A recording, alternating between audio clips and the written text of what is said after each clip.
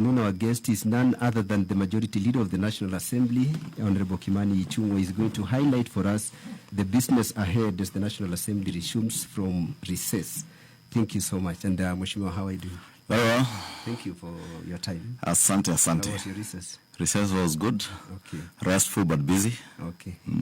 Now the National Assembly is resuming from recess. What should Kenyans expect on the order paper? Well, of course, this being we are still within the budget cycle. You know, the first half of the year is usually pre-budget and budget cycle matters. So, of course, we'll be considering the estimates that are table on the last day just before the recess. Together with those estimates, we do expect, of course, to go through the finance bill, which you've already seen advertisement was done for public participation that is ongoing. And I would want to urge Kenyans to participate in the public participation. You remember 2 years ago, we suffered a lot of misinformation and disinformation around the finance bill. I have seen the same attempts this year, especially with the political class, people speaking about issues that do not exist in the finance bill as published. And I would want to invite Kenyans to just visit the parliamentary website if you want the true version of the finance bill. Number two, that finance bill, for instance, you see it in today's order paper coming for first reading. I think I've explained before elsewhere that it's important for Kenyans to really understand the process of lawmaking. The first reading is just that, first reading by the clerk, and it's put back down. As public participation goes on, we will then come to the second reading. And the second reading, we debate the bill as it was published. Whatever Kenyans will input during public participation can only be factored in during the committee of the whole house when we amend the bill.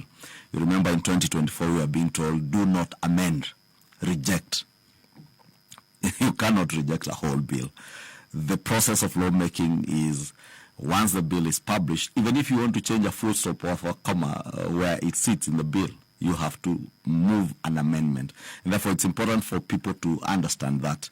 Two, to appreciate that there's a lot of misinformation going around. On social media, I've seen one not very intelligent person, for instance, saying that all leaseholds are being converted into freehold titles. There is nothing like that. Not under the finance bill, not under any other law that has been published in the National Assembly.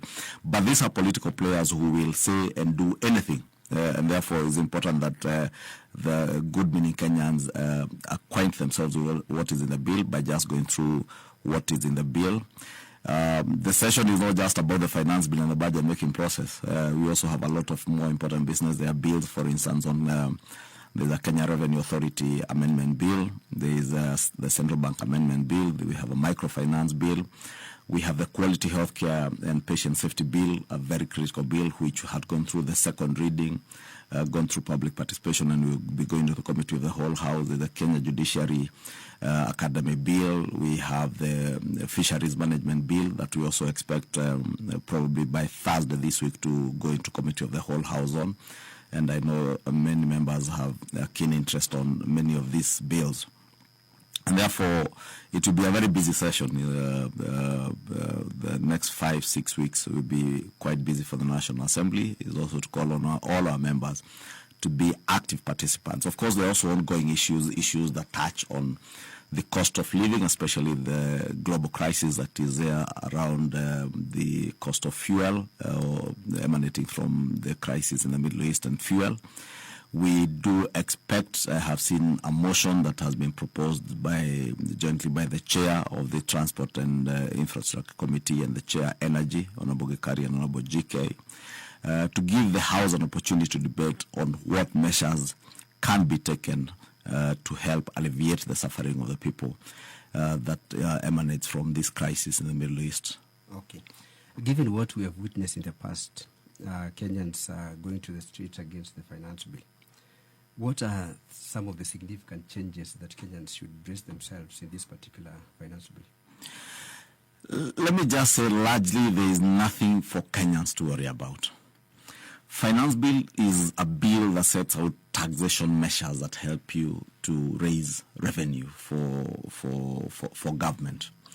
And we must not look at finance bill in a way that we detach it from everything else that is going on in the country.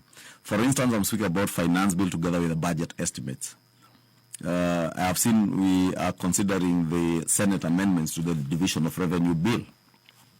The Senate is proposing to increase the shareable revenue by a further 34 billion shillings to 454 billion shillings. That tells you that 34 billion shillings that the Senate, should we agree or are we to agree with the Senate, it would mean then that you cut that 34 billion shillings from the shareable revenue going to the national government.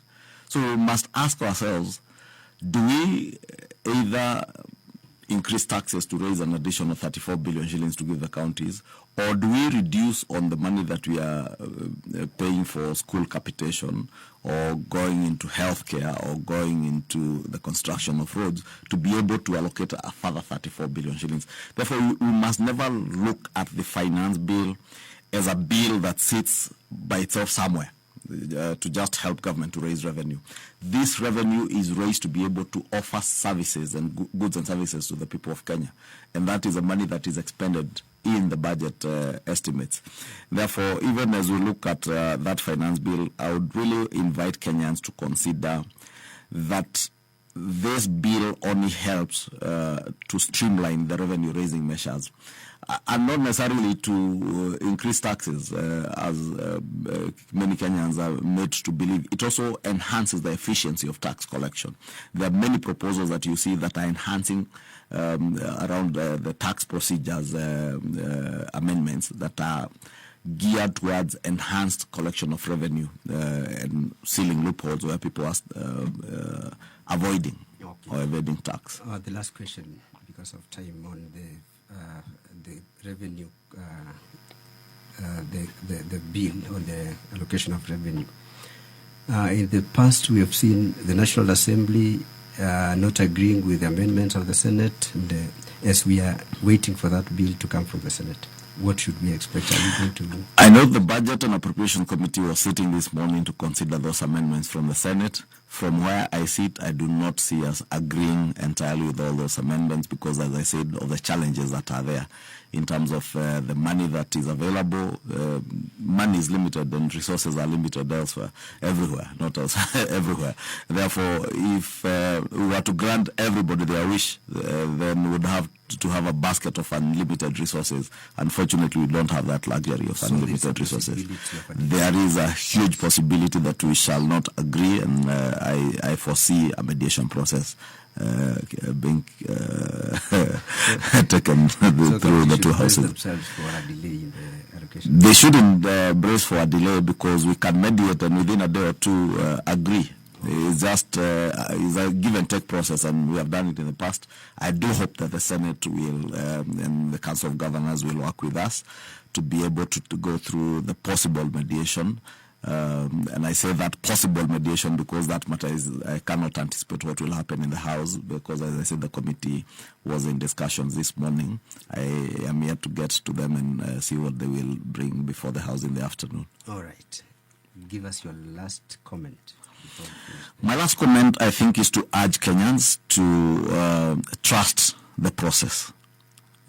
Trust the process that we have a constitution that safeguards every Kenyan interest, whether it is on matters taxation or in matters on budget estimates or provision of goods and services to the people. And if you trust the process, then be assured also that the people that you have elected into the National Assembly to represent you are there to represent your interest, not their own interest. Therefore, even on the finance bill, we are very cautious, and we are sensitive that we also have issues like the global challenge I've spoken about on fuel that affect and afflict our people in a big way. And that is why you see, like the motion that we propose to have this afternoon, is to speak to the issues that we think, in our own thinking, would be implemented that would help alleviate the suffering of our people. And it's a conversation that we invite the entire country to get involved in. We are living in uncertain and unprecedented times because this has been visited on us by other players in the world that we have nothing. We have no way. I wish we had a way of stopping the war in the Middle East, but we have no way of stopping it. The best we can do is to pray. But even as the war rages on, because we don't know when it will end, we pray that it will stop, and we pray that normalcy will get back in the Gulf region. But even if it doesn't, we must prepare ourselves as leaders. Okay. What is it that we can do for the time being, not knowing when this war will end, to alleviate the suffering of the people? Because, the cost of fuel affects many other things, and the cost of living is bound to go up. Okay, thank you so much, Mheshimiwa, for your time. And we have been having the Majority Leader of the National Assembly, Honorable Kimani Ichung'wah, highlighting for us the business ahead as the National Assembly resumes from recess, and also highlighting some of the issues within the Finance Bill 2026. My name is Tilio Marco, and the pre-session interview will be back soon. Thank you for your time. Thank you. Well,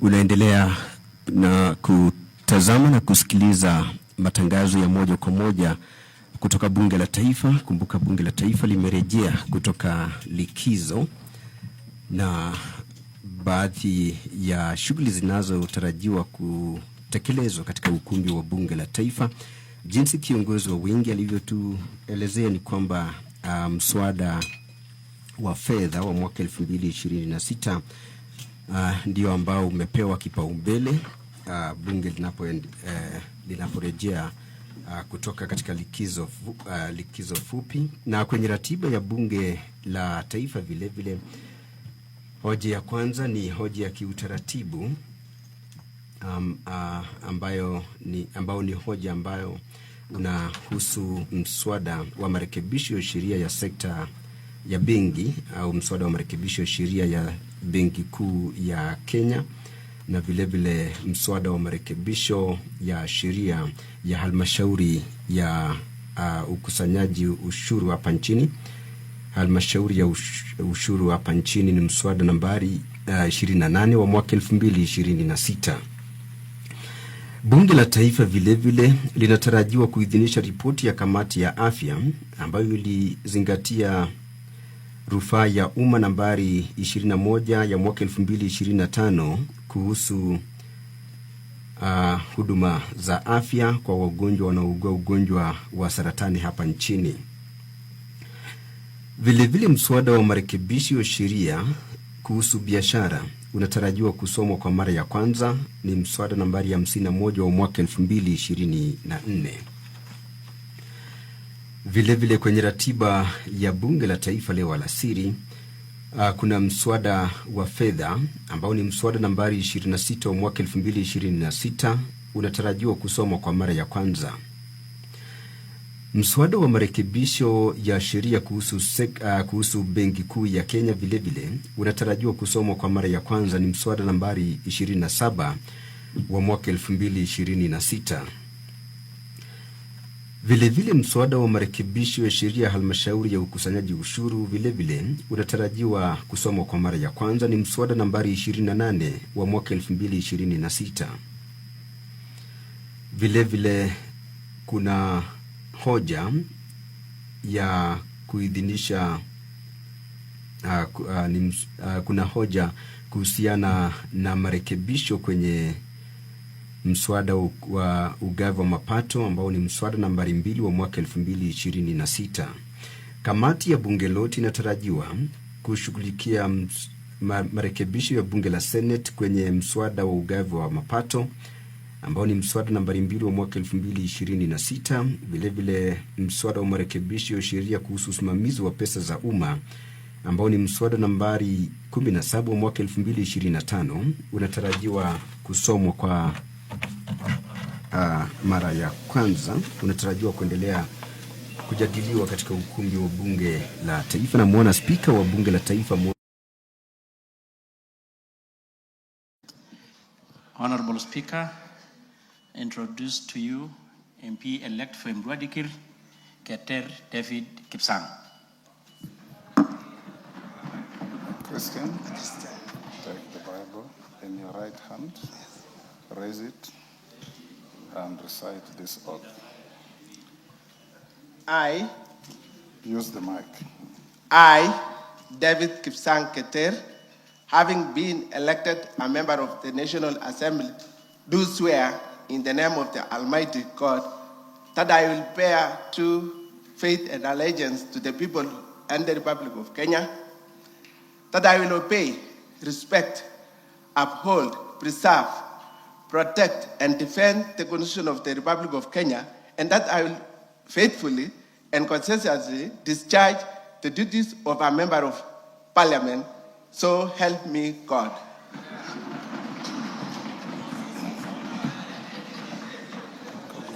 Congratulations. Thank you so much. You may proceed and sign to the oath.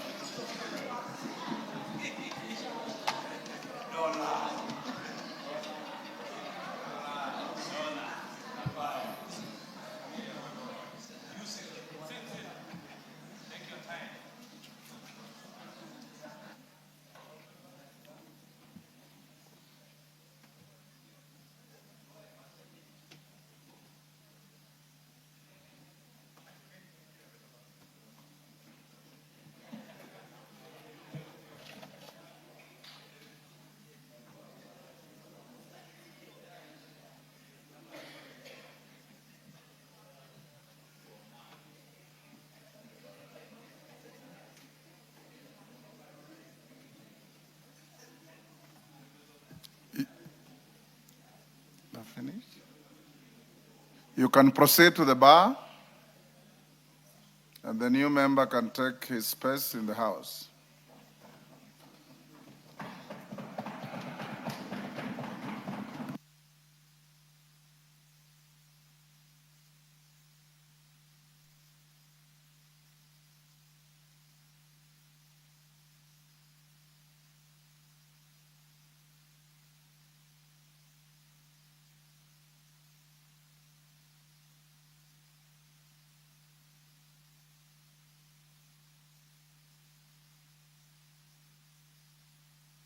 Majority Leader, I'll direct. Majority Leader,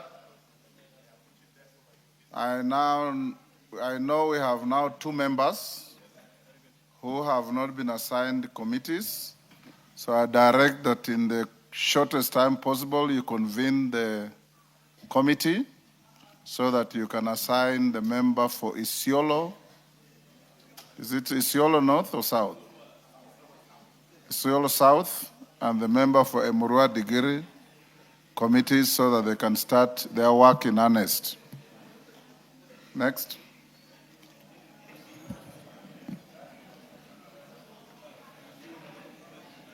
Order number 2, communication from the chair. Members on their feet, take your seats.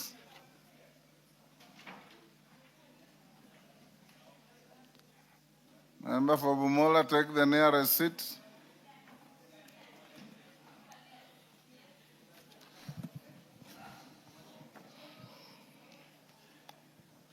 Honorable members, I wish to welcome you back to the House after the just concluded recess, which I note was a working recess. This is exemplified by the public hearings and stakeholder engagements on the consideration of the budget estimates for the financial year 2026-27 and the Finance Bill, National Assembly Bill number 26 of 2026. I also trust that you took time within your busy schedules to attend to your constituents and family and are now prepared to resume the legislative business of the House as we commence the second part of the 5th session. Honorable members, as I welcome you back, I wish to bring to your attention that part of the business which is before the House during this part of the session have statutory timelines. Notably, the House is expected to consider the estimates for financial year 2026-27 and the attendant budget-related legislations, including the finalization of the Division of Revenue Bill 2026, the Appropriation Bill 2026, and the Finance Bill 2026. The House is also expected to consider the count allocation of Revenue Bill 2026 upon receipt from the Senate. Honorable members, with regard to the Finance Bill, National Assembly Bill number 26 of 2026, I wish to note that in line with the resolution of the House of 11th February 2026 regarding the processing of bills received during the short and long recesses, via notification number 003 of 2026 dated Friday, 8th May 2026, I refer the bill to the Departmental Committee on Finance and National Planning for consideration, having determined the bill was of priority pursuant to the provisions of Standing Order 127, Committal of Bills to Committees and Public Participation. Further, I directed that the bill be read a first time once the House resumes today, as indicated in our order paper. As you are aware, honorable members, during the recess period, I notified the House by way of notification number 004 of 2026 that the Senate had concluded consideration of the Division of Revenue Bill 2026 and passed it with amendments. In this regard, the House is scheduled to consider the Senate amendments to the bill during today's sitting. This is because the bill is critical in facilitating the proper functioning of the national and county governments and the continuity of service delivery to citizens, and therefore requires expeditious consideration. Further, honorable members, I wish to inform the House that the Cabinet Secretary for the National Treasury and Economic Planning is scheduled to make the public pronouncement of the budget policy highlights and revenue-raising measures for the national government for the financial year 2026-2027 on 11th June 2026, in line with the provisions of Section 40 of the Public Finance Management Act, Cap 412A. Other priority business includes the consideration of a public petition on access to health care by cancer patients in the country, and the consideration of the Fisheries Management and Development Bill, National Assembly Bill number 29 of 2023, and the Quality Healthcare and Patient Safety Bill, National Assembly Bill number 41 of 2025, in the Committee of the Whole House. The House will also consider a special motion on the nominee for appointment as High Commissioner to Canada. Honorable members, you are also reminded that this year's National Prayer Breakfast is scheduled to take place on Thursday, 28th May 2026, at the Safari Park Hotel, Nairobi, at 6:30 a.m. The event will be graced by His Excellency the President, and all members are invited to attend. As per our custom, the prayer breakfast shall be preceded by the Women's Convocation and the National Conversation on Wednesday, 27th May 2026, at the same venue, starting 8 a.m. and 1 p.m. respectively. Coincidentally, the activities tomorrow come at a time as we will celebrate the 2026 Eid al-Adha. I therefore take this opportunity to wish our Muslim brothers and sisters Eid al-Adha Mubarak. May the spirit of Eid al-Adha fill your hearts with peace, joy, and selflessness. Honorable members, I wish to convey to the House that during the recess on 18th May 2026, I received a request from the Honorable Member for Kiharu, Honorable Ndindi Nyoro, CBS MP, a request to reconvene the House to discuss the issue of rising fuel prices. Notably, the request from the Honorable Member went to media houses before it reached the Honorable Speaker. I found that strange because communication between members and the Speaker ought to be privileged and can go to the media only after the Speaker has received your communication. Nevertheless, I directed the clerk to respond to the Honorable Member for Kiharu and guide him on the applicable procedure. As honorable members are aware, Standing Order 29 requires any member desirous of convening a special sitting of the House to engage the leadership of their party or coalition to submit a request for the consideration of the Speaker. Additionally, all members must be given at least 3 days' notice of any request to convene a special sitting of the House, which ordinarily excludes the proposed day of the sitting. So any one of you members who wants at any time to ask the Speaker to convene a special sitting, you go to your leader in the House. If you are on the left side, you go to Junet. If you are on the right side, you go to Ichungwa and request him to make the requisition and request for you. That's what your standing orders say.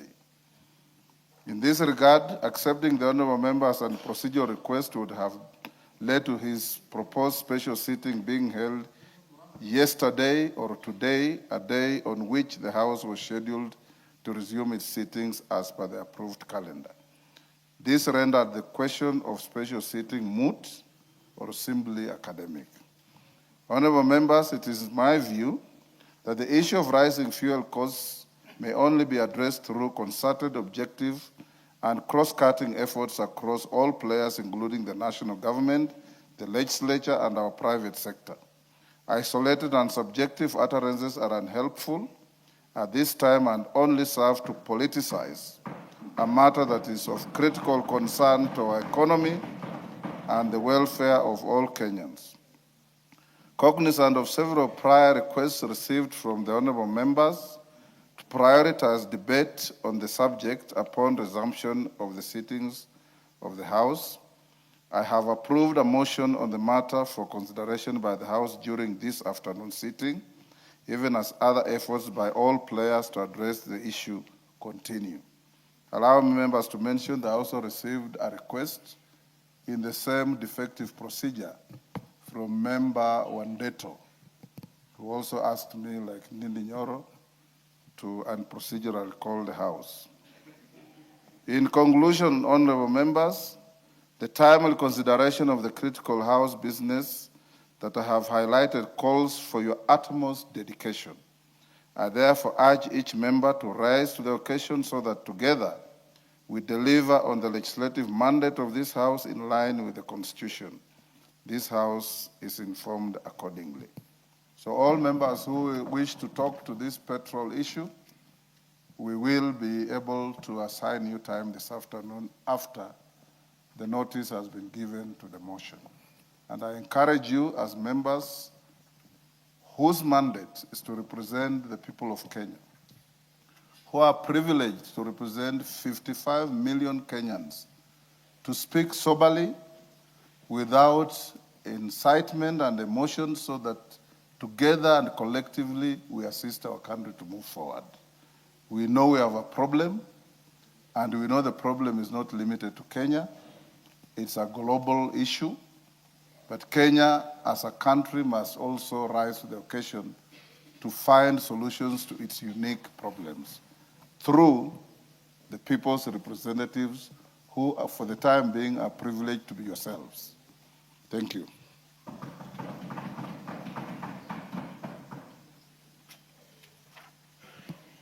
Order number 3, messages. Members on their feet, take your seats, take the nearest seats.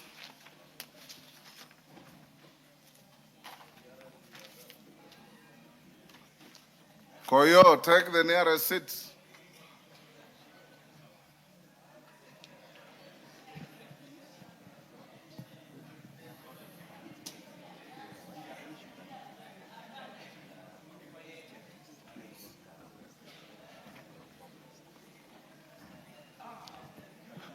Kuroria, take the nearest seat. Don't wave at the speaker. He doesn't need it. That you do in public rallies. Honorable members, allow me to convey a message from the Senate. Pursuant to the provisions of Standing Order 41-4, I wish to report to the House that during the recess period, I received 6 messages from the Senate regarding consideration of 6 National Assembly bills. They are: 1, the mediated version of the National Disaster Risk Management Bill, National Assembly Bill number 24 of 2023. 2, the Equalization Fund Appropriation Bill, National Assembly Bill number 21 of 2025. 3, the Public Procurement and Asset Disposal Amendment Bill, National Assembly Bill number 48 of 2024. 4, the Forest Conservation and Management Amendment Bill, National Assembly Bill number 38 of 2025. 5, the Kenya National Council for Population and Development Bill, National Assembly Bill number 72 of 2023. 6, the Division of Revenue Bill, National Assembly Bill number 2 of 2026. Honorable members, the first message conveys that on 21st May 2026, the Senate considered and approved the mediated version of the National Disaster Risk Management Bill, National Assembly Bill number 24 of 2023 in the form proposed by the Mediation Committee. You will recall that on 29th April 2026, the National Assembly considered and approved the mediated version of the said bill in the form proposed by the Mediation Committee.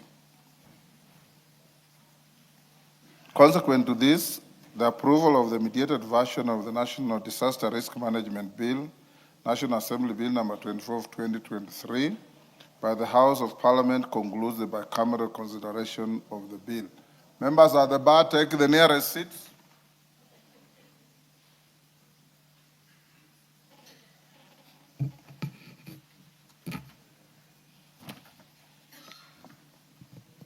Honorable members, the second message conveys that on 12th May 2026, Senate considered and passed the Equalization Fund Appropriation Bill, National Assembly Bill number 21 of 2025 without amendments. You'll also recall that on 30th July 2025, the National Assembly passed the said bill and referred it to the Senate for consideration.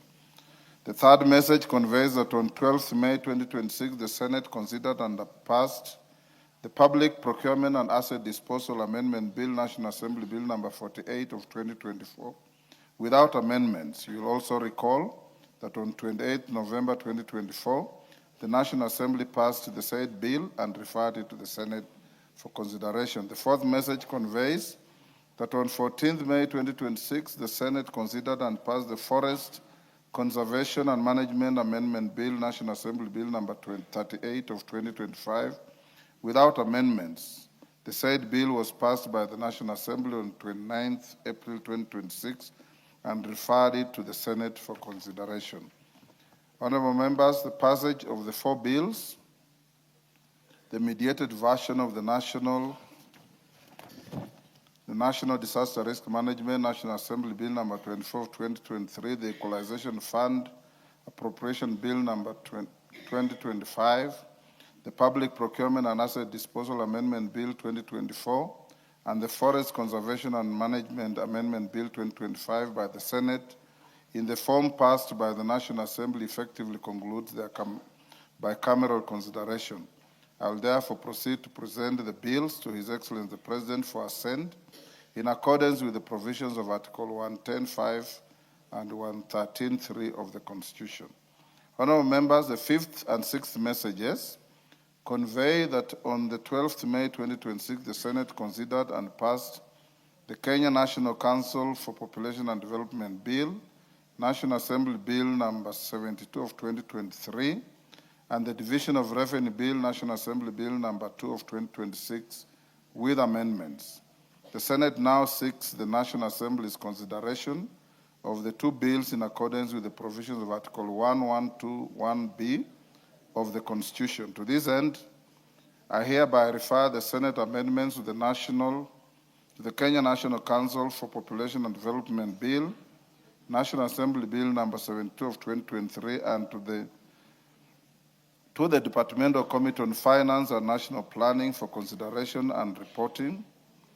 I also direct the clerk to circulate the schedule of the Senate amendments to the bill to all members. Honorable members, with regard to the Division of Revenue Bill, National Assembly Bill number 2 of 2026, I wish to note that in line with the resolution of the House of 11th February 2026 regarding processing of messages received from the Senate during the short and long recesses, via notification number 004 of 2026, dated Friday, 15 May 2026, I refer the schedule of Senate amendments to the bill to the Budget and Appropriations Committee for consideration, having determined that the bill was of priority. Indeed, noting the centrality of the bill in facilitating the proper functioning of the national and county governments and the continuity of service delivered to the citizens and the attendant statutory timelines, you will notice in today's order paper the Senate amendments are scheduled for consideration by the House. The House is accordingly guided. I thank you.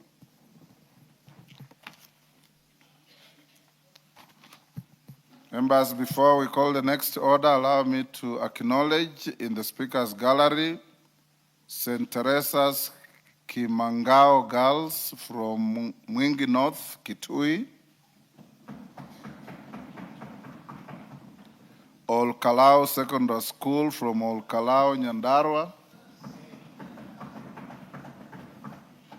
and in the public gallery, Alliance Girls High School from Kikuyu, Kiambu,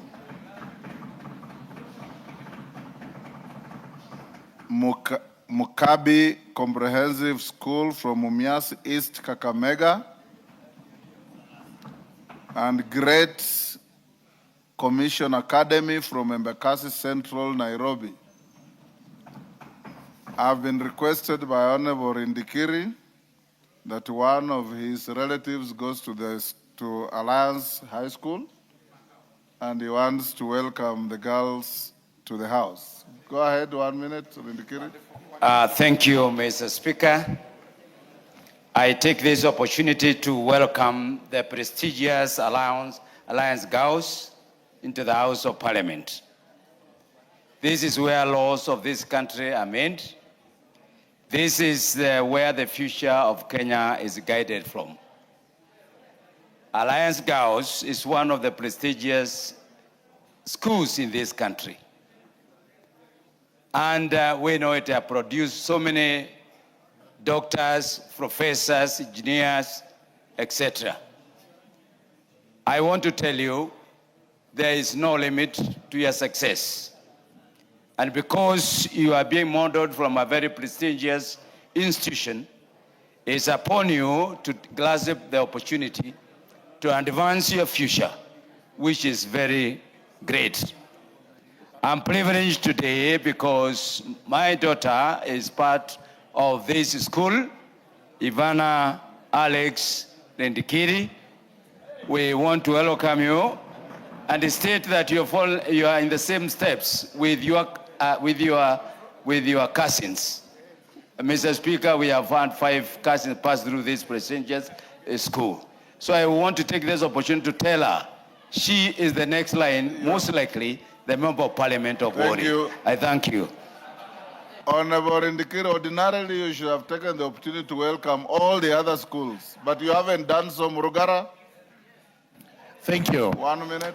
Thank you very much, Honorable Speaker. Honorable Speaker, allow me to welcome all the schools that are in your gallery and the ones that are in public gallery, including the famous, prestigious Alliance Girls. We have a school from Okalau, a school from Mumias, and Kimangao Girls. Kimangao Girls is in Mwingi North. It is just near Tharaka, the Tharaka I represent. So I'm proud to see the little girls from that school. It's well known. They do so well. In fact, a senior sister to me entered Form 1 in 1977, and she finished in 1980. So I'm proud of that school, and I welcome to be here today to observe what their leaders do and assure them that they are the leaders of tomorrow. All of them across, that they study well, they go to their universities, and after that, they can aspire to become leaders of this country. Thank you, Honorable Speaker. Thank you, members. I've also been requested by Honorable Julius Olesunguli to acknowledge the many members of the community of Emurua Digiri who are in the gallery escorting their newly elected member. The new member that is a testament of the expectations the public have on you. So it's up to you to deliver. Sunguli, 1 minute. Mr. Speaker, I want to thank you for this opportunity to say thank you for acknowledging our people from Emurua-Dikir and to congratulate our colleague, Honorable David Keter, alias Dollar Line. Mr. Speaker, I think you are seeing the people who are on the Speaker's gallery, but back here there are even more.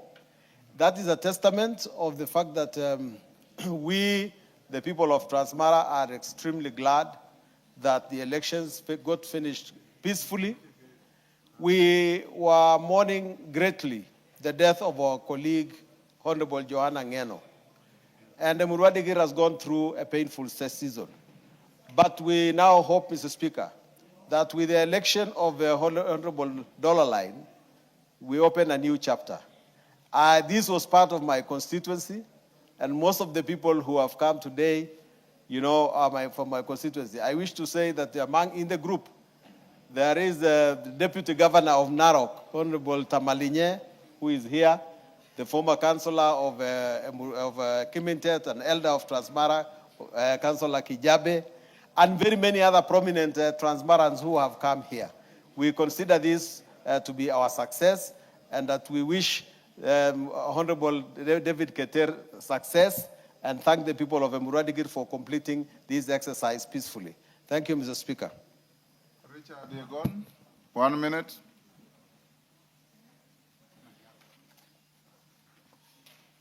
Give Richard Yegon the mic. Thank you. Thank you very much, Mr. Speaker, sir, for also giving me this opportunity to contribute and welcome the new honorable member from Emurua-Dikir, Honorable David Keter.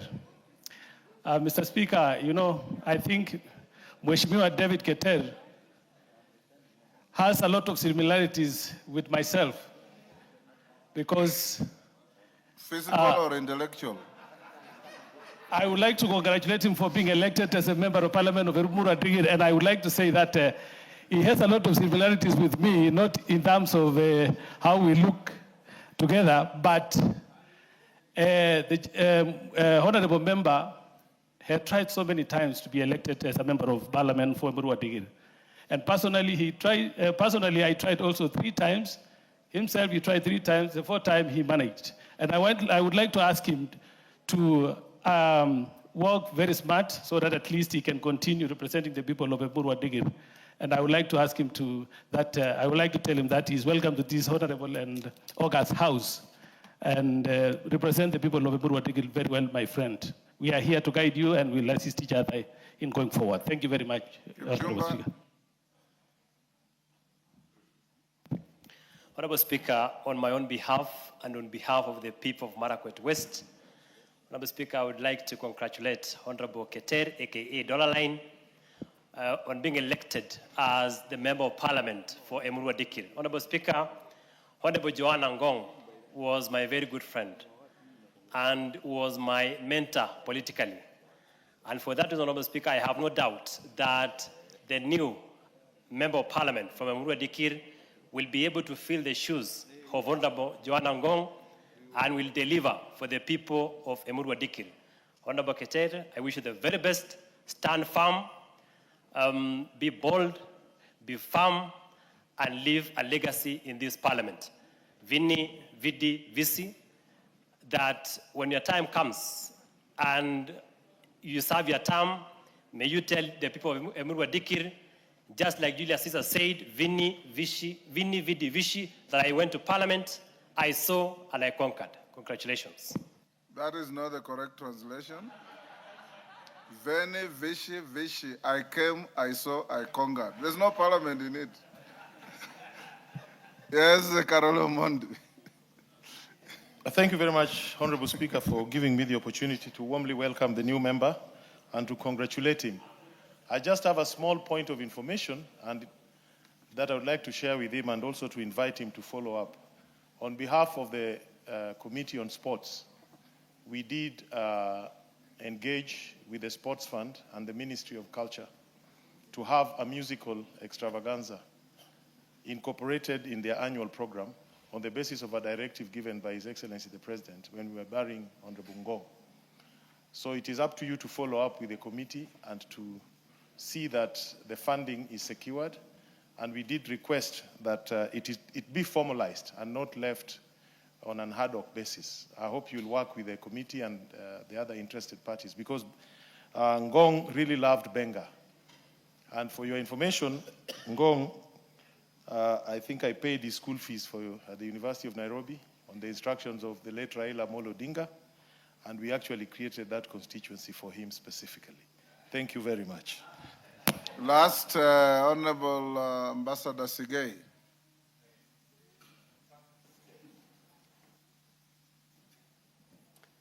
Thank you, Mr. Speaker, for this rare opportunity to join my colleagues and congratulate my friend, my neighbor, Dollarline David Keter, and wish him well.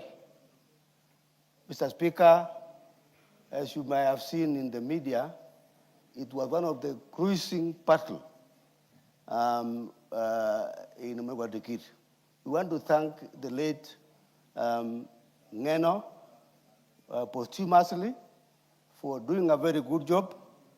And I want to ask and request the new MP to serve the people of Mogadikir without any partiality. I want to wish him well. He is my neighbor. I'm always there for him, and we will work together. I want to wish him well. Thank you very much, Mr. Speaker. Thank you. Next order. Order number 4, petitions. Order number 5, papers. Majority Leader. Thank you, Honorable Speaker. I beg to lay the following papers on the table of the House today, Tuesday, 26th May 2026. One is a report on the budget of the Budget and Appropriations Committee on its consideration of the Senate amendments to the Division of Revenue Bill, National Assembly Bill number 2 of 2026.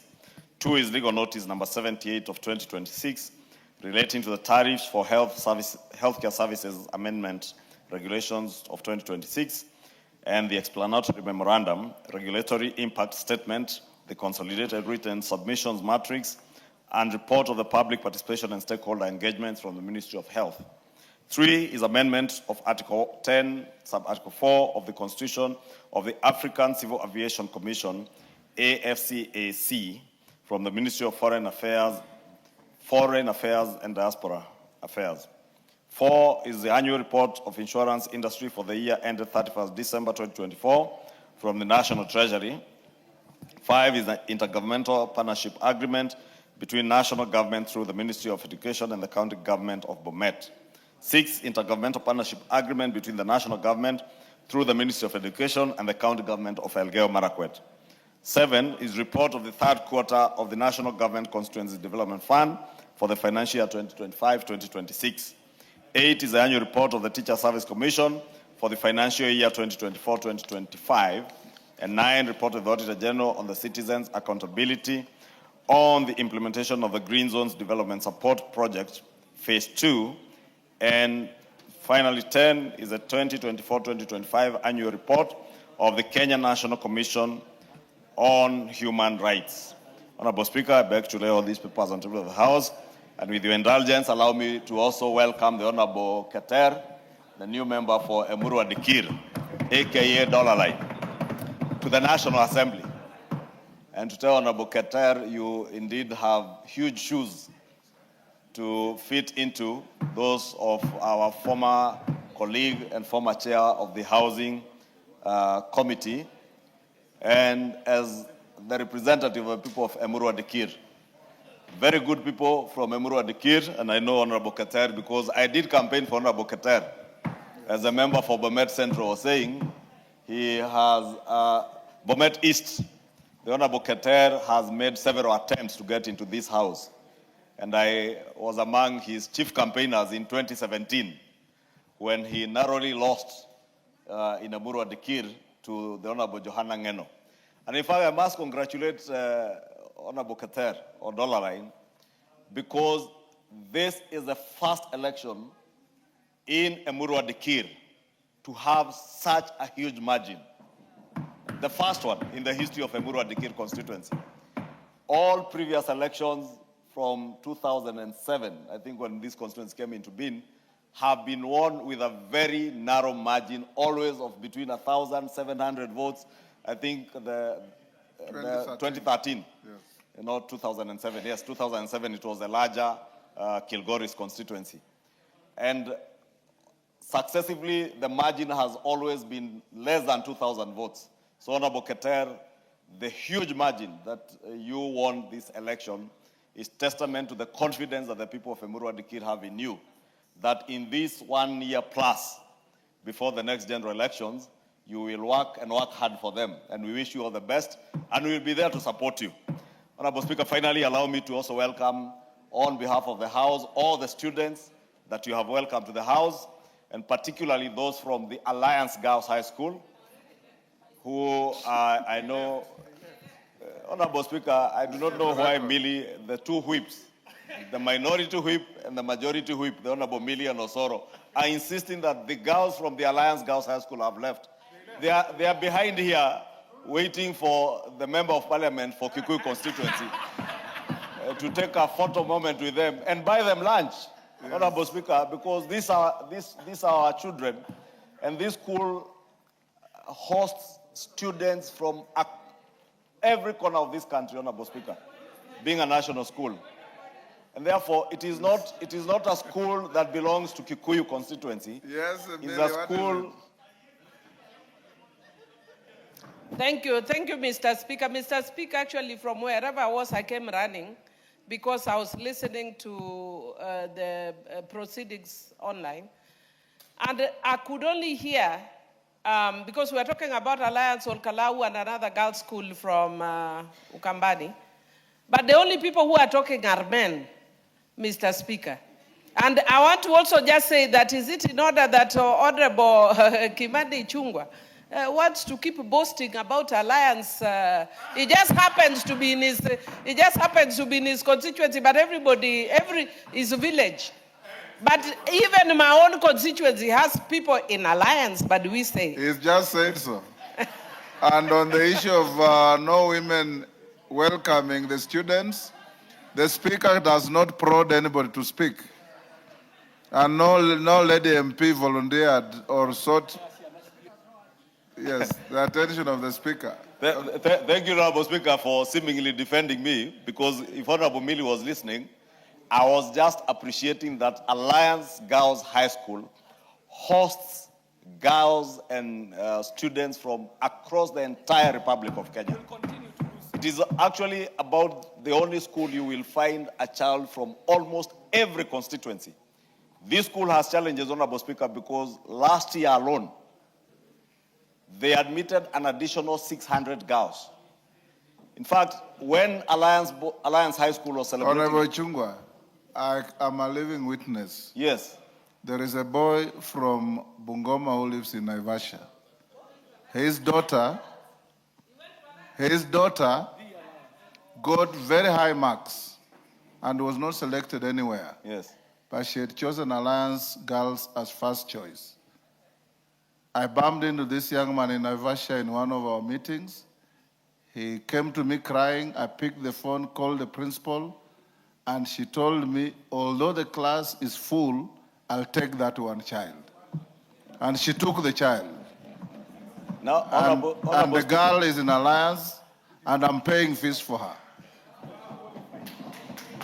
I think the House deserves to foot thump for the Honorable Speaker for sponsoring that girl from Naivasha to attend the Alliance Girls High School. And you know, the Member of Parliament for Naivasha may not even have had knowledge of this, Honorable Speaker. And you know, Honorable Speaker, it is good for you at times to step in, because it is not all your members, Honorable Speaker, who will have the empathy to sympathize. And you know, there are some members, Honorable Speaker, based on who they work with, who will think of where that girl came from. That girl's father came from Bungoma. So they will not even consider that girl for bursary. Thank you, Honorable Speaker, for sponsoring that girl from Naivasha into the Alliance Girls High School. And I hope we can all do that, Honorable Speaker. But I was saying, This school, Honorable Speaker, last year alone admitted an additional 600 students. In fact, it has taken the intervention of His Excellency the President to help build new dormitories for them to be able to accommodate these extra numbers. And Honorable Speaker, all these schools, including the schools in the gallery now, the school from All Kalau, when they visit this house, Honorable Speaker, they visit us because they want to learn what we want to do in this house. And it is good that we are encouraging these young ones to come to the house. And I must thank you, Honorable Speaker, and the Commission for always availing the facilities for our students to come and learn, so that they do not fall into the temptation of some of their leaders today who are misinforming the country on what is going on, Honorable Speaker. I have seen leaders pretend that there is a finance bill in this house that does not exist. A finance bill, Honorable Speaker, I saw some, and you know, Honorable Speaker, it is sad when some are senior lawyers, some who have served in this house for a long time, pretend that the finance bill that is coming before the House, which is lined for first reading today, has provisions that are converting leasehold land to freehold land to leasehold and taxing land, Honorable Speaker. And I want to encourage Kenyans, just like these students are coming to learn, to take time and familiarize themselves with the provisions of what is contained in bills. And they are freely available on the parliamentary website, including the finance bill. Because I've seen a lot of misinformation on social media, Honorable Speaker. In fact, there is one person from KJ's constituency, I think he's called Kinothia Finya something, or Fanya nothing. Fanya nothing, I don't know. Who the member for Dagoretti South tells me that man is vying for an MCA seat, or vied for an MCA seat in Dagoretti South. And I saw him on a clip on social media telling Kenyans that all your freehold land will be converted into leasehold through the finance bill, and you start paying taxes for it. And you know, the finance bill has no such provision. And not just the finance bill, we have no bill before this House with any such provision. And I've seen a lot of things, Honorable Speaker. I saw another one today circulating something that they pretend to be the finance bill, and they even color code clauses that do not exist. And they're circulating them on TikTok. And now that's why, Honorable Speaker, I must thank all these schools that are bringing their students to the National Assembly, so that they understand when a bill comes for first reading, it is only the clerks on the table who read the bill, the title of the bill, first reading, and put it down. When the bill comes for second reading, we debate that bill as was published. You remember, Honorable Speaker, in 2024 during the finance bill, because of the misinformation and disinformation that had gone on, when we voted for second reading of the bill, many Kenyans believed that that was fait accompli, that bill had now passed, and nothing was ever going to change. Because Kenyans did not understand that we debate the bill as was published, informed by what Kenyans said during public participation, and we will then factor in what they said during public participation during committee of the whole, and finalize with the bill in the third reading. And I think, Honorable Speaker, it's good that we request the office of the clerk to at times allow these students to sit in a little bit longer. And I say that because, as Millie noted, the Alliance Girls students had left, so that they understand the entire process of lawmaking. So that when they see things on TikTok, they don't believe that's it. And they understand that this bill has a process. We'll go through the processes and motions of the House, Honorable Speaker. And I say that, Honorable Speaker, as I invite all Kenyans not to believe the disinformation, the propaganda that is all over on social media, and ask the Honorable Member for Dagoretti South, Honorable KJ, please go and educate that MCA aspirant in your constituency. I know you paid bursary for him. I will not ask you to recall the bursary, but at least I know you told me he was a paralegal who attempted to go to university and study law. At least in law school, you learn how to process bills through parliament, and you know how to read. At least educate him. And if maybe English is a problem, you can do it in Kikuyu. I know you speak very good Kikuyu, if he understands Kikuyu. Honorable Speaker, thank you. Honorable members, yes, Junet. Mr. Speaker, yes, I wanted to also add my voice to what the majority leader has raised. Mr. Speaker, but before that, Mr. Speaker, I just wanted to alert you that he has left the Honorable Keter, who has just been elected. I wanted to congratulate him before he went out. And I wanted to bring out how difficult it is to come to this house, Mr. Speaker. The other day I traveled to Bomet, and I met one of my colleagues, I don't want to mention his name, and he told his constituents, Mr. Speaker, in the last election, that if they don't elect him to parliament, he will die. So he was asking me, he was consulting me and asking me, what am I going to tell them in 2027? So I thought, I said, what you tell them? Be like Jesus. Just tell them you have resurrected. You died, now you have come back for the second time. You are coming, he's a first-time member of parliament. I told them, just tell them you are coming back for the second time now, and you are going to heal all of them and make them happy. So, Mr. Speaker, that is just in terms of congratulating. But, Mr. Speaker, there are serious issues, and I'm happy we are back to session. There are serious issues that has been raised by the majority leader, Mr. Speaker. Mr. Speaker, tell Karuria to give you small time. Yes. We are discussing his matter of land leases and land buying companies. So, Mr. Speaker, there's a serious issue that has been raised by the majority leader of misinformation and disinformation that is going on in this country. Mr. Speaker, the mandate of legislation is with this House. There is no another person who can make laws in this country.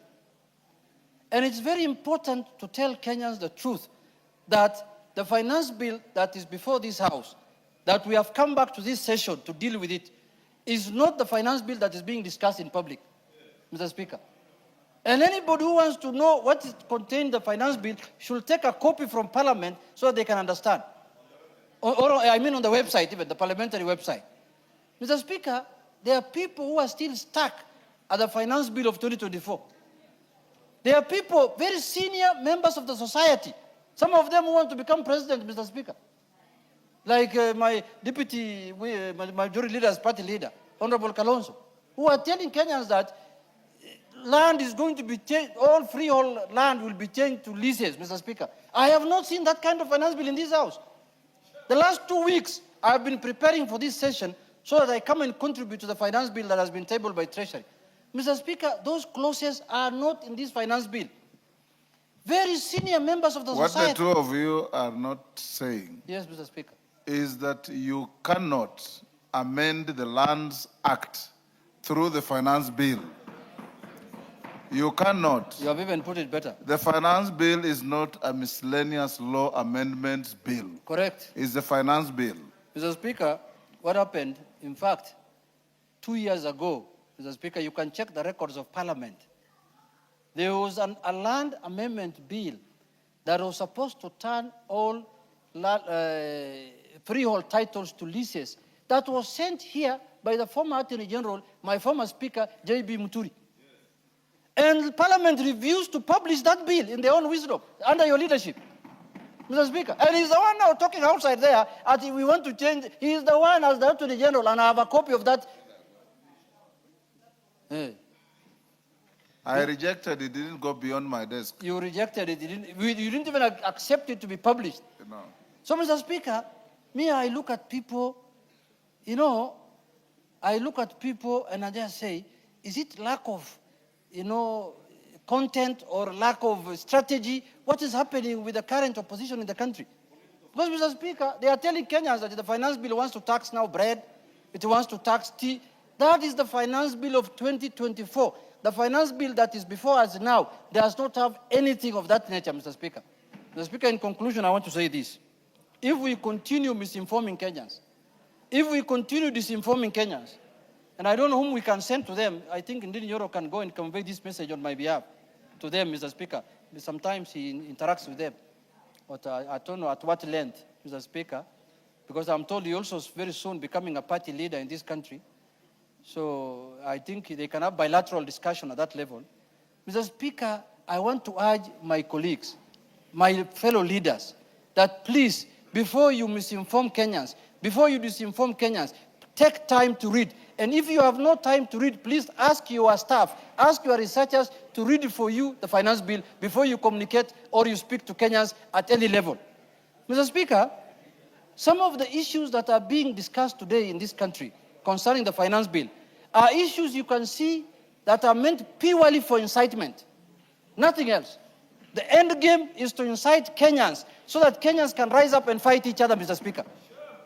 Otherwise, there is no reason why a leader of the caliber of some of them senior counsels, Mr. Speaker, I saw senior counsel Paul Muite tweeting, saying that all freehold land titles will be changed to leases. I was shocked. He was a member of parliament for many years, for many terms, many years, chairman of the Law Society of Kenya. He is the last person who should speak about that with that level of, do I call it ignorance or, for lack of a better word, just say that for misinformation. Mr. Speaker, let us not misinform Kenyans. Let us not incite Kenyans. Let us not tell Kenyans falsehood so that they can be used politically as pawns, Mr. Speaker. That's what's happening in this country. Let Parliament communicate now officially to Kenyans what the finance bill contains, and Kenyans will understand. And I've gone through the finance bill. Nothing at all is offensive to Kenyans in this finance bill. It is making the lives of Kenyans even better. I have here the finance bill. I've gone through it, Mr. Speaker. Everything that contains this finance bill is making tax payments easier, more predictable, Mr. Speaker, for the people who are financing these small taxpayers are the big, large taxpayers who want to hide behind these small taxpayers, who don't want to pay their taxes. So, Mr. Speaker, in conclusion, I want to say there's a group that has decided there's nothing else we can speak now. There's nothing to tell Kenyans. The only thing to do now is to incite Kenyans using the 2024 finance bill. My friends, tunangojea nyinyi. Thank you very much. Thank you. Morogara, Chair Jailak. Thank you very much, Honorable Speaker. Allow me kindly to say one or two things. No, I've given you an opportunity to table a document. Only? Yes. Thank you, thank you, Mr. Speaker. I would have loved to tell these Kenyans that we should emulate John Badi, the CS. He was in Jivaji this morning speaking to Kenyans in the grassroots. I saw it. Let us take time. Let all leaders, including CSs, some of whom I must term as lazy, go out there and explain what is in the finance bill. Let us not just sit here, then the people are misinformed, they are lied to, and they will just swallow that lie, that misinformation. It's called line, hook, and sinker. One of them comes first. But that is how we are supposed to move. Let's inform Kenyans they actually know what is in the finance bill, which is just about to be debated. Honorable Speaker, with your very kind permission, allow me to lay the following paper on the table of the House today, Tuesday, 26th May 2026. Report of the Departmental Committee on Justice and Legal Affairs on its consideration of the Kenya Judiciary Academy Bill, National Assembly Bill number 42 of 2025. Thank you very much, Honorable Speaker. Thank you, Murugara. Chair, Defense, Intelligence, and Foreign.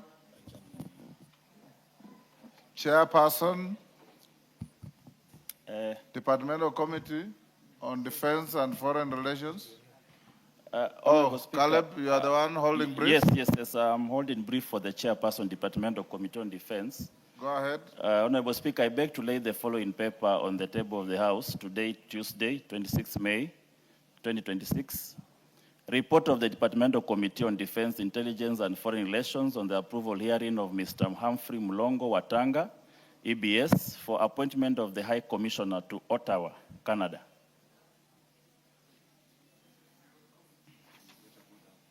Before we call the next order, honorable members, allow me to acknowledge the following institutions in the public gallery. St. Joseph's Boys Kimilili from Kimilili constituency, Bungoma.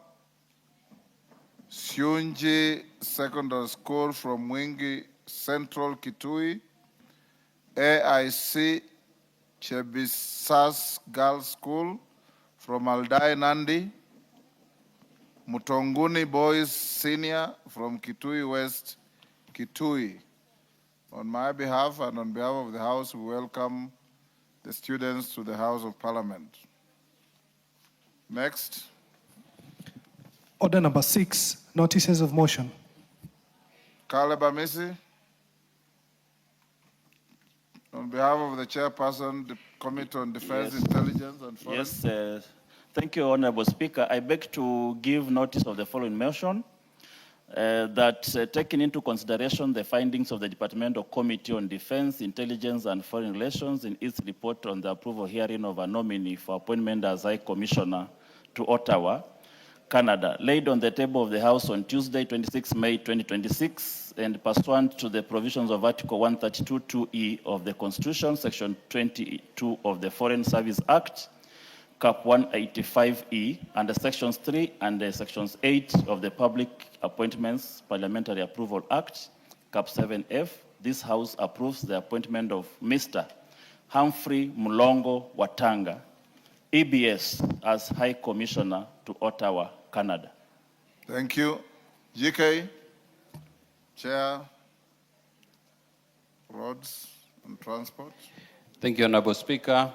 Honorable Speaker, pursuant to the standing order number 33-1, I rise to give notice of a motion seeking the adjournment of the House to discuss a definite matter of urgent national importance, namely the rising fuel prices and the attendant repercussions on the transport sector and the cost of living in this country. Aware that the sustained increase in fuel prices has resulted in higher public transport fares, increased cost of goods and services, and mounting pressure on households and businesses across the Republic, concerned that the transport sector, which is a critical enabler of economic activity, continues to bear the greatest burden of escalating fuel price cost, and recognizing the urgent need for policy interventions to cushion wananchi and stabilize the economy, I request that this House adjourns its normal business to deliberate on this matter of immense national concern. Thank you, Honorable Speaker. Those who support that motion.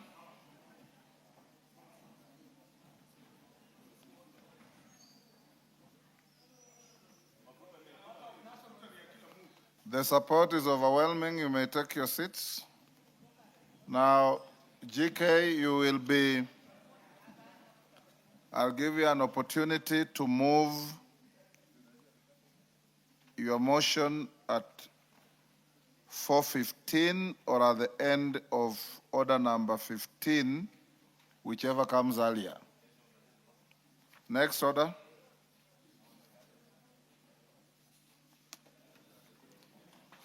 Order number 7, questions and statements. Next. We have no questions and statements. Go on. Yeah.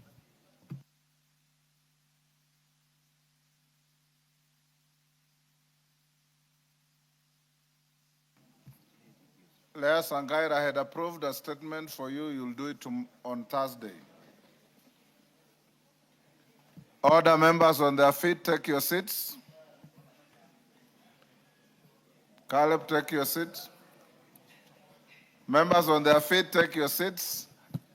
Members, allow me to inform the House of the passing on of Mzee Patrick Wangamati Kimingichi, who was a member of this House in the 11th Parliament. Mzee Wangamati was nominated to this House by the Ford Kenya Party. He served in this House, I think he was the oldest member of the House at the time. He passed on last week. And on my behalf and on behalf of the House, he served. He served in the Agriculture Committee and was very active. He is distinguished as the first mayor of Webuye Municipality, and he was also a very active member of various organizations, including being the chairperson of the Luya Council of Elders. On my behalf and on behalf of the House, we send our collective condolences to the family, and may I request us to be upstanding to observe a minute's silence.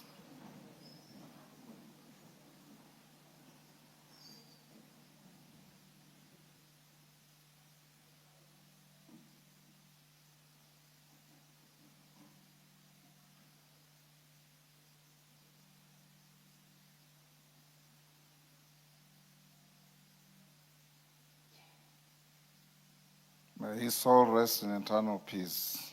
Amen. Next order.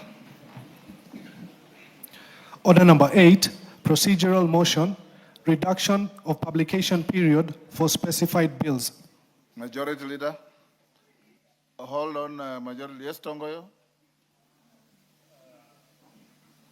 Honorable Speaker, because I have seen as we have jumped order number 7 on the question and statements, I think it's slated the statement from a member to There are no statements listed today. Okay. It will be listed for Thursday. Oh, okay, sorry. Yes. You had a response? Yes. You will do so on Thursday. Majority Leader. Thank you, Honorable Speaker. I beg to move that pursuant to the provision of Standing Order 120, this House resolves to reduce the publication period of the following priority bills from 14 days to 6 days. One is the Central Bank of Kenya Amendment Bill, National Assembly Bill number 27 of 2026, and 2, the Kenya Revenue Authority Amendment Bill, National Assembly Bill number 28 of 2026. Honorable Speaker, these are just procedural motions, reducing the publication time, as I said, from 14 to 6 days. Therefore, urge members to support this procedural motion. And I beg to move and request the Leader of Minority, the Honorable Junet Mohammed, to second. Junet. Mr. Speaker, I second. Irene Mayaka, take your seat. Member Waitan, take your seat.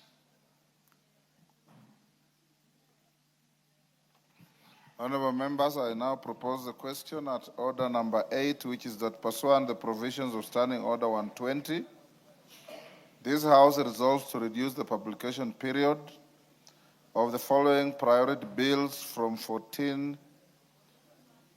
days to 6 days. 1, the Central Bank of Kenya Amendment Bill, National Assembly Bill number 27 of 2026, and 2, the Kenya Revenue Authority Amendment Bill, National Assembly Bill number 28 of 2026. Put the question. Do I put the question? Yes.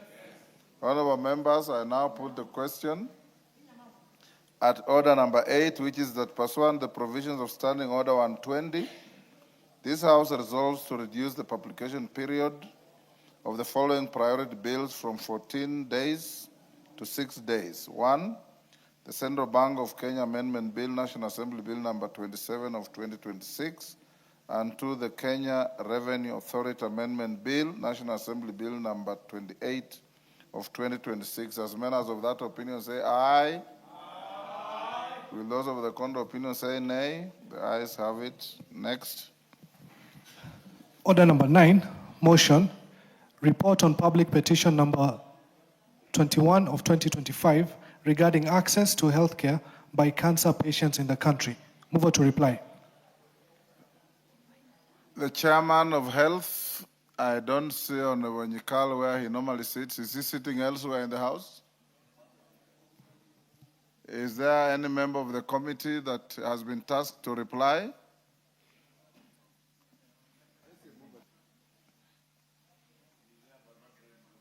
You are not ready to reply, Martin?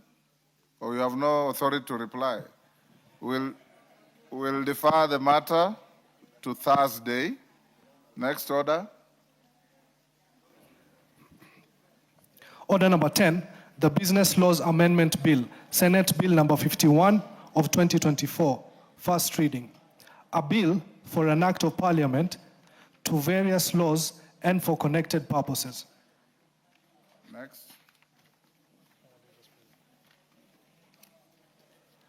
Order number 11, the Quantity Surveyors Bill, National Assembly Bill number 6 of 2026, first reading. A bill for an act of parliament to provide for the establishment of the Institute of Quality Surveyors of Kenya, to regulate the practice of quantity surveying, to provide for the registration and licensing of quantity surveyors, to establish a council for the institute, to provide for discipline, standards, professional conduct, and accreditation, and for connected purposes. Next. Order number 12, the Finance Bill, National Assembly Bill number 26 of 2026, first reading. A bill for an act of parliament to amend the laws relating to various taxes and duties and for matters incidental thereto. Next.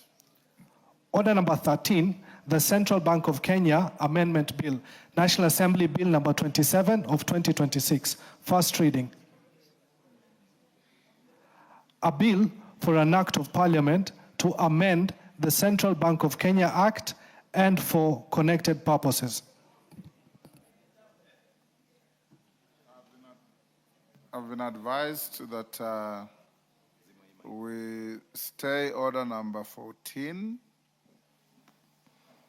for some corrections on the proposed bill.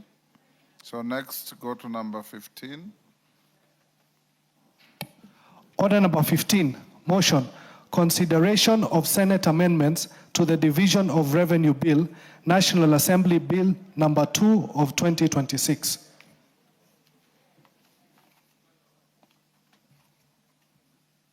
Chairperson, Budget and Appropriations Committee. Majority Leader, are you seized of the matter? Yes. Go ahead. Honorable Speaker, I beg to move. Honorable members, as the Majority Leader moves the motion at order number 15, which has a direct consequence on order number 16, if it is the potential decision of the House not to agree with the amendments of the Senate to the Division of Revenue Bill, then we need not go to committee. We will then have to truncate the motion and direct the Majority Leader to liaise with his counterpart to initiate a mediation process. Majority, you may proceed. Thank you, Honorable Speaker. Honorable Speaker, I beg to move that the Senate amendments to the Division of Revenue Bill, National Assembly Bill number 2 of 2026, be now considered. Honorable Speaker, consequent to the committee report that I just tabled on behalf of the Chair of the Budget and Appropriations Committee, the Senate amendments basically are doing two things, Honorable Speaker. One, they had sought to factor in, or rather the bill as passed by both houses did not factor in some almost 9 billion shillings, some 8.94 billion, that was to transition the universal health care workers into permanent and pensionable terms as proposed by the Commission on Revenue Allocation and the Council of Governors as equitable share.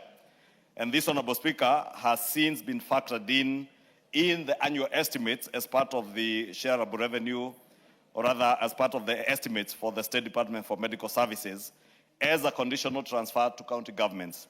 Therefore, the Senate also did not take care of that, Honorable Speaker. And you know, these healthcare workers under UHC have been promised to be converted into permanent and pensionable staff. And therefore, we must fulfill that promise, Honorable Speaker, and that is why it has already been catered for under the annual estimates. But they sought to introduce a new clause 5, Honorable Speaker, that sought to protect any shortfall in revenue in the course of a financial year and say that that will be borne, or the national government will bear any shortfalls in revenue in the course of the year if revenue collection underperformed. Honorable Speaker, the committee does not agree, the Committee on Budget and Appropriations does not agree with the Senate on this particular issue because they say any downward adjustment in the national government budget as a result of such a shortfall will then occasion additional borrowing to finance that gap. Or even, Honorable Speaker, we may need to increase taxes to be able to finance such a gap, Honorable Speaker.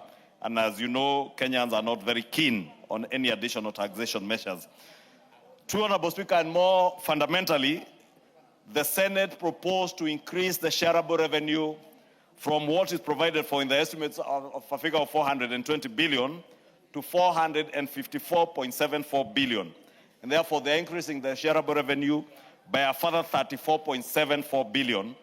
And this, Honorable Speaker, they propose that this shareable revenue being increased as part of the equitable share for county governments be deducted from the national government share of shareable revenue.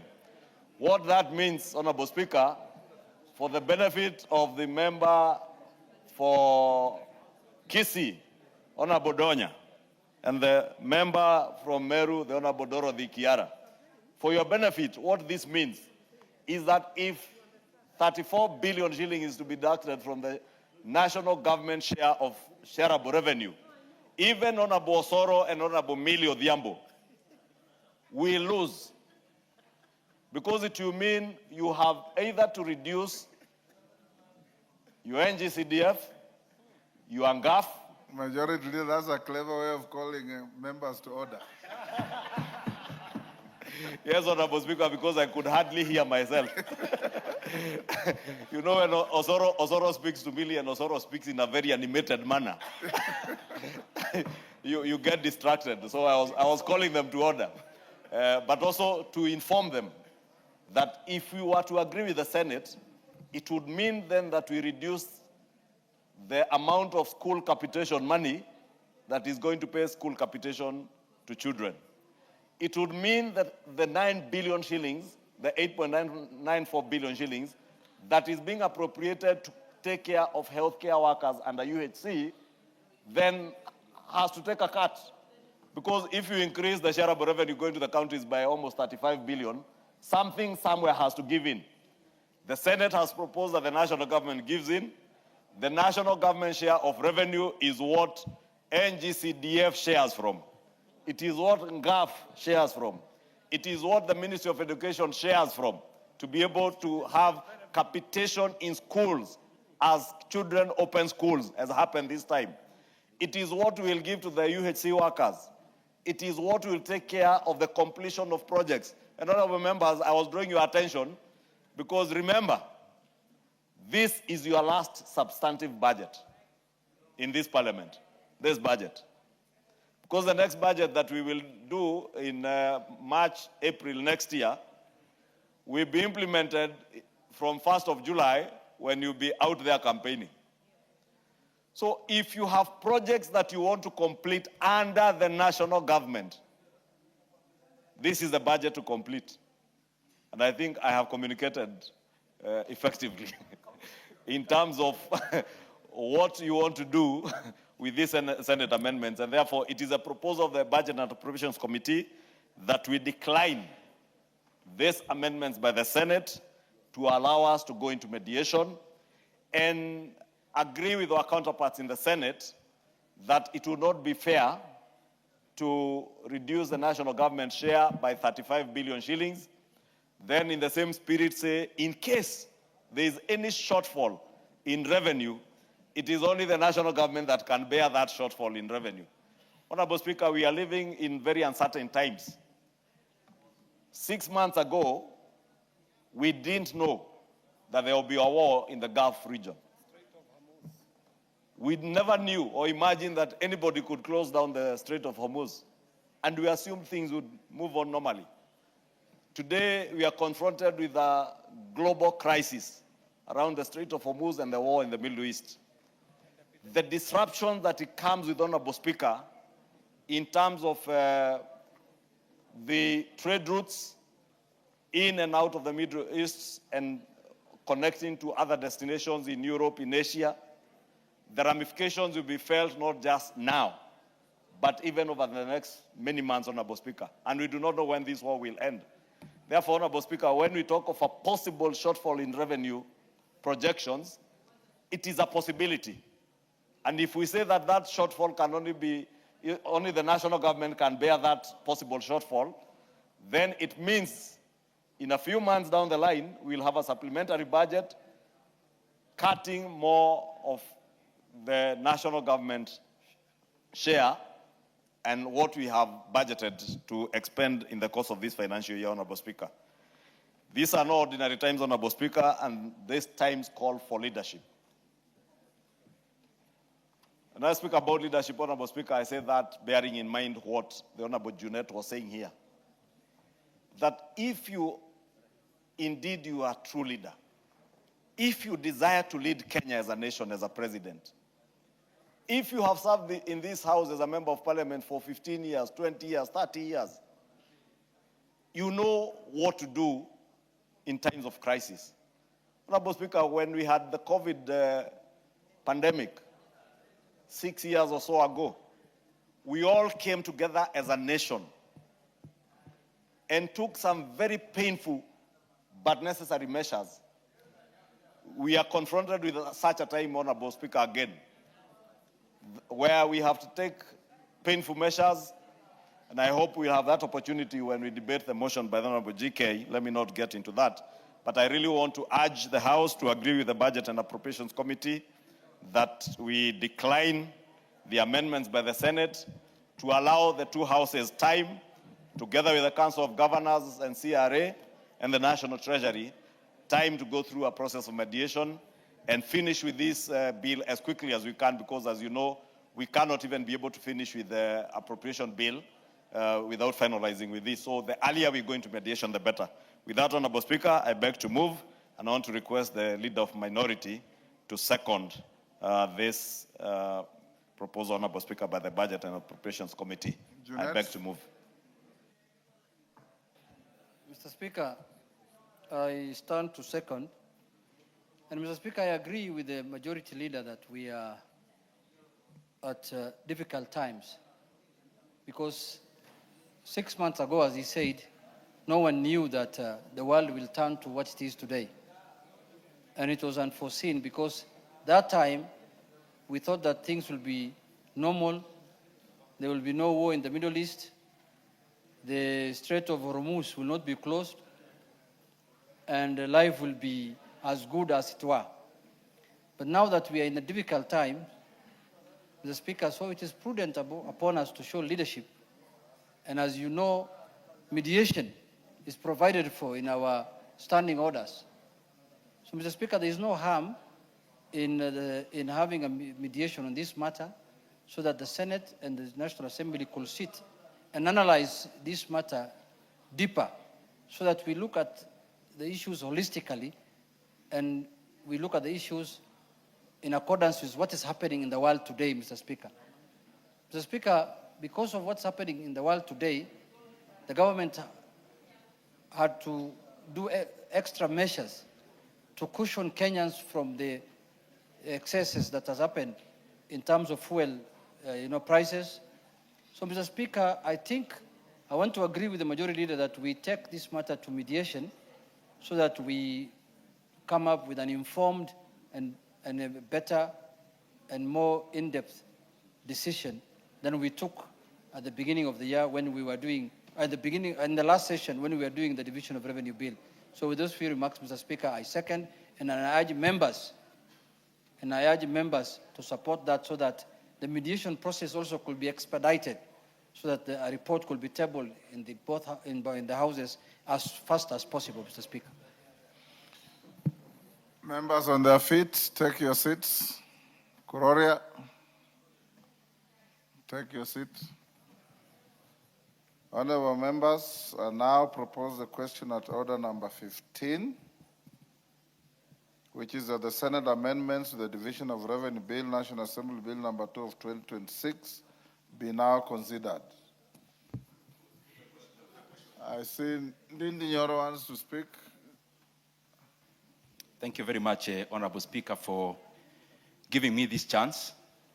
And Honorable Speaker, I call upon all of us as members in the National Assembly, because clearly this issue is headed for mediation, that it is important that we also be considerate as the members of the National Assembly to also our county governments.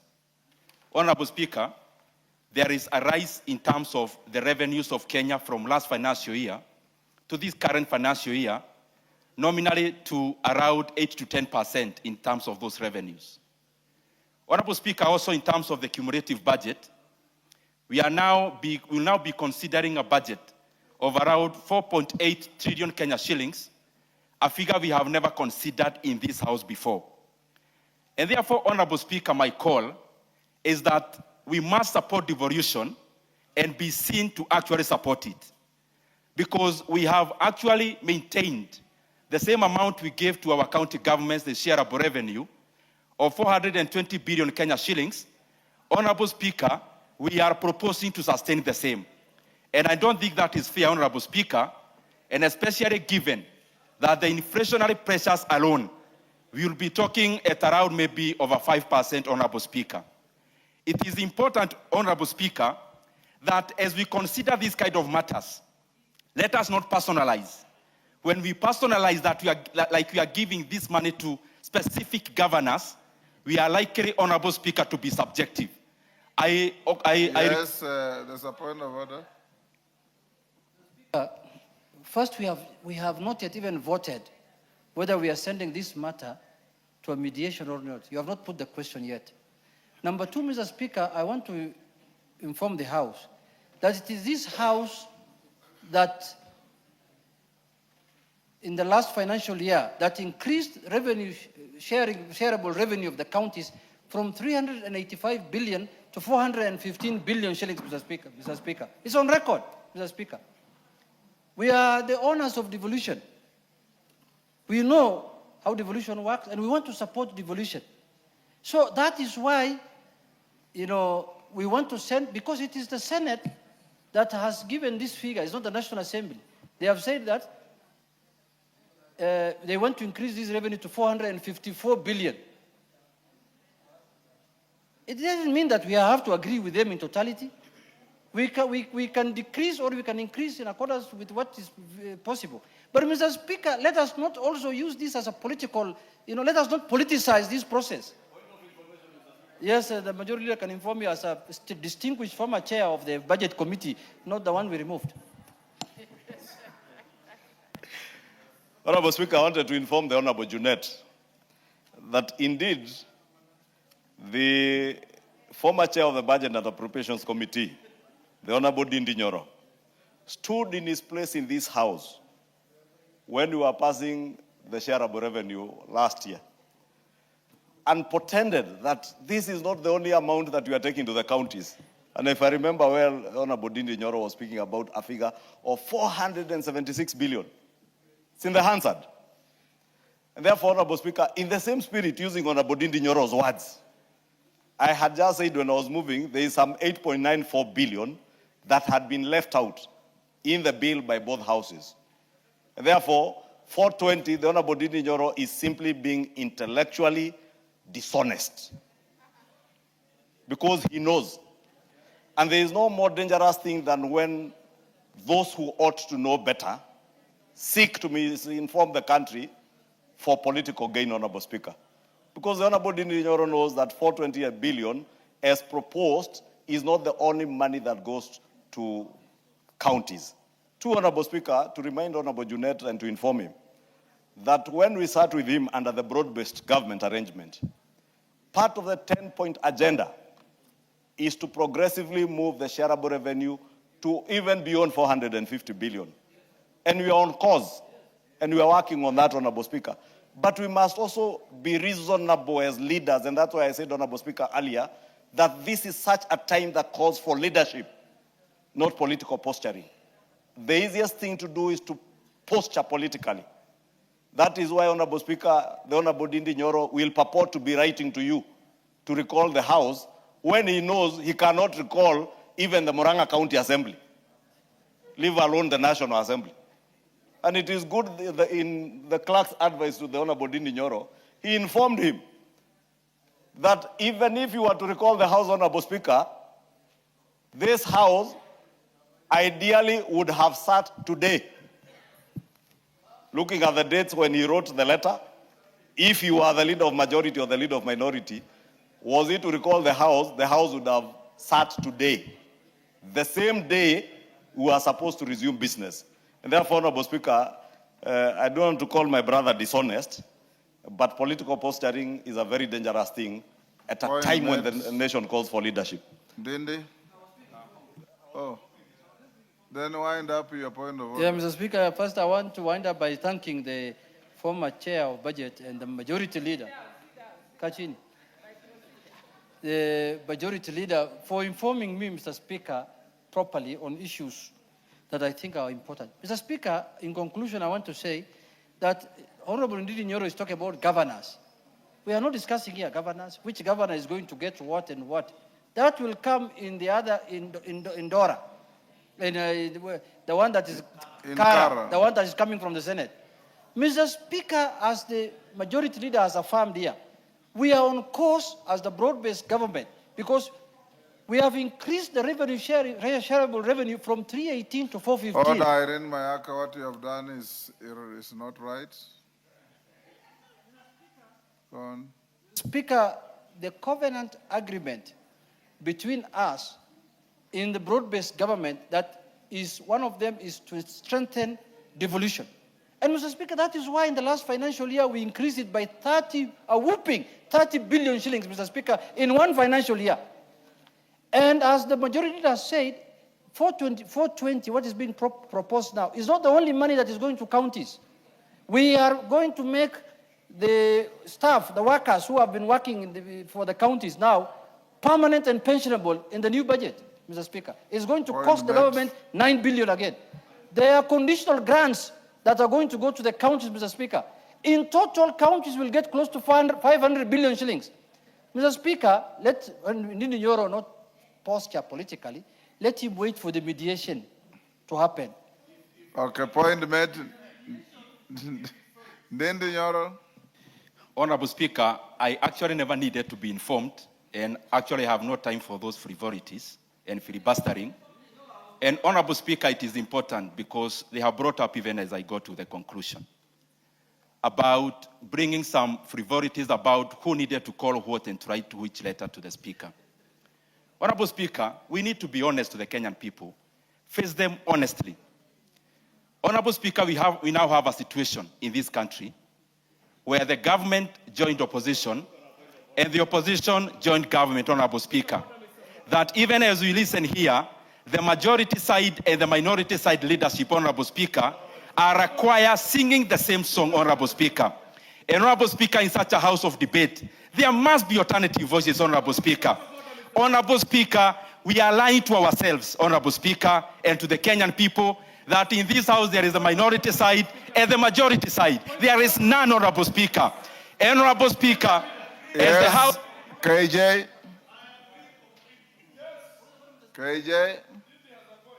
Mr. Speaker, at the beginning of this session, you did do a communication to the House. And for the Honorable Member for Kiharu to call what the process is frivolity is in fact an insult to the House, an insult to yourself, an insult to the rules and procedures of this House, Mr. Speaker. There is no way the rules of this House can be frivolities, and I think it would be in order for my good friend, Honorable Ndidi Nyoro, to at least respect the House, if not the people in the House, by withdrawing what he has said, because these cannot be frivolities, Mr. Speaker. Then they will you wind up? Honorable Speaker, going back to the debate, I just call upon all of us, Honorable Speaker, to be honest to ourselves. We need our county governments to provision healthcare services. We need, Honorable Speaker, our county governments to provision all the devolved functions and give quality service to the same people we represent. Honorable Speaker, this cannot be done through politics. When we talk about substantive issues about money, Honorable Speaker, this is not about politics. And even if it's about politics and the Kenyan people benefit, so be it. Honorable Speaker, my take is this. There is 420 billion Kenya shillings on the table. And I needed no information from anyone to tell me that you'll also be debating the debate about conditional grants. That's not what I'm talking about. I'm talking about the motion on the table. And the motion is about shareable revenue. That we are sitting here, we have seen a climb in terms of an increase of budget in entirety. We are reading now a budget of 4.8 trillion Kenya shillings. But we come to this house and we want our county governments to still get the same money they got last year in a situation where inflationary pressures alone have taken real money out of their pockets, Honorable Speaker. We must debate on, respectively, Honorable Speaker, that yes, as we propose the 420 billion Kenya shillings, that even the Senate is entitled to ask for the 34 billion Kenya shillings. We must meet somewhere, Honorable Speaker, because this is not about that specific governor. It is about the Kenyan people. I submit, Honorable Speaker. Yes, this I had advised the House that seeing what I see, this matter is headed to mediation. And if it is, that's what resolves the divergence of opinions between the two houses. And that being the case, you have an opportunity to deal with the mediated version when it comes. And this being the case also, once we pass this, order number 16 will collapse.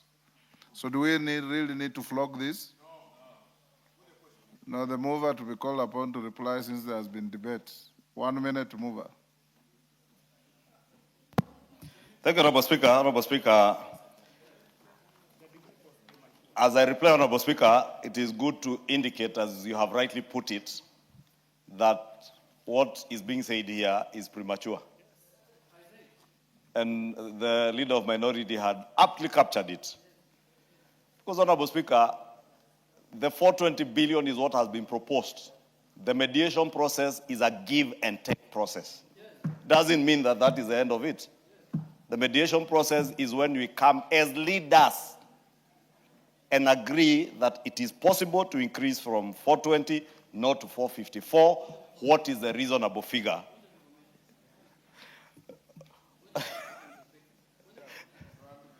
Yes. Honorable Speaker, anytime the leader of minority can inform me. Mr. Speaker, I would like to inform the distinguished majority leader that, Mr. Speaker, last financial year, the same bill went for mediation. And when it went to mediation, the proposed amount to counties was 395 or 94. It is the mediation committee that recommended 400 and took it to 415 billion. I don't know why the member of parliament for Kiharu is jumping the gun and saying the House must have alternative voice, which he did not have 2 years ago. He had only one voice last year. Before he was removed as chairman of budget committee, he was only on one voice. Now he wants to take my job as the minority leader, Mr. Speaker. Mr. Speaker, let him go and contest that small party of his, then he will become minority leader. He can't take my job. Honorable Speaker, I am well informed that it is, and it's actually true, that we got to 420 out of a mediation process. And that is what we are inviting the House to do, to go through a mediation process where we will nominate very serious members of this House. Very serious members. Not members who walk in for 1 minute to come and make political statements, record on TikTok and circulate out there. Serious members who sit in committees, articulate issues, weigh issues, and come up with a decision that is good for devolution, that is good for this country, and for a time such as this when the nation calls for leadership. Finally, Honorable Speaker, frivolities, Honorable Speaker, is when an elected member of this House, knowing very well the provisions of our Standing Order 29 particularly, on the recall of the House, in engaging in frivolous activities, does a letter to the Speaker, knowing very well that he has no such powers. And before even the Speaker receives that letter in his office, The member, in his usual frivolous nature, has circulated that letter on social media, leaked it to media houses in this country to make the house look bad. I would dare say, shame on you. Shame on you. Because we have seen these things from a previous senator of Muranga. You do letters and sneak them to the media.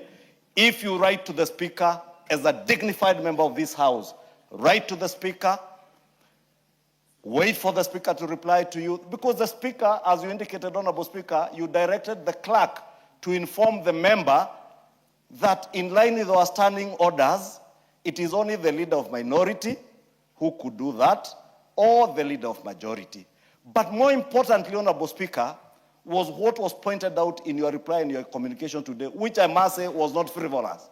You are reminding the member of Kiharu to read his standing orders. That even if you were to recall the House would have sat today.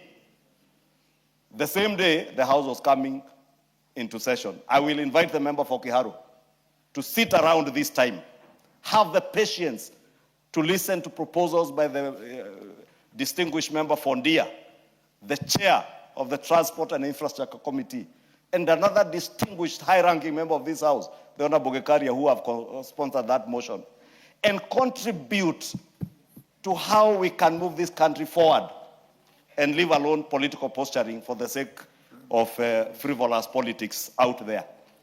We will have time to deal with your frivolous politics out there when the time comes. I beg to reply. Honorable members, I'll now put the question at order number 15, which is that the Senate amendments to the Division of Revenue Bill, National Assembly Bill number 2 of 2026 be now considered. As members of that opinion say aye. Aye. Will those of the contrary opinion say nay? Nay.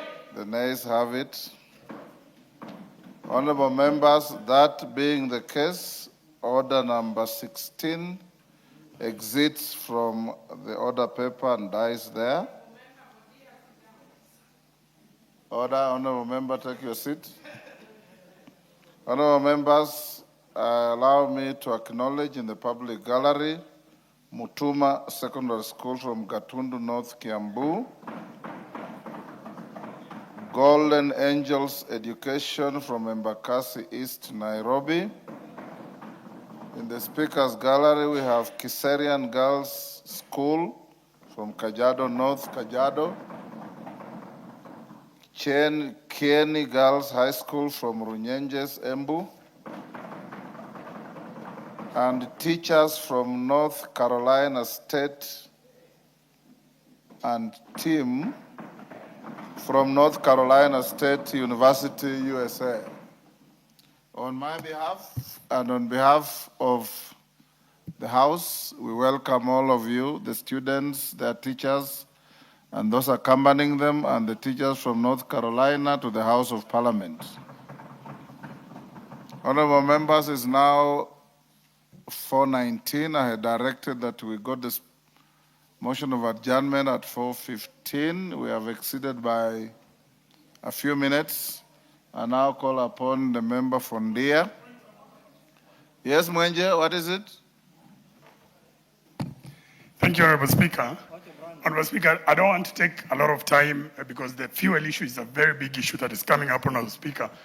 And I think it's important we discuss it. But I was wondering, Honorable Speaker, at what point you'll allocate time to discuss a less important issue, but all the same important, because, Honorable Speaker, over the weekend, the Arsenal won the league for the first time in 22 years, Honorable Speaker. And you yourself, Honorable Speaker, are a supporter of the Arsenal team. And even the PMQs, including the minority leader, even the PMQs, Keir Starmer, Honorable Speaker, commended the Arsenal. And you're the only person, Honorable Speaker, in this House. In the last 22 years, nobody was here. It's just you when we last won the league. So I think it is a less important issue, but all the same, thousands of Kenyans poured in the streets to see the Arsenal take the league. So, Honorable Speaker, I just wanted to bring that issue. Thank you, Honorable Speaker. Ozora, what is it? Honorable Speaker, Honorable Speaker, we are Kenyans. Order. Honorable Speaker, we are Kenyans and we should be speaking about Shabana, Gor Mahia and AFC. If we have to speak, and Kawangware United, if we have to speak about international games and EPL, let's talk about Manchester United. You cannot be discussing about us, Honorable Speaker. So, yes, Junet. Mr. Speaker, the world has realized and the world has come to terms that the biggest team in the world, the most formidable team in the world, Mr. Speaker, with the biggest following, supporters, Mr. Speaker, is none other than Arsenal, Mr. Speaker. Mr. Speaker, there is no team like Arsenal in this world, Mr. Speaker. There are no players like Arsenal players in the world, Mr. Speaker. And Mr. Speaker, I want to say this in conclusion, Mr. Speaker. Mr. Speaker, I want to say this in conclusion. For those who believe in Arsenal, and for those who support Arsenal, and for those who have faith in Arsenal, 30th is our day. When we are going to conquer the world, Mr. Speaker, 30th of this month, when we are going to conquer the world and win the championship, Mr. Speaker, and floor PSG, Mr. Speaker, 3-0, Mr. Speaker. Yes, Majority Leader. Honorable Speaker, on a more serious note, Honorable Speaker, and without casting any aspersions, I thought the Honorable Mwenje would be considerate of all the other teams, Honorable Speaker, and not make this request when the Honorable Speaker is on the chair. Because the Honorable Speaker, I am not sure we can trust the Honorable Speaker on a matter touching on Arsenal. Therefore, I thought the Honorable Mwenje would be fair to at least wait for a time when the Honorable Speaker is not on the chair to make such a request for a debate on something to do with Arsenal, because the Honorable Speaker is a known, is a known fan and great supporter of Arsenal. But Honorable Speaker, let me take this opportunity to congratulate Arsenal and congratulate all the other teams that play in the Premier League, and appreciate and thank the Honorable Mark Mwenje. Honorable Speaker, I happened to be in London with the Honorable Mark Mwenje, and we had a 9 a.m. meeting the day day after the game. Honorable Speaker, the Honorable Mwenje could not speak in that meeting because he had lost his voice. He made his way to North London, to the Emirates Stadium, but I say I must thank him in a very special manner because I have not been a fan of any of these teams, not Man U, not Arsenal, not Liverpool, not Chelsea. I have been a supporter of Homeboys FC in Gekambura village in Kikuyu. That thrashed Kawangware FC in their last game. But Honorable Speaker, my young daughter is an ardent supporter of Arsenal. And she has since recruited me into the Arsenal fans team. And I thank Honorable Mwenje because the Honorable Mwenje offered. The Honorable Mwenje offered. The Honorable Mwenje offered to go and queue at the Emirates Stadium for almost 2 hours and bought my daughter a jersey that has her name and number 7 on it. And when the Honorable Mwenje came back, I asked him, so how much is the jersey? That jersey, Honorable Speaker... Number 7 is the jersey of Bukayo Saka. Now, Honorable Speaker, if you had asked me, I would tell you number 7 is Mombi, because the jersey has the name Mombi, number 7. But what caught my attention, Honorable Speaker, as a business person, was when Honorable Mwenje told me that he had bought that jersey for about 160 pounds, translating to about 28,000 Kenya shillings. Now, Honorable Speaker, I looked at that business opportunity.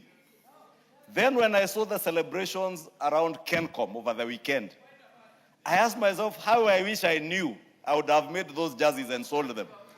But that tells you the power of sports.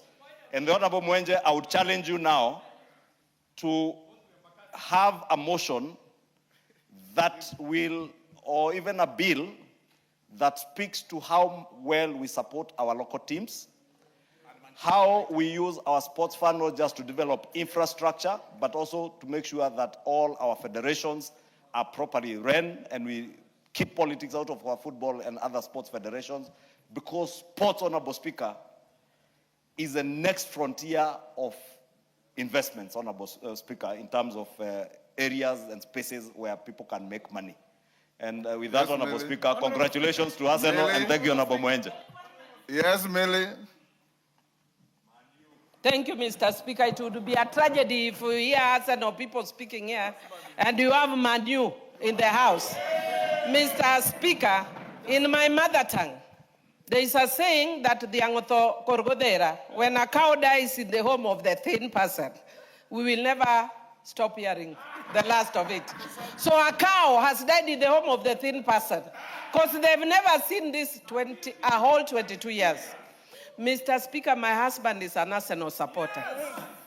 And I want to tell you that I thought for a long time that he had stopped being interested in soccer.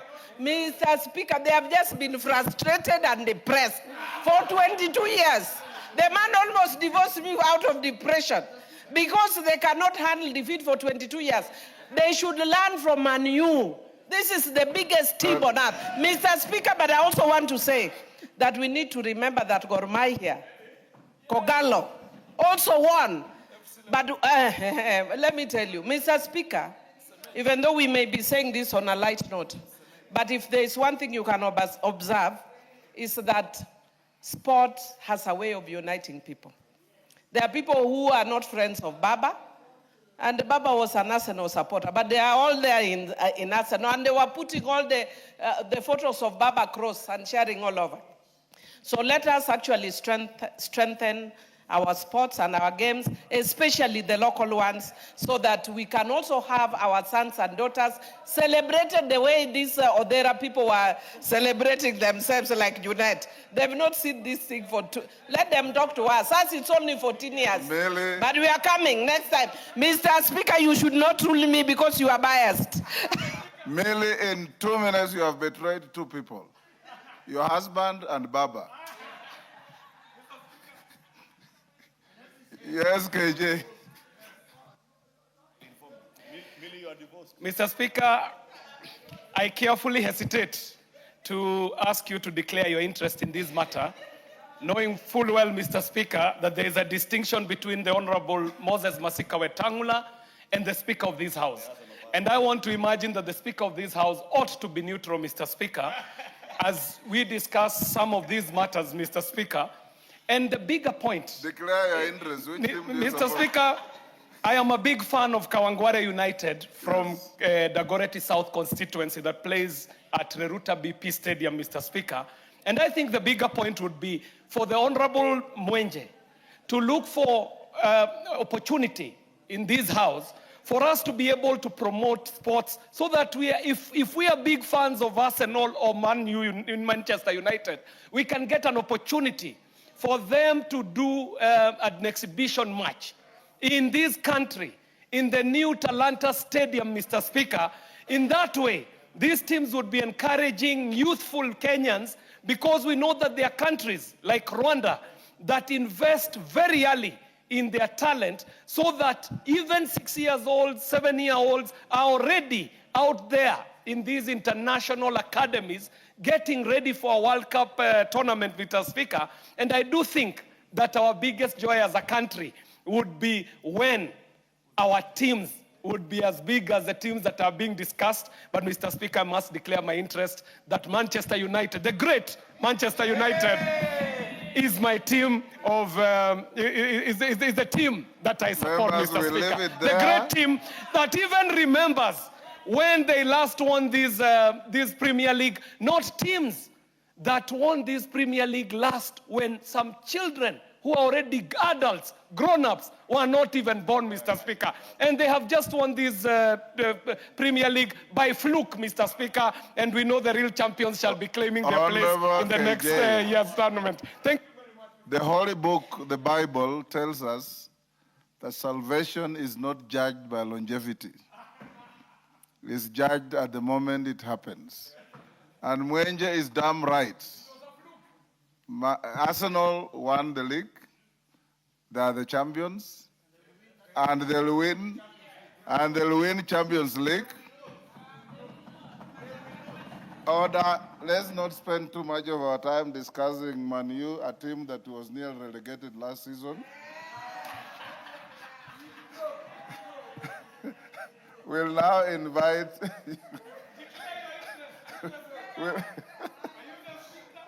Yes, Irene Mayaka, what is it? On the same issue? Yes, Honorable Speaker, you know I'm known in this house as the champion of local soccer. And just as Honorable Millie said, in as much as we understand that no Arsenal fan has been able to actually say congratulations to their team since the inception of social media, because that's the last time they won. But also, Honorable Speaker, Gor Mahia has won 22 record titles.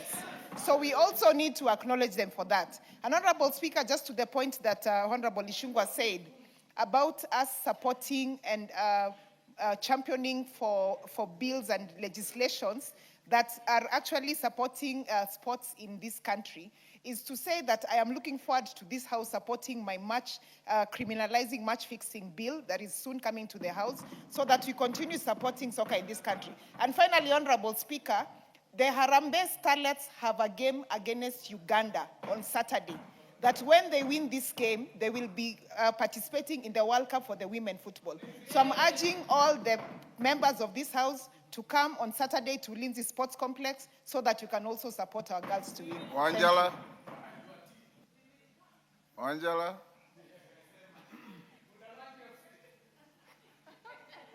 Give Wanjala the mic. Honorable Speaker, the people of Budalangi were all on the streets, Honorable Speaker. I didn't know that they were all supporting Arsenals. Mr. Speaker, they even raised money to have fun and Siangiri Bar and other bars in Budalangi. Mr. Speaker, I've been in a shop right now. I went to buy an Arsenal attire. Mr. Speaker, the line that is there, the shop is full, and the shop is called East-West Sportswear on Moi Avenue. Honorable Speaker, Arsenal is the team to watch, and Saturday we are prepared, Mr. Speaker, all of us, to cheer Arsenal as it wins the next month. Thank you, Honorable. Thank you. Let's end it there. Order. Mwenje, you are so right.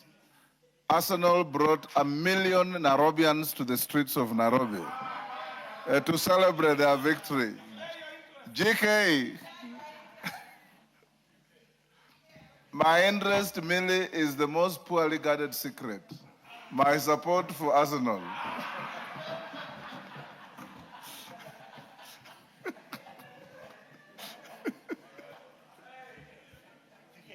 Thank you, Honorable Speaker. Honorable Speaker, I rise to move that this House do now adjourn under Standing Order 33-1 to discuss a definite matter of urgent national importance, namely the persistent increase in fuel prices and its far-reaching effects on the transport sector, cost of living, and economic productivity across the Republic of Kenya.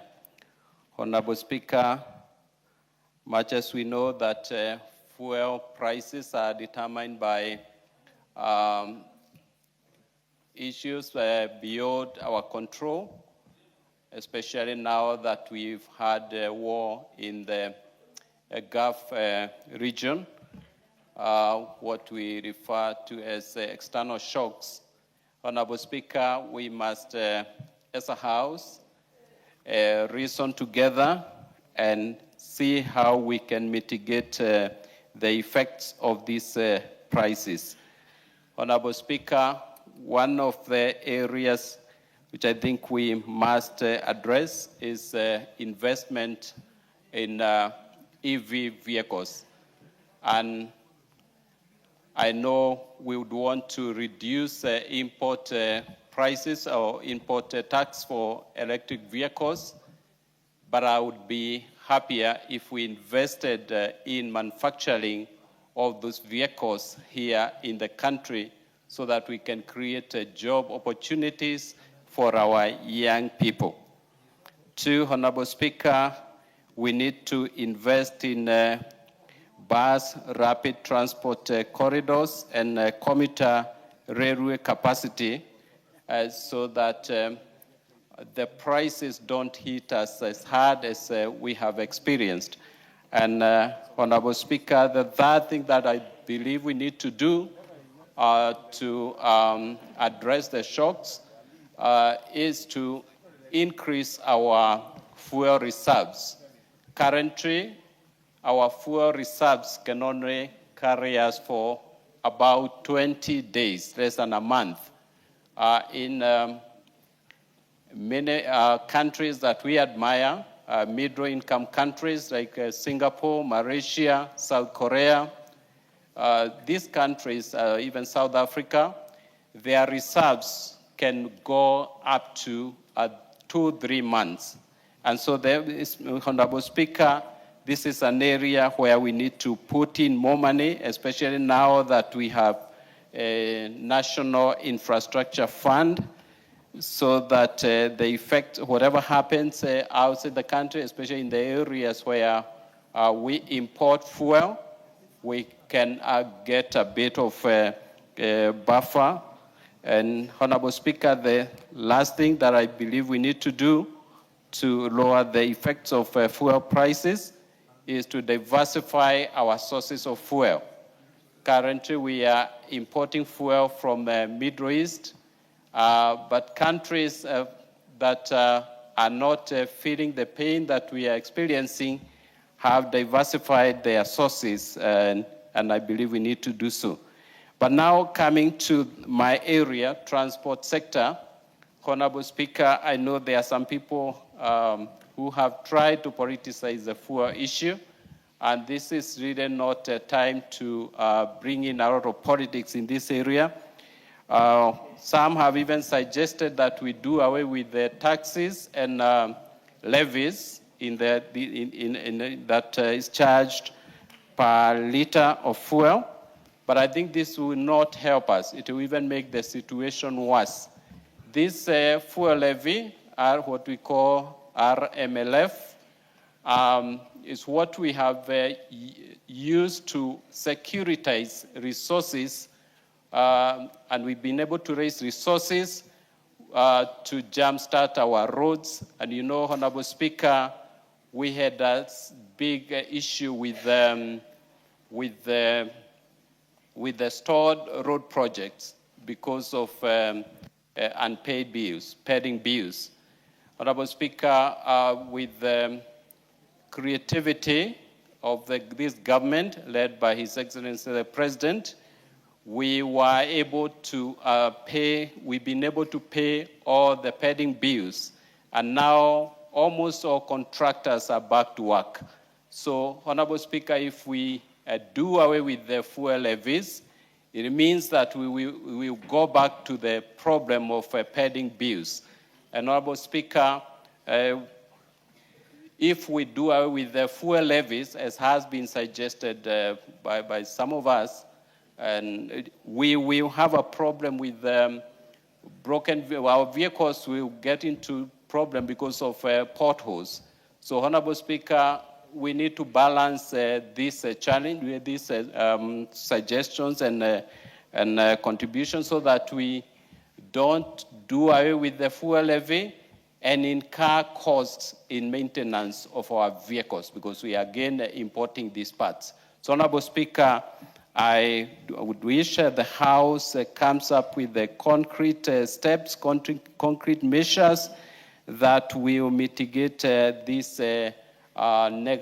negative externalities to our economy and help Kenyans to be able to carry on with their daily activities without feeling the pain of fuel. I saw, Honorable Speaker, the other day in our neighboring countries, I don't want to mention their names,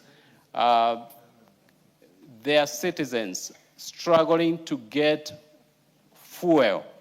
Here we are we're talking about prices, high prices, which is of course something that we need to work on, but there are some quotas, there are some countries that do not even have a liter of fuel. So I want to appreciate the efforts made by the government to avail fuel to our economy, because without fuel, we will have a bigger problem. Honorable Speaker, I beg to move and ask my committee member, Honorable Kibet Komingoi, to second. Thank you, Honorable Speaker.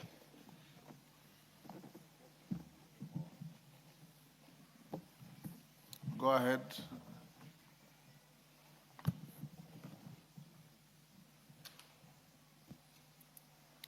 Honorable Speaker, as I stand to second this motion, it is no doubt, Honorable Speaker, that there are disruptions in commodities and in fuel supply in the whole world, and in particular the sections of our continent. There is no doubt, Honorable Speaker, that these disruptions have caused increase in fuel prices and also availability in parts of other African nations. There is no doubt, Honorable Speaker, that these rises and this price increase will also cause increase in other goods and other related products that use fuel as part of its production process. But the question we will ask ourselves, Madam Speaker, is what would we grapple with as a nation? Should we be concerned more about shortage of fuel or availability of fuel at a premium price? The question that we'll always need to ask ourselves is how do we run our economy and how do we maintain the production within our economy, even with the disruptions that are happening within the oil sector in the country. It is no doubt that there have been also, Honorable Madam Speaker, about the strikes that have been caused by those who are directly using fuel as transportations and as a means of as a main means of their production. And the thing that we are bringing out today in this House is so that we can be able to discuss as a country and discuss as a nation what aspects of our fuel sector do we need to do. First, Honorable Speaker, is the question of investment in the oil sector. We need to increase our capacities within the oil storage systems so that we can be able to have fuel available even with the prices increasing. Secondly, Honorable Speaker, is another question of the regulations that govern the fuel pricing. The first thing that I have in mind is it possible to have more time, to be able to have more time so that we can be able to allow the public participate in any prices increases and anticipation, so that we can have, let's say, currently we have 30 days through EPRA, that EPRA must announce new prices every other month. Is it possible to have these regulations change that we can have it after every 90 days, and within the 90 days, we will be able to adequately inform Kenyans and those who are having issues, those who use fuel, to be able to prepare themselves for the shocks that are within the industry. Further, Honorable Speaker, is the question of also having the discussion that has been ongoing on in the media, that we can be able to reduce RMLF funds, the levy that is currently being used and that has been securitized and committed to improving our roads, both maintaining them and developing them. The question then therefore we'll need to answer is, and the question that we'll need to ask ourselves so that we may be able to answer it is it better to have the deployment of this resource in the economy rather than using it to cushion those who only directly benefit in the prices changes and the prices of goods? So, Honorable Speaker, as I support and second this motion, these questions must come live amongst members, amongst Kenyans, and the decisions must come so that we can all contribute in deliberating whether stabilization that has been done by government through the Fuel Stabilization Fund is adequate. Two, whether the question of reducing further the levies and the taxes that have been subjected to oil and oil products is something that we need to look into.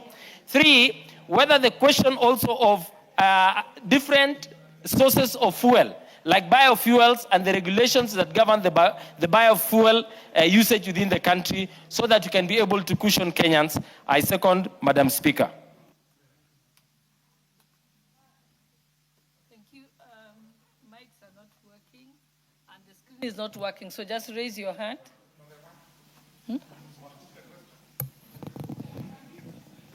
Sorry? Continue, yes.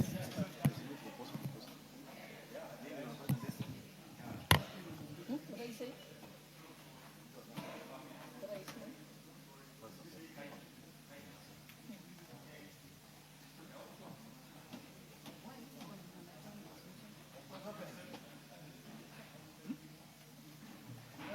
All right, Honorable Janet. Okay. Yeah, let's get to Honorable John Murugara, then we'll come to Honorable Otiende, then we'll come to Ndindi.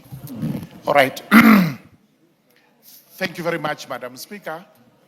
Madam Speaker, I do thank the Honorable George Kariuki, the Member of Parliament for Ndia, and the Chairperson of the Transport Committee, for this timely motion that comes on the first day of the resumption of Parliament to deal with important national matters, including what we would consider to be a crisis in the country.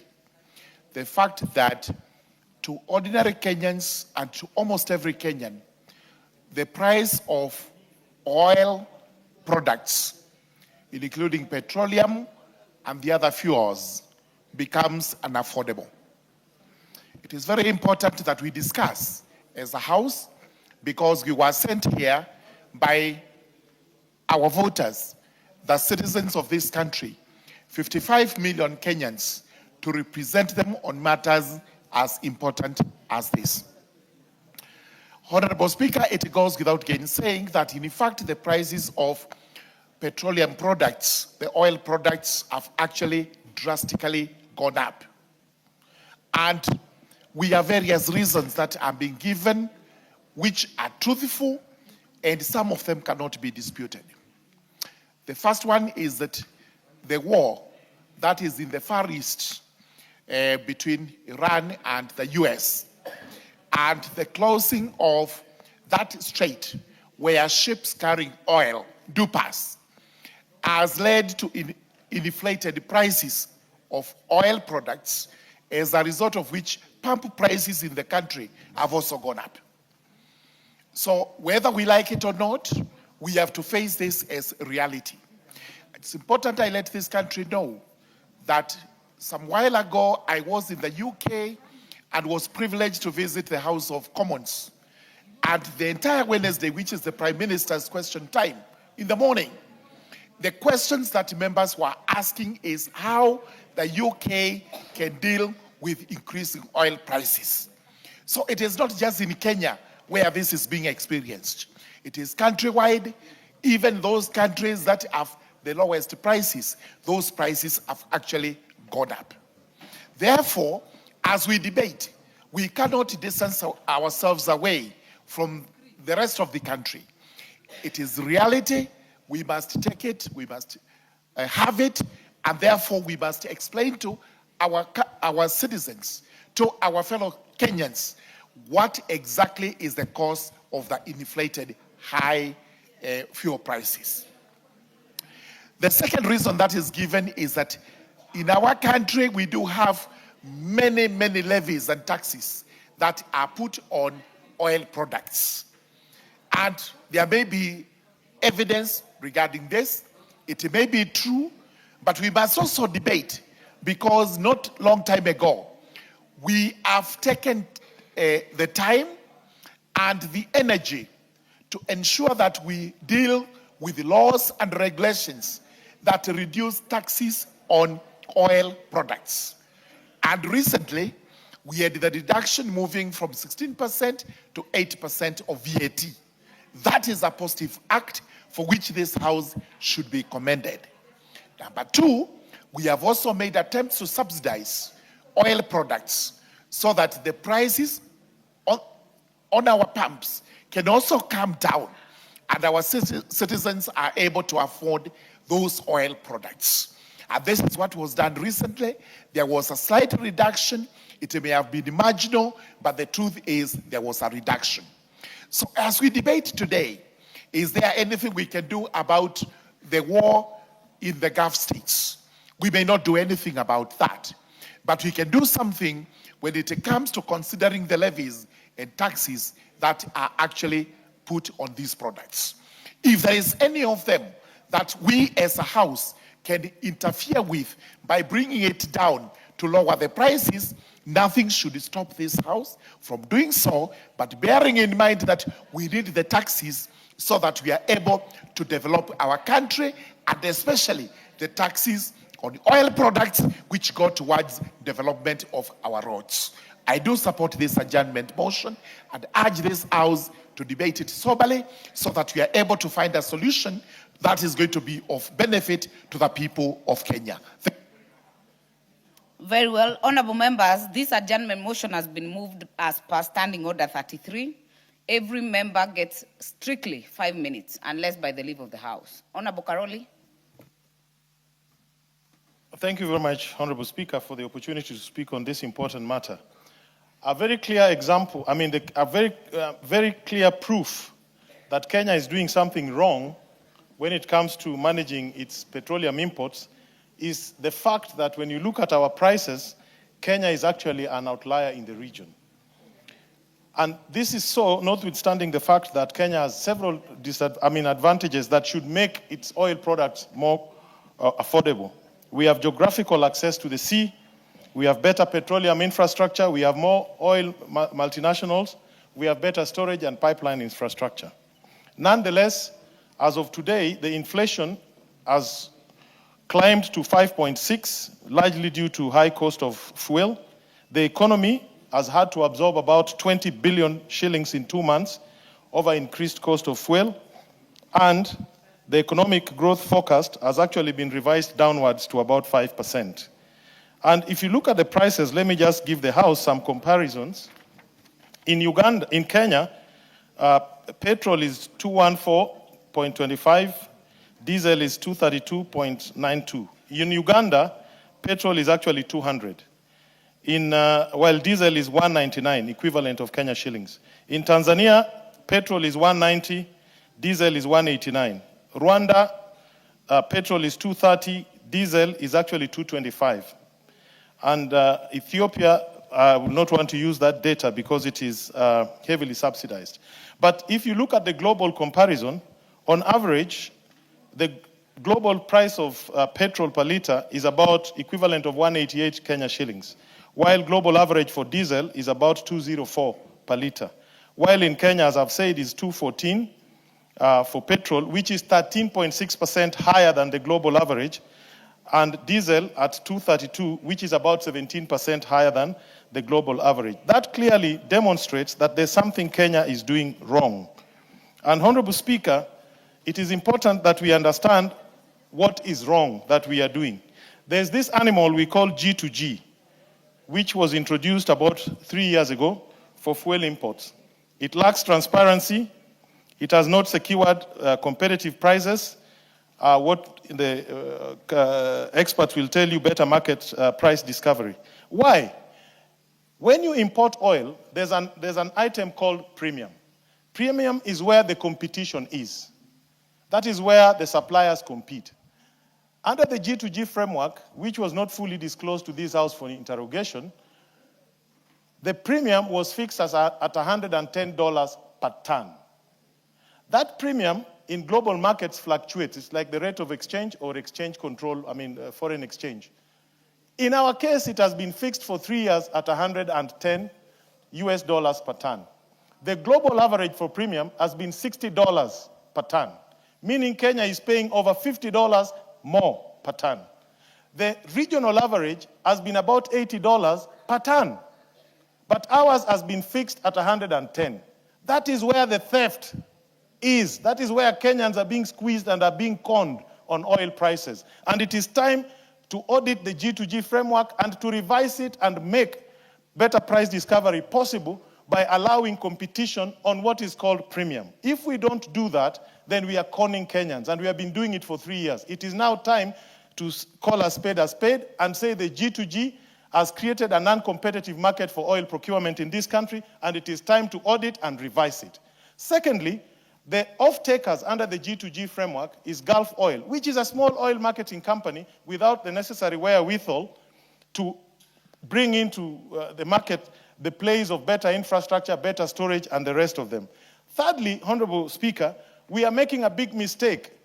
The President on the ministers should not talk about oil prices. There's an independent regulator. One of the cardinal principles is independence of the regulator. We should leave these matters to EPRA to deal with them as an independent regulator. Going forward, we now need to agree to remove VAT completely in the short term, petroleum development levy completely, agree on how to establish strategic petroleum reserves by using either local tankerage facilities or offshore, where when prices are low, we buy. But most importantly, we need to allow the regulator to review the prices more frequently. Instead of the 30-day turnaround, we could do it within 14 days, so that when the price benefits, the consumer... Complete. The consumers may enjoy the benefits of lower prices. And finally, Madam Speaker, and thank you for giving me the extra 30 seconds, we need to diversify our sources of supply and routes.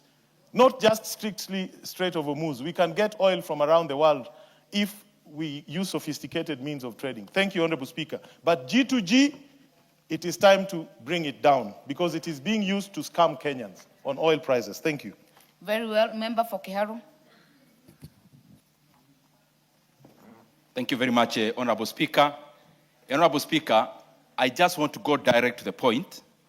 And number one is that I wrote to Parliament when this issue happened, 2 letters actually, one for recall and the other one for consideration with specifics on the things that I'm proposing.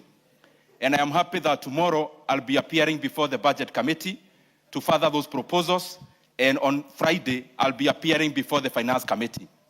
But, Honorable Speaker, I also find it unfortunate the earlier assertions in regards to the letter I wrote in terms of recalling Parliament.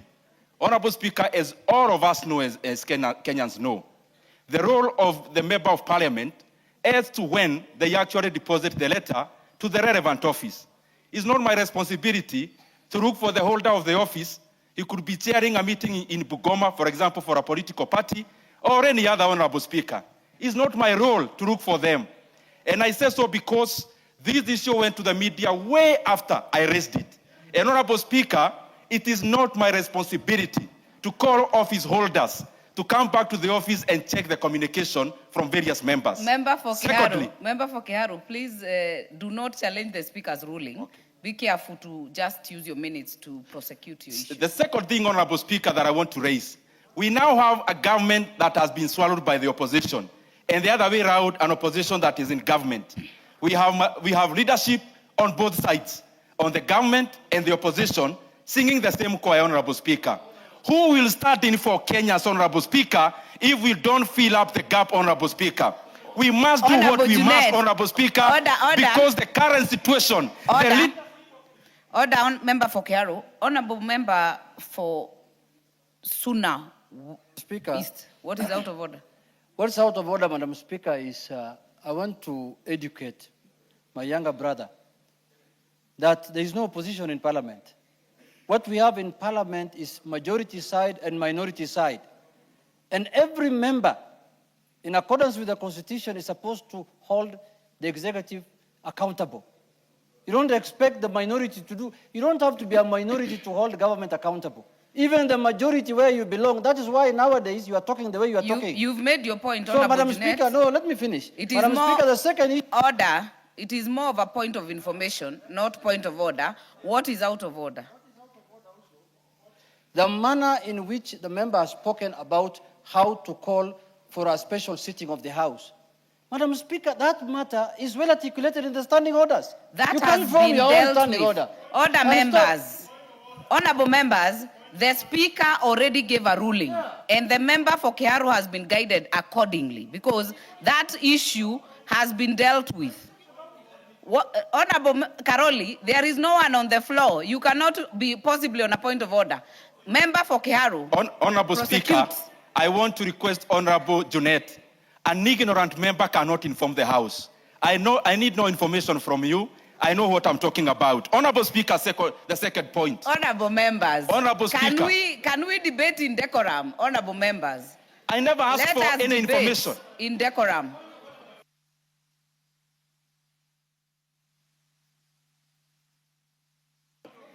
There is no one on the floor so far.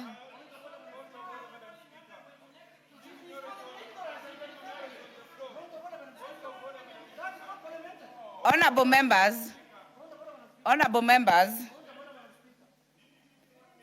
I'll indulge honorable member for Magarini, but honorable members, let us debate in decorum. It is important. I will give you. And you do not need to throw words to the speaker. Honorable members, I can hear you. Member for Magarini. Thank you, Madam Speaker. Madam Speaker, is the honorable member for Kiharu, Ndini Nyoro, in order to call an honorable member of this House ignorant? Is he in order to refer to an honorable member as you being have made your point. And member for Kiharu,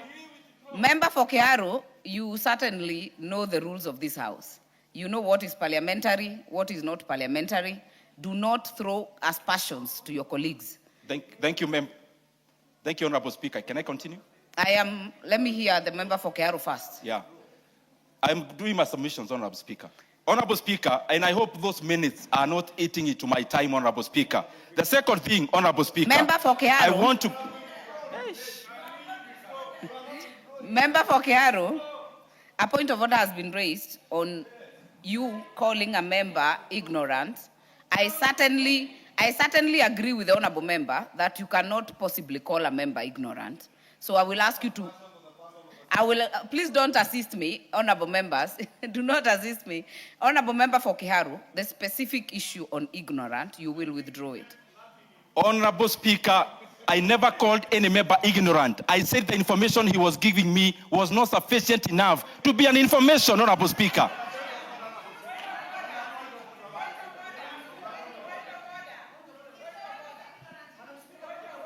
I'll give majority leader, then I'll give a minority whip. Honorable Speaker. I'll give you. Honorable Speaker, you know, I had retreated to my office to attend to other business, but I had to come back quickly when I had the member for Kiharu cast aspersions on the person of the Speaker. Because you do not need to name anybody by name.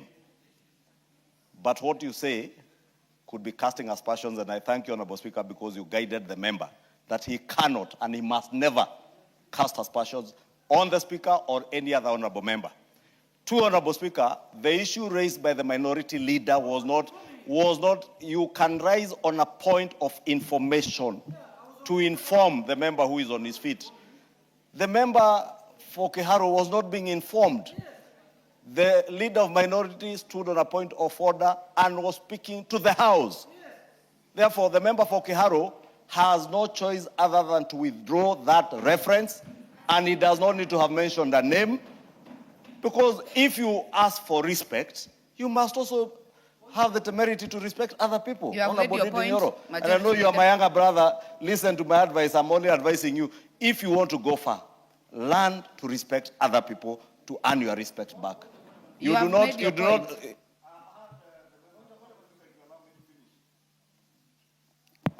Honorable Speaker, I was saying, Honorable Speaker, through you to the member for Kiharu. When another member raises in his place to inform the House on anything, whether it's on a point of order or a point of information, just be patient. The member for Kiharu this afternoon asked the House that we must, something I agree with him fully, we must allow dissenting opinions. That is why this is a chamber for debate. This is not a church where we sing choruses. But saying the person who was informing is ignorant or is... The Honorable Junet was not informing you. Junet informs more serious legislators. You have made your point, Millie. Thank you, Madam Speaker. Madam Speaker, Honorable Ndindi Nyoro has indicated that he did not use the word ignorant. And I think you can prove that from the House. Even when you are disagreeing with other members, you must disagree respectfully. Because, Madam Speaker, there's a lot that we can say if we were to go that direction. Madam Speaker, if Honorable Ndindi remembers when we were in the Budget Committee, I told him, wade carefully in this House. One day you might find yourself not as the chair of budget and with me as the chair of budget before this parliament ends. Mr. Speaker, the only wrong thing I got was it's not me who's chair of budget, but he's sitting as non-chair of budget, and Atandi is the chair of budget. So I just want to encourage you, my brother, we've been there, done that, got a t-shirt.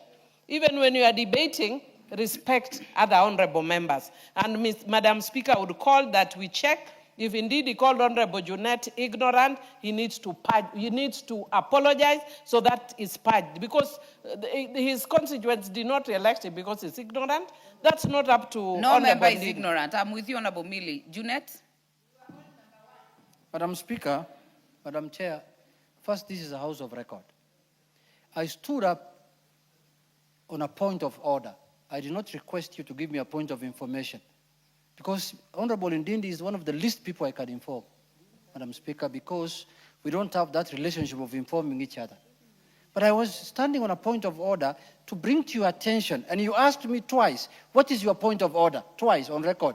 And I told you one is about the issue of how to recall the House for a special sitting, because he was disputing what the substantive speaker had said. Secondly, was the issue of, there's an issue I raised with him about what were some of the issues he raised. Now he has turned the whole thing that I'm informing him. Why should I inform him? I don't come from Kiaru. Why should I inform you? And I don't intend to live in Kiaru. I have heard all of you. And the one thing I agree with is what Majority Leader and all of you have said. We must maintain decorum in this House. We do not have to all agree, by the way. But Member for Kiharu, on one thing that I will fault you is that I heard you clearly say an ignorant member. I will want you to withdraw that on record, and then you can proceed and we can hear the rest of your submission. Honorable Speaker, I would require that we actually check on the answer kindly, because I also recall I was insinuating on what he said, not the person, Honorable Speaker. And clearly, as you actually ruled yourself, Honorable Speaker, the member was out of order, Honorable Speaker. But for the continuity, because you are executing a very important issue, I withdraw, Honorable Speaker. Honorable Speaker, going forward. I ordered withdrawal, not apology. Yes. Go on, Honorable Member for Kiharu. Honorable Speaker, my proposal is as follows. If we check the landing cost of both super petrol and diesel in Kenya, Honorable Speaker, taxes in terms of petrol account for 74 shillings and diesel account for close to 70 shillings, Honorable Speaker. And my proposal is simple, and the decision lies on this House. One, Honorable Speaker, is that we must make a decision now to lower pump prices, or we are going to deal with a much more sticky situation to our economy in the future. Honorable Speaker, when prices are rising, it is temporary, because the issue that is there globally is temporal. But there are decisions we can make that will affect our economy in the next many months to come, Honorable Speaker. Some of the variables of the economy, for example, take one, like fares. When we raise the prices of fuel, commensurate, the fares go up. But Honorable Speaker, even when the global oil prices will be going down in the next few months, Honorable Speaker, it will be highly unlikely that you are going to realize the downward trend in terms of fares. Because some of these economic variables are sticky in terms of coming down. And therefore, Honorable Speaker, I'll be appearing before Budget Committee and Finance to give these proposals. One, in the next 6 months, that we exempt fuel products from VAT, that is, we exempt the 8% that is there. Honorable Speaker, that you bring the cost in terms of pump by 15 shillings and 17 shillings respectively in terms of diesel and petrol. Secondly, is that, Honorable Speaker, we bring down RMLF by Kenya shilling 7. Honorable Speaker, these are not all the taxes. RMLF is 25 shillings. I'm just proposing 7. Honorable Speaker, the other thing does not require even us to debate. and that is we lower the margins of the importers and the people involved in the oil business. And I'm proposing 4 shillings because, Honorable Speaker, it used to be 12 shillings, now it is 17 shillings. And the last proposal, Honorable Speaker, is that we invoke the money we already have in the Fuel Stabilization Fund so that we subsidize diesel further, Honorable Speaker. And if we do all these things, Honorable Speaker, the pump price will be around 187 shillings, Honorable Speaker, for petrol and diesel. Honorable Speaker, some people then are arguing, how are we going to recover the shortfall in terms of the revenues that are put forth? Honorable Speaker, we will go to the expenditure side, and that is why I'll be appearing before the Budget Committee. The kind of largesse we see in government, this is now the time to cut the flesh. It is the time to cut the fat. That the big offices that are currently enjoying huge budgets, Honorable Speaker, political budgets, it is now time, Honorable Speaker, we scale down on those expenditures for the sake of Kenyans, because we may tell Kenyans to tighten the belts, but Kenyans have no more belts to tighten, Honorable Speaker. Member for Kiharu, you have 2 minutes. The other thing, Honorable Speaker, that we have to be aware of, we can talk about global oil prices. It is fine.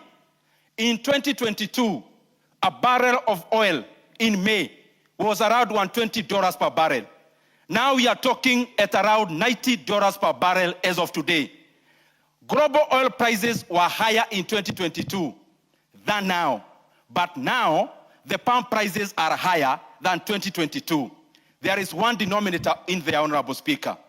It is an animal called G to C, government to cartels, Honorable Speaker, but we like calling it G to G, Honorable Speaker. On the side of the vendors, we have government representing their countries. Saudi Aramco is a government entity. ADNOC is a government entity.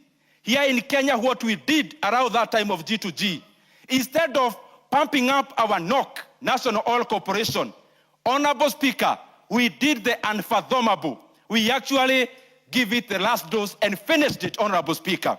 And therefore, currently, the government of Saudi Arabia and the government of UAE, in that G to G, on this other side, they are dealing with a cartel which is milking Kenya's, Honorable Speaker, of their money.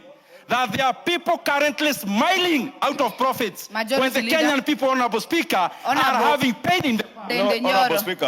Honorable Speaker, I didn't want to interrupt the member for Kiharu, but you know, these are House of Records.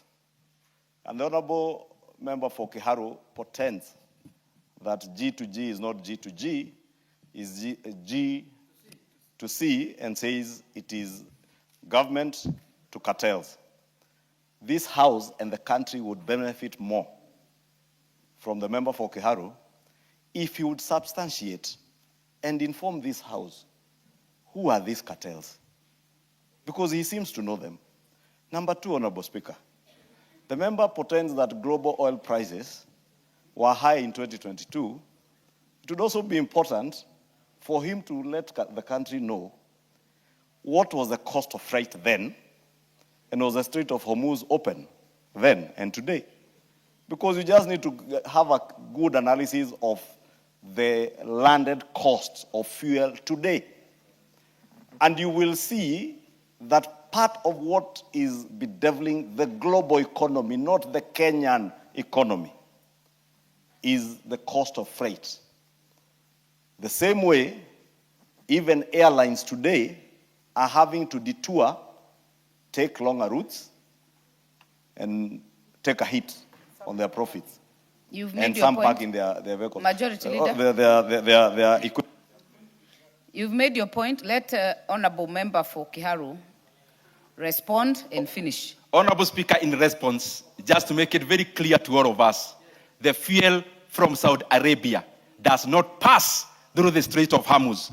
So let us not keep on misinforming Kenyans in looking for short solutions, Honorable Speaker. Lastly, I beseech you, my brothers and sisters, today, we have many times stood in terms of where we are politically. There is now a test before us, and I call upon all of us, Let us start on the side of Kenyans for once, Honorable Speaker. There is something this House can do in terms of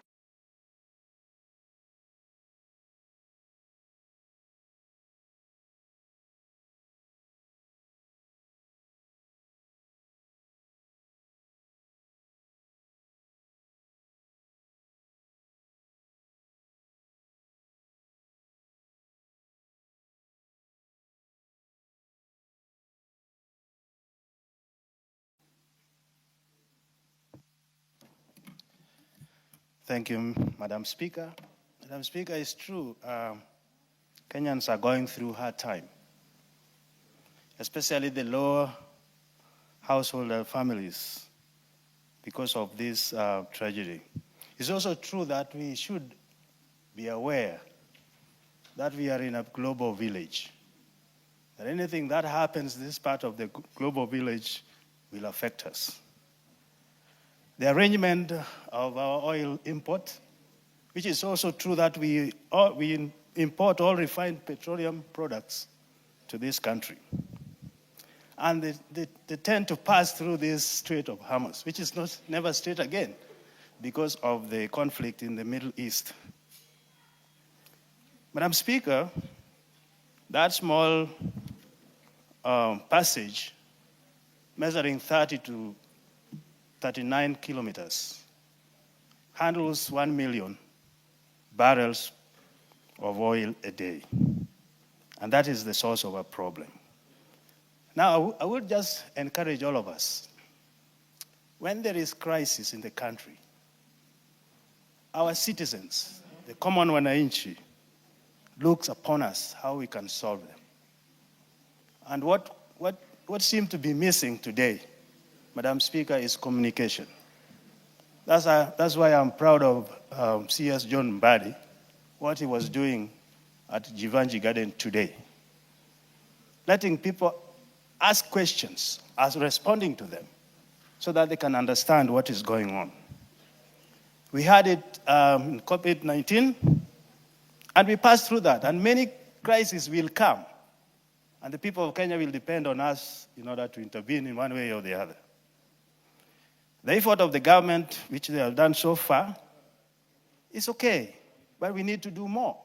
How do we do more if we don't support what the government is doing? And if we branch to politicizing the interventions, then we make it even worse. The lowering of taxes, yes. Subsidies, yes.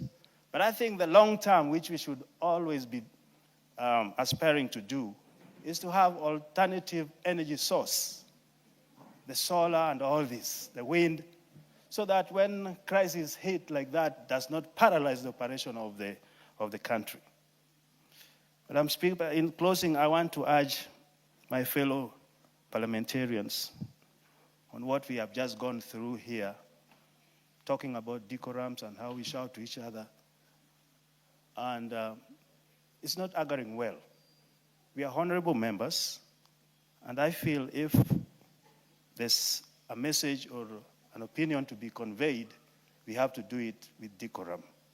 Lastly, I want to say that let's retreat to our constituents or constituencies and try to do the best we can, including urging the government to give food subsidy to the people. Because right now the production is up, the food prices are up, because they are all based on this kind of energy that we have for their productions. So in other countries, they have done that. All the lower family members have access to a card to food subsidy so that the family members can keep on in their help. But lastly, I disagree with this doctrine of comparison.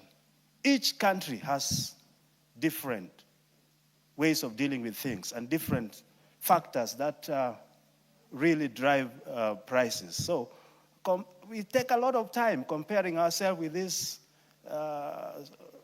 Uganda, Tanzania. Let's deal with our problems as Kenyans and have a solution. In fact, if you go there, you will find a different scenario.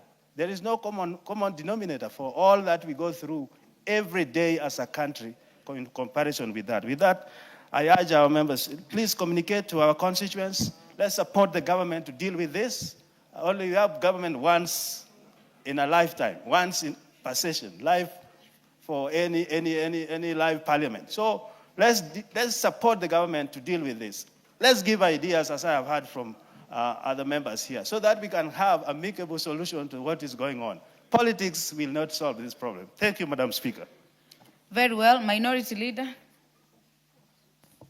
Thank you, Madam Speaker, for giving me an opportunity to contribute to this matter.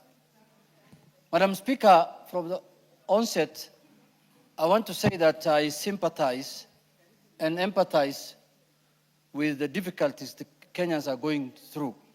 It is true that this rise in fuel prices, Madam Speaker, has put a lot of burden on Kenyans, Madam Speaker, both at home and even in their workplace, Madam Speaker, and has put a strain on their pocket, Madam Speaker.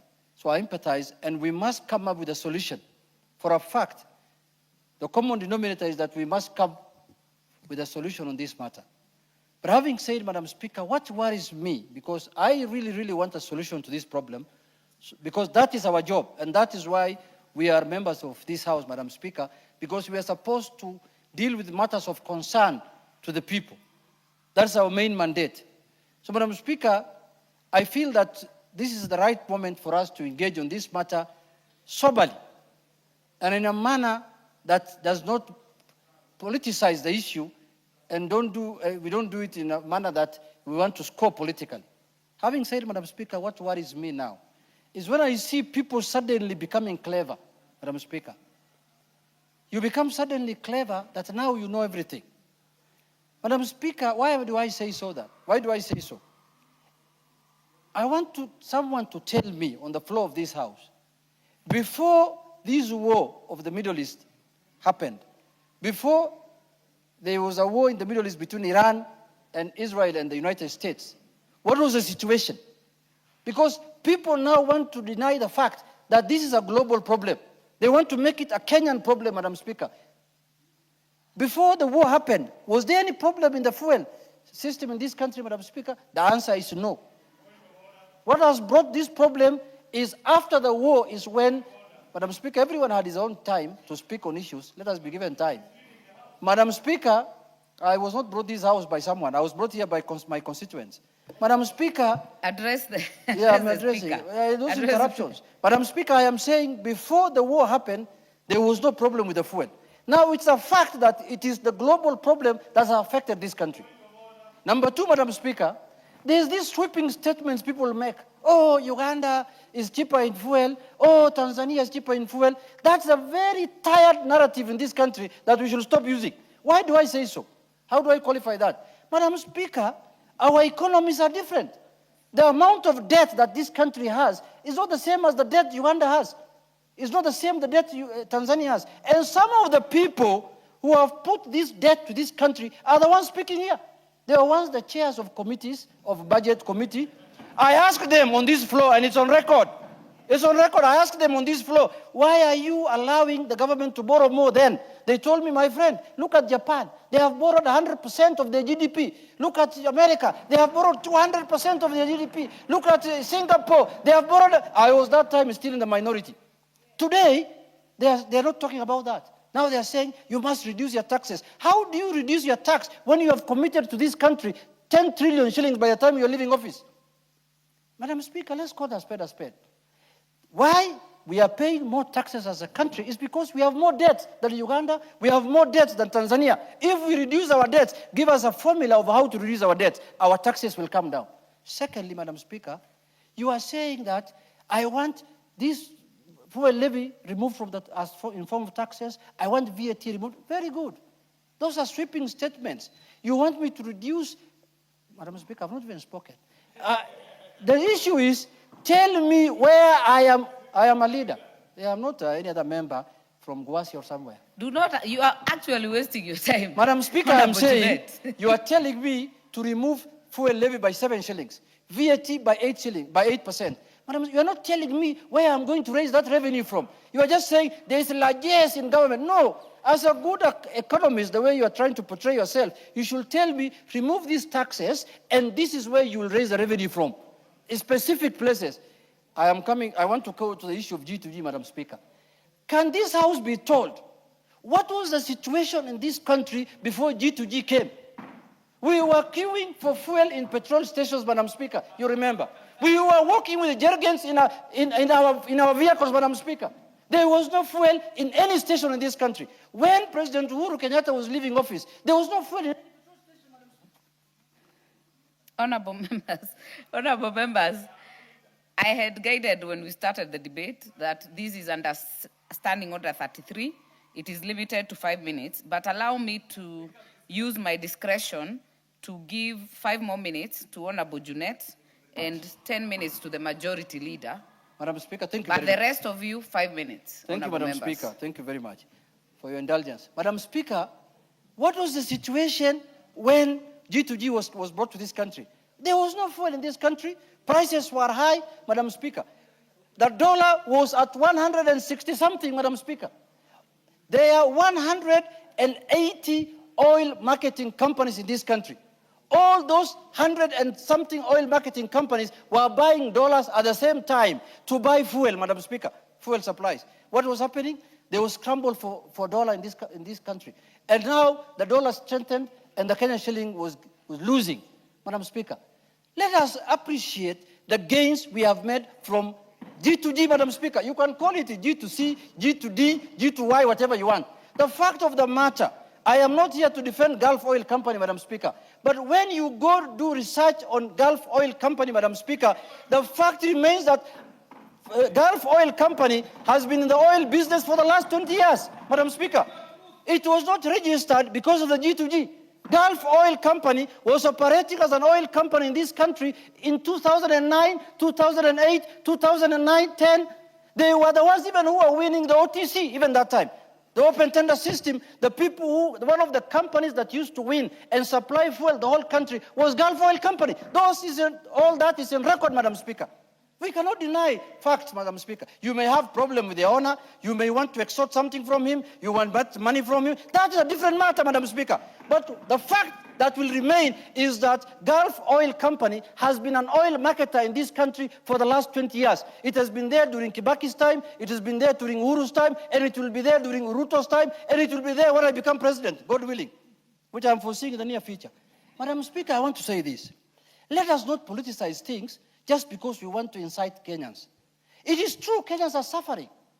I acknowledge that we have to do something to alleviate that suffering from Kenyans. But let's do it in a honest manner. Let's not do it in a way that you think you can score politically. You want to portray the broad-based government in black because you think you can win an election. This could be a temporary issue. I don't know what you're going to say in 2 months' time when this war ends and prices come down. If you are telling me it is because of the premium, the way some prophets here are talking about it, why was it cheaper than before the war?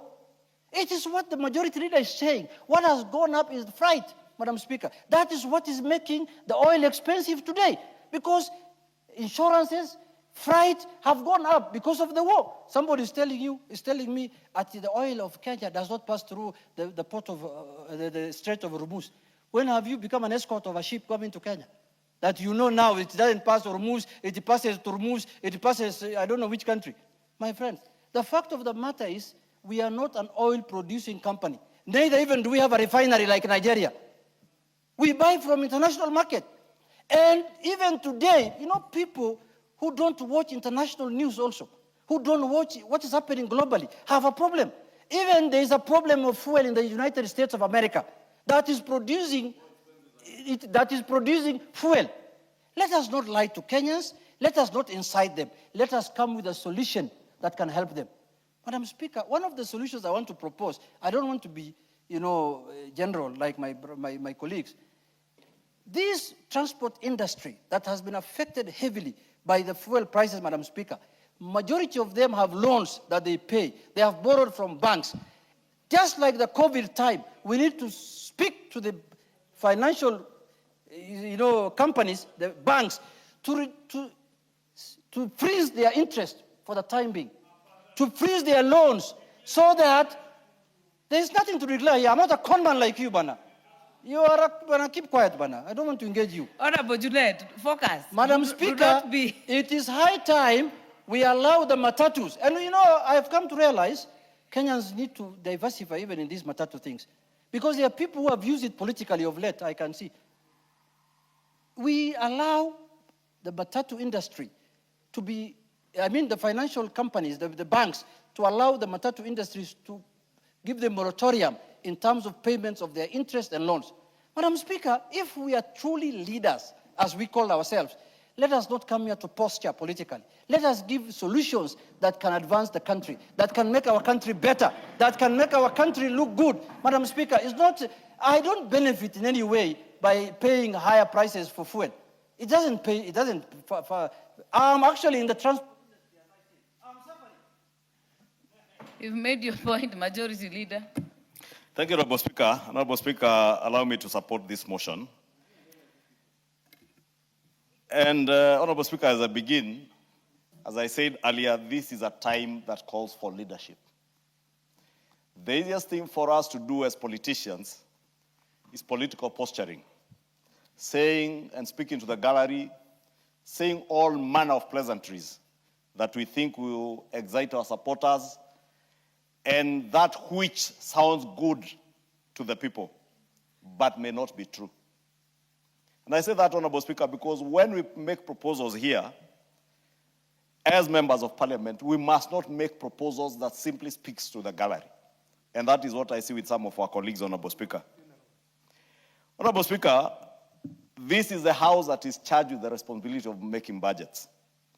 And we all know, including those of us like myself, who have had the privilege to serve as chairman of the Budget and Appropriations Committee, and I speak this from a point of authority, Speaker, because I served for 2 years, almost 2 years, before I was fired, as the chair of the Budget and Appropriations Committee. Honorable Speaker, you remember then the Honorable Junaid saying that even as we fire Honorable Ishongwa, he was the best chair of the Budget and Appropriations Committee. And my record still speaks for itself, Honorable Speaker. And never a time when I served as chair of the Budget and Appropriations Committee, after I was removed, unfairly so, Honorable Speaker, there is not a single moment I stood on the floor of this House to speak against matters that I had prosecuted as a chair of the Budget and Appropriations Committee. Never. And I will never do that, because I make conscious decisions as a leader. I don't make decisions to excite and please people out there to praise you as the greatest of all times. You may think you are the greatest of all times as you move around with lecture notes, only to come and realize it ends up in premium tiers when the people discover you are lying to them. Because when you tell us that we can reduce VAT, we can do away with VAT, you know, as a member of this House, that whatever you give, something else must give in. It will translate either to reduced capitation for our secondary school and primary school students. It will translate to either lower funding for our university students. It will translate to lower budgetary allocations for our healthcare workers and our healthcare system. It will translate to a slowdown of our economy, Honorable Speaker. Therefore, even as we make proposals, Honorable Speaker, I want to identify myself with some of the proposals that have been made by the Honorable Junet, that it is possible, and I liked what the governor for Nairobi said in the press conference last week, that it is possible to plead, because these are not normal times. During the COVID pandemic, our financial services sector came up and rose to the occasion and extended moratoriums on loans to people who are affected by the COVID pandemic. This is such a time. There is no other sector in this country that is making more money in terms of profits than the financial services sector, and I'm speaking to banks and the bank owners. If you are able to extend moratoriums on interest and penalties for late payment of loans to those in the hospitality sector who are confronted with the pandemic in 2019, 2020, it is possible today for our banking sector to extend the same moratorium to our transport sector players. And I'm not talking about matatus alone and buses. I'm talking about truck owners and truck drivers who transport goods, including the food we eat in Nairobi and other urban areas from our rural areas. They need a reprieve. Many of these people, we must empathize with them because they have taken up loans to buy the assets that they are using, and we must ask and urge the financial services sector, our banks, to extend a moratorium on interest like they did during the COVID pandemic, because this is wartime. And wartime economies cannot operate the same way as peacetime economies operate. I've had a member here pretend, oh, global oil prices per barrel were lower in 2022 than they are today. True. But be honest as a leader. Tell the people that what you tell them, that Saudi oil never goes through the Strait of Hormuz, is a plain lie. In Saudi, to the east, take their oil, most of them, almost 80 to 90% of the oil fields in Saudi take their crude oil through the Strait of Hormuz. Number two, be honest. Tell the Kenyan people, it is true, cost per barrel in 2022 was lower, but what is affecting us as a country is that we do not have an oil refinery.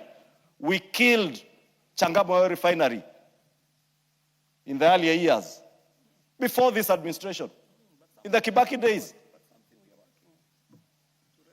But today, Honorable Speaker, we import not crude oil. So if crude oil per barrel is cheaper, ask yourself, where do you refine your oil?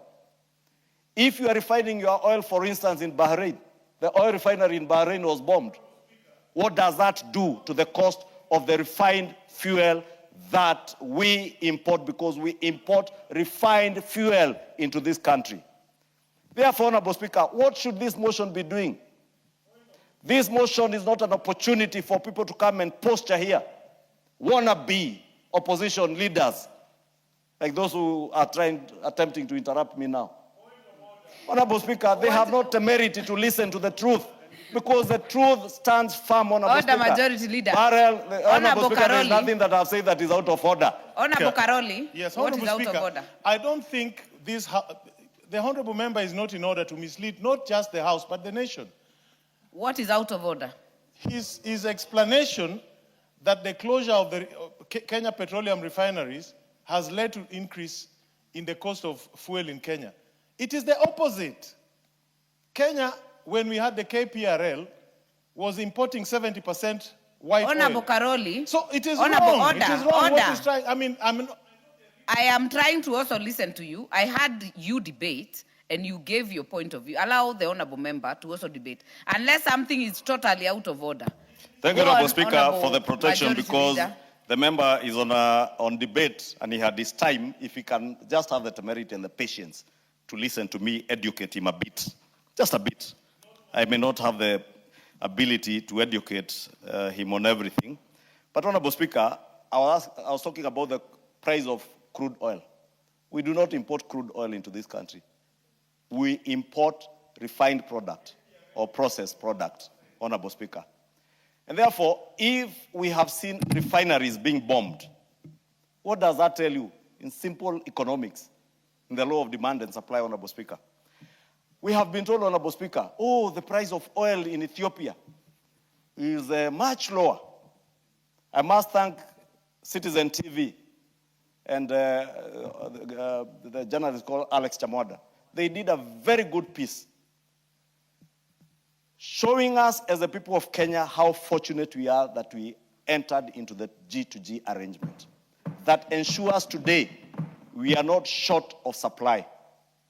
Honorable Speaker, if we wanted to be populist, it is very easy. Cut down the supply of diesel, for instance. If you are consuming 2 million liters of diesel in a day, cut it by half. Use what we have been told as a fuel subsidy. You have so many billions of subsidy. Use that money to subsidize a lower supply of fuel. And that is what many people are doing today. That is why you will see queues and queues, long queues of vehicles. What is out of because order? they are chasing a smaller amount of product. Honorable Nyoro, what is out of order? My point of order, Honorable Speaker, is on the honesty that we need to debate, to have in this debate. That you are very quick to give examples of Ethiopia and Burundi when it's convenient. Why can't we use the examples that are there of a country like Uganda, Member which for transports Kiharu. fuel through Kenya? Order. Member for Kiharu, I heard Honorable Karoli give examples, and there are points of debates. Allow members to give examples as they deem fit to fit their Honorable submission. Speaker, thank you again, Honorable Speaker. I told you these people have no patience because the truth at times becomes very bitter and painful. But let me take you to Uganda, Honorable Speaker, because that is the point I was on. It is possible for us, if you wanted to be populist today, to cut down the supply of diesel, for instance, use the resources, because you subsidize fuel per liter. Therefore, if you are subsidizing, say, 2 million liters of diesel being consumed every day, just cut supply by half to 50%, then do what they are doing in some countries. Make the fuel very cheap, but unavailable. What does that do to our economy? Those are the questions we need to be asking ourselves as leaders.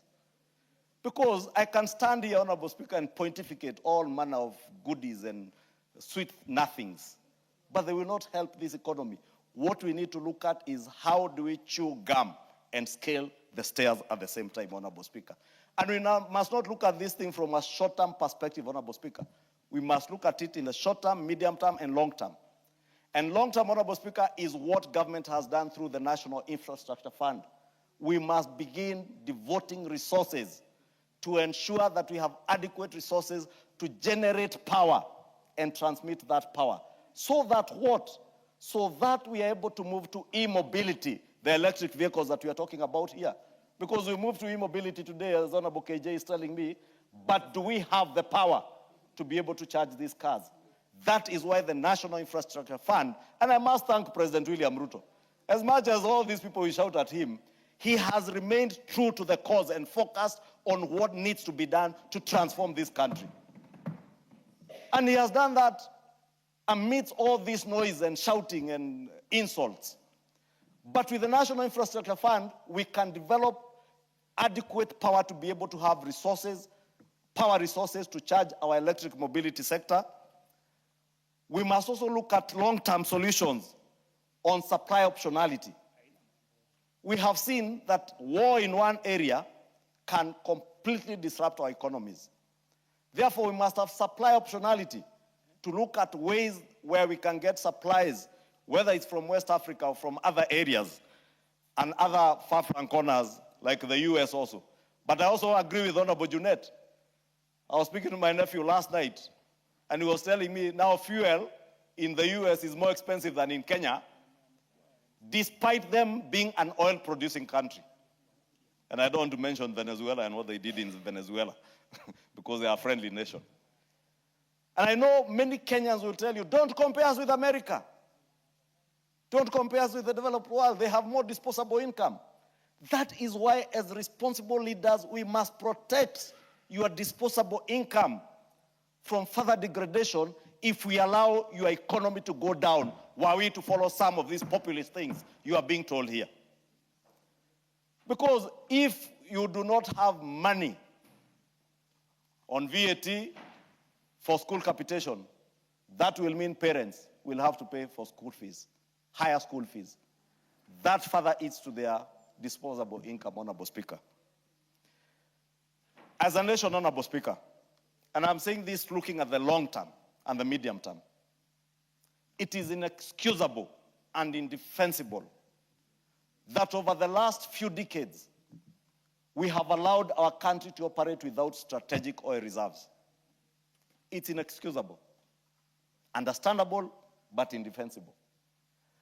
In the future, we must make sure that the government of Kenya devotes resources to make sure that we have strategic national reserves for oil.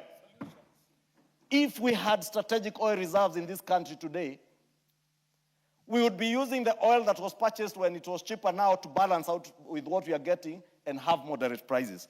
These are solutions from leaders.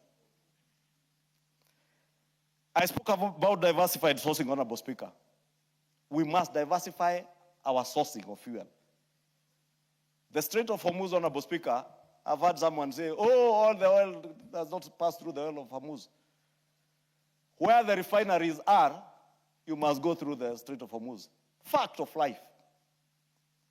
But anybody being dishonest and populist will not want people to know that. I dare say the unpopular, but the right thing. I dare propose to this House.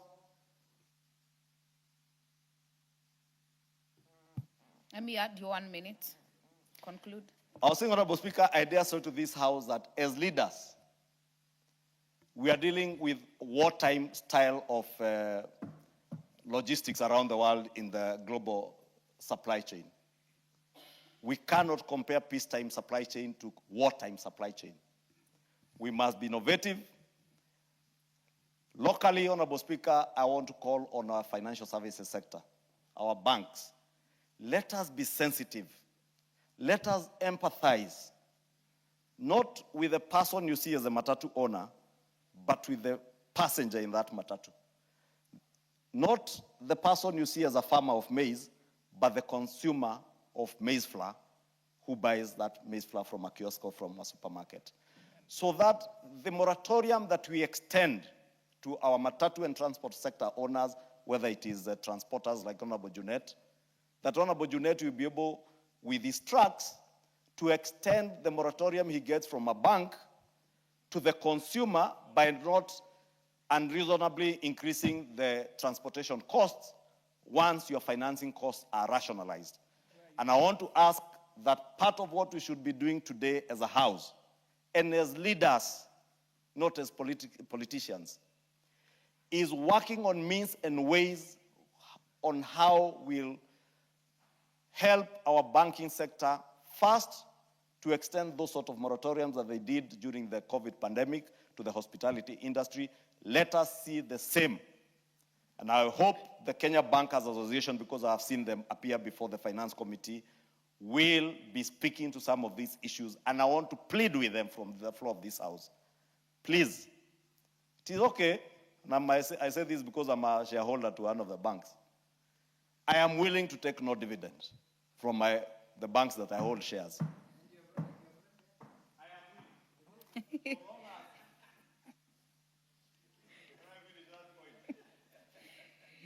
Honorable Member for Kikuyu, I am told by the minority whip that your girls from Alliance are waiting for you back here. So I'll wind up, please. I was winding up, I was saying, as a shareholder to banks, Honorable Speaker, I am willing to take a lower dividend or no dividend at all to help us navigate through this wartime season. Honorable Speaker, finally, let me plead with the Prime Minister of the State of Israel, with the President of the United States of America, the most powerful nation in the world, and the Iranian state, to put the lives of the people of the world ahead of all other considerations. I pray for peace. I pray for the reopening of the Strait of Hormuz as much as I pray for our local politicians to see beyond this season, to see to it that life or the lives of Kenyans is more important than their political posturing, Honorable Speaker. Very well.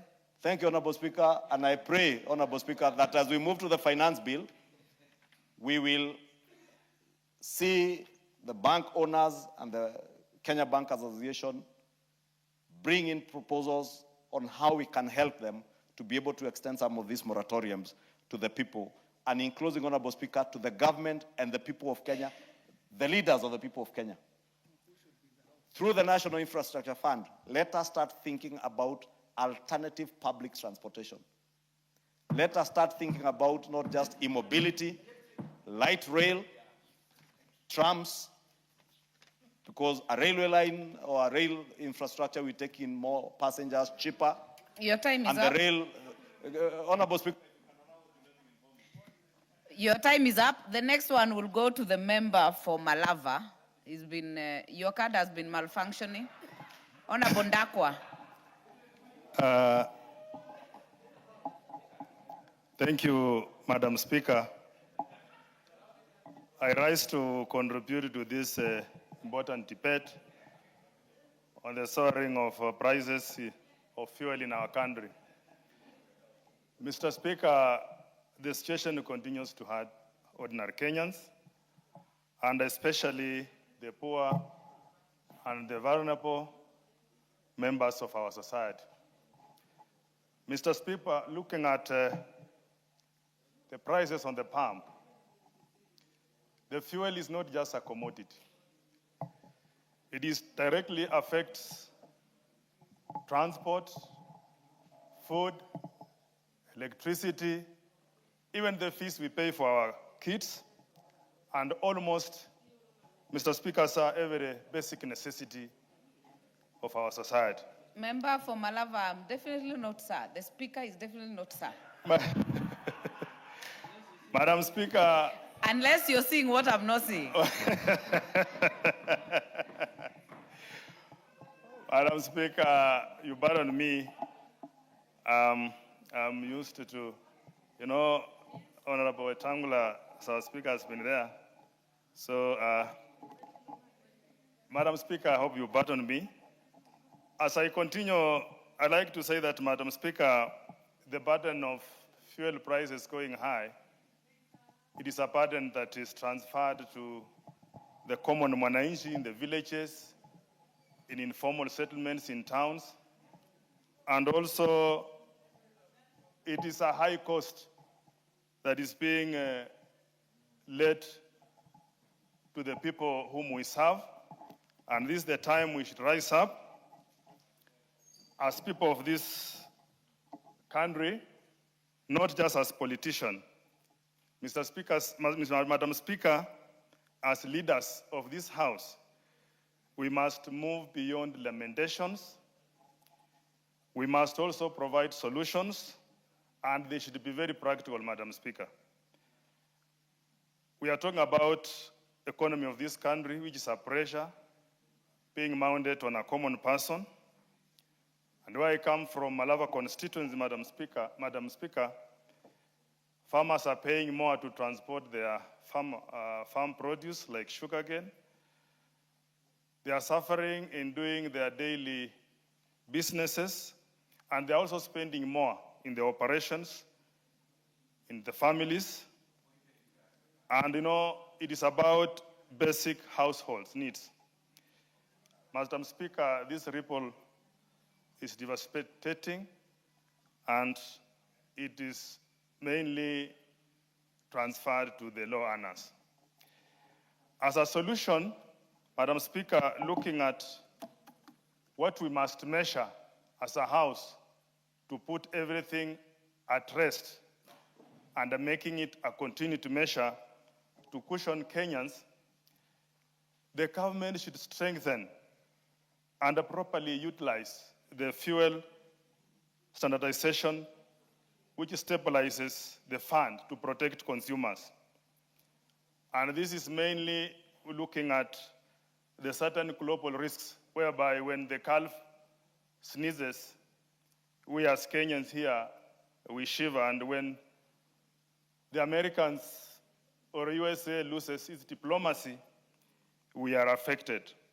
Madam Speaker, such a funds should be put to correct use during these difficult times, and should not be left to be dormant at all times. Madam Speaker, we should also invest in more affordable and reliable public transport systems, because over-dependence on private transport, it is a burden to workers and traders.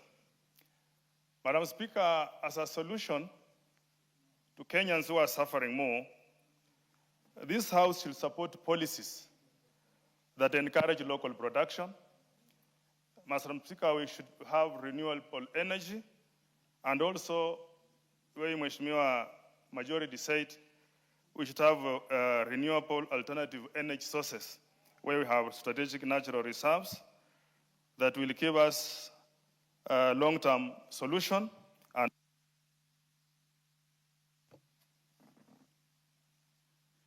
Your time is up.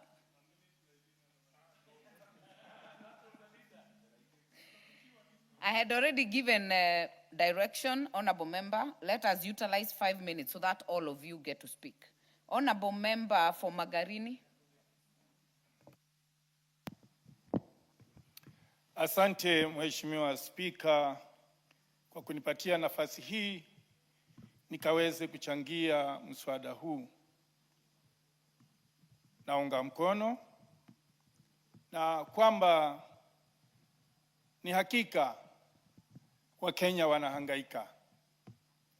Lakini pamoja na kwamba hakika Wakenya wanahangaika, haijatupa nafasi sisi tukiwa viongozi kwamba tukaweze kutumia wakati huu kufanya siasa. Ni rahisi siasa ya kupinga. Ni rahisi siasa ya kubomoa kuliko ya kujenga. Ninavyofahamu ni kwamba kuna kila jitihada inayofanywa ili kuona kwamba bei ya mafuta imepungua, ili kila mmoja akaweze kufurahia. Lakini si kweli kwamba tutoke hapo na badala ya kuwaambia Wakenya ukweli, tuende tukawahadae, kwa sababu neno la uongo ni tamu kuliko ukweli. Mheshimiwa Spika, ninafahamu ya kwamba serikali na hususa rais yuko na mipango ya kuona ya kwamba mafuta wakati mchache ujao tutakuwa tumerudisha ule mtambo wa Changamwe. Hata kama hautajengwa Changamwe, utajengwa mahali pengine popote pale, iwe ndani ya nchi ama nje ya nchi, lakini ni mtambo ambao tutakuwa tunautawala na ni mtambo ambao utapunguza moja kwa moja bei ya mafuta na kila mmoja atafurahia. But tunahitaji, samahani Mheshimiwa Spika, lakini tunahitaji subra. Subra ndiyo itatuletea yale mema yote ambayo tunayatarajia katika nchi hii. Lakini matamshi yetu ya hapa na pale, iwe ni matangani, iwe ni katika mikutano yetu, hiyo haitatusaidia kujenga nchi, bali itatusaidia kuibomoa nchi. Nikikumbuka vizuri 2005, ndugu yangu bahati mbaya leo hayuko hapa, ningesema hivyo hivyo atakiwa hapa. Kuna wakati mmoja alisema, ndugu yangu Kaluma, alisema hii nchi lazima watu watwangane ndio heshima ipatikane. 2007, 2008 hayo yalitokea. Heshima ilipatikana. Ni madhara ndiyo yalipatikana katika nchi hii.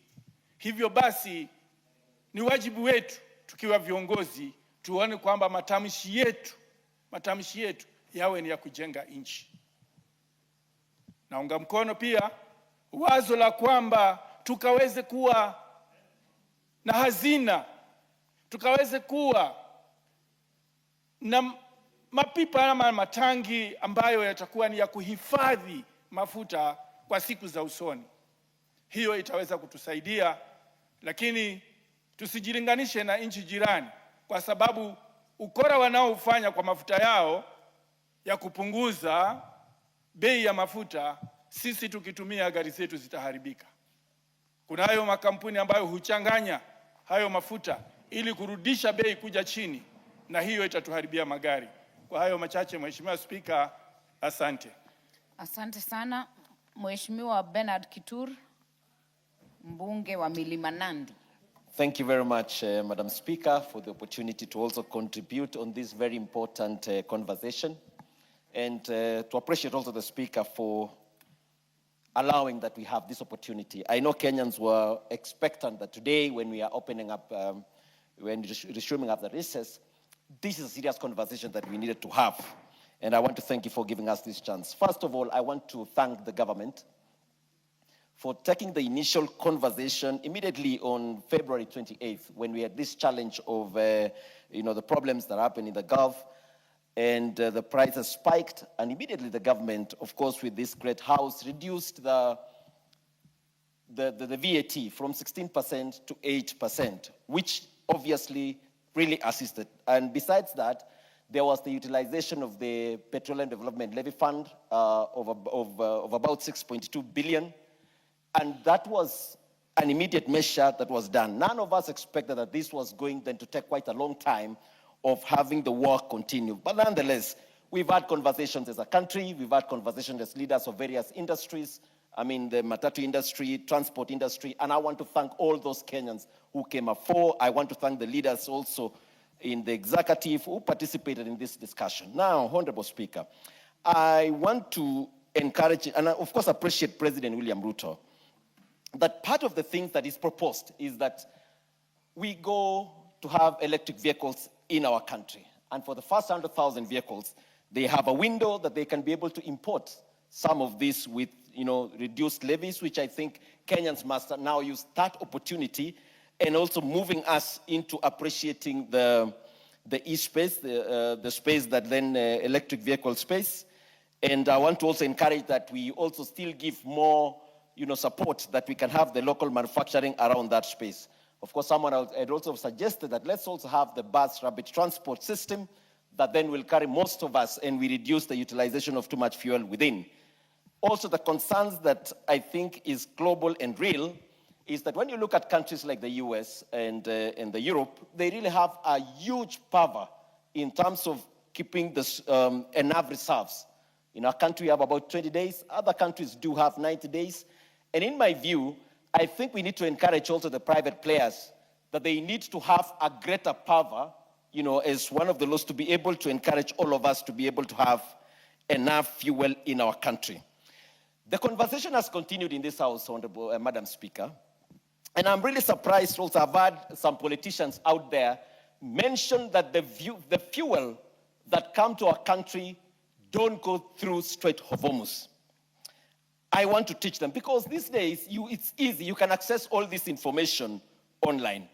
We have 3 contractors under the G2G agreement: the Saudi Aramco, which we all know, the Abu Dhabi National Oil Company, and the Emirates National Oil Company. Madam Speaker, when you check out, it's a fact that 96% of the oil, of the fuel from Saudi Aramco go through the Strait of Hormuz, which now definitely they had to create other channels which are more expensive to be able to have that fuel, landing here in Mombasa. Secondly, is Abu Dhabi has over 50% of their fuel also going through the same. The Emirates NOC have 96% of the liquefied natural fuel, as well as the crude fuel is 55%. So it tells you clearly that all these fuel go through Strait of Hormuz. And therefore, when there is a blockade, they have to create other ways of how to get this fuel in Mombasa. Therefore, the landing cost has gone way up. And I would be expecting that then leaders who will be speaking going into the future must be honest to Kenyans.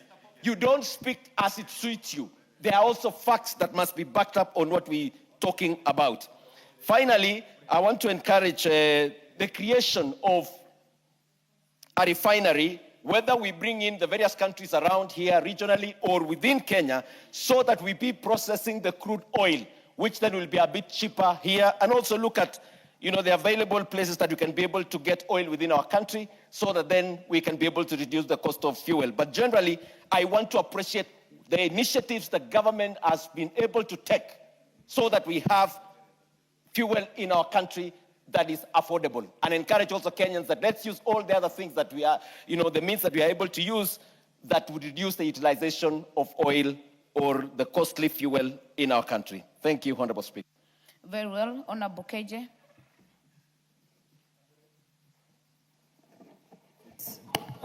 Honorable KJ is from Dagoretti.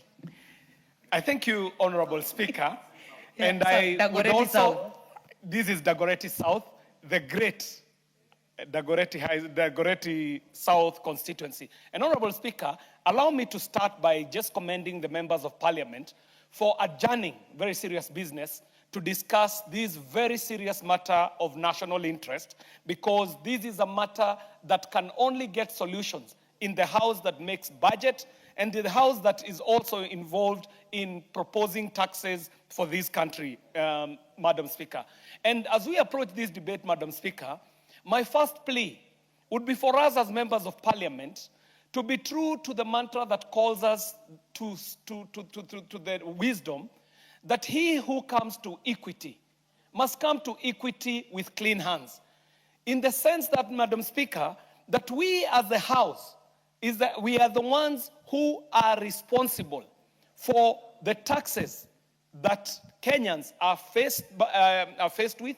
We are the ones responsible even for the prices, informed by the decisions that we debate in this house as we make our budget, and no less people like even my very good friend from my alma mater, the Honorable Ndende Nyoro, who he himself served as a member and a chairperson of the budget committee at a time when some of the issues that we are debating today were coming to place, Madam Speaker, informing this House, Madam Speaker, and reminding ourselves that even some of the issues that speak to the cost of fuel, up to and including the RMLF, were considered and passed in his time as the chairperson of the budget committee, Madam Speaker. And Madam Speaker, this speaks to the honesty that we must have as members of this House. Honorable Ndende Nyoro. What is out of order? I would never have wanted to interrupt Honorable KJ, but he mentioned my name adversely. And Honorable KJ has been in this parliament now going to 10 years. I think he knows better that the rules around taxation, RMLF, VAT, and no others are not the domain of the budget committee. Please, Honorable KJ, take time to read the standing orders, orient yourself, and I hope you can become a better member of parliament.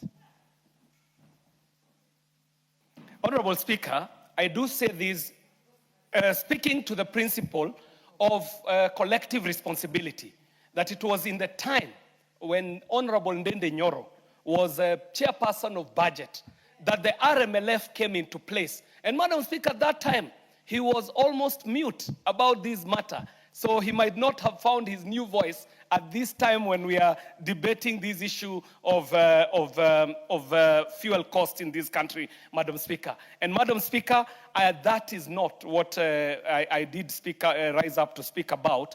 My point was that he who comes to equity must come to equity with clean hands, Madam Speaker.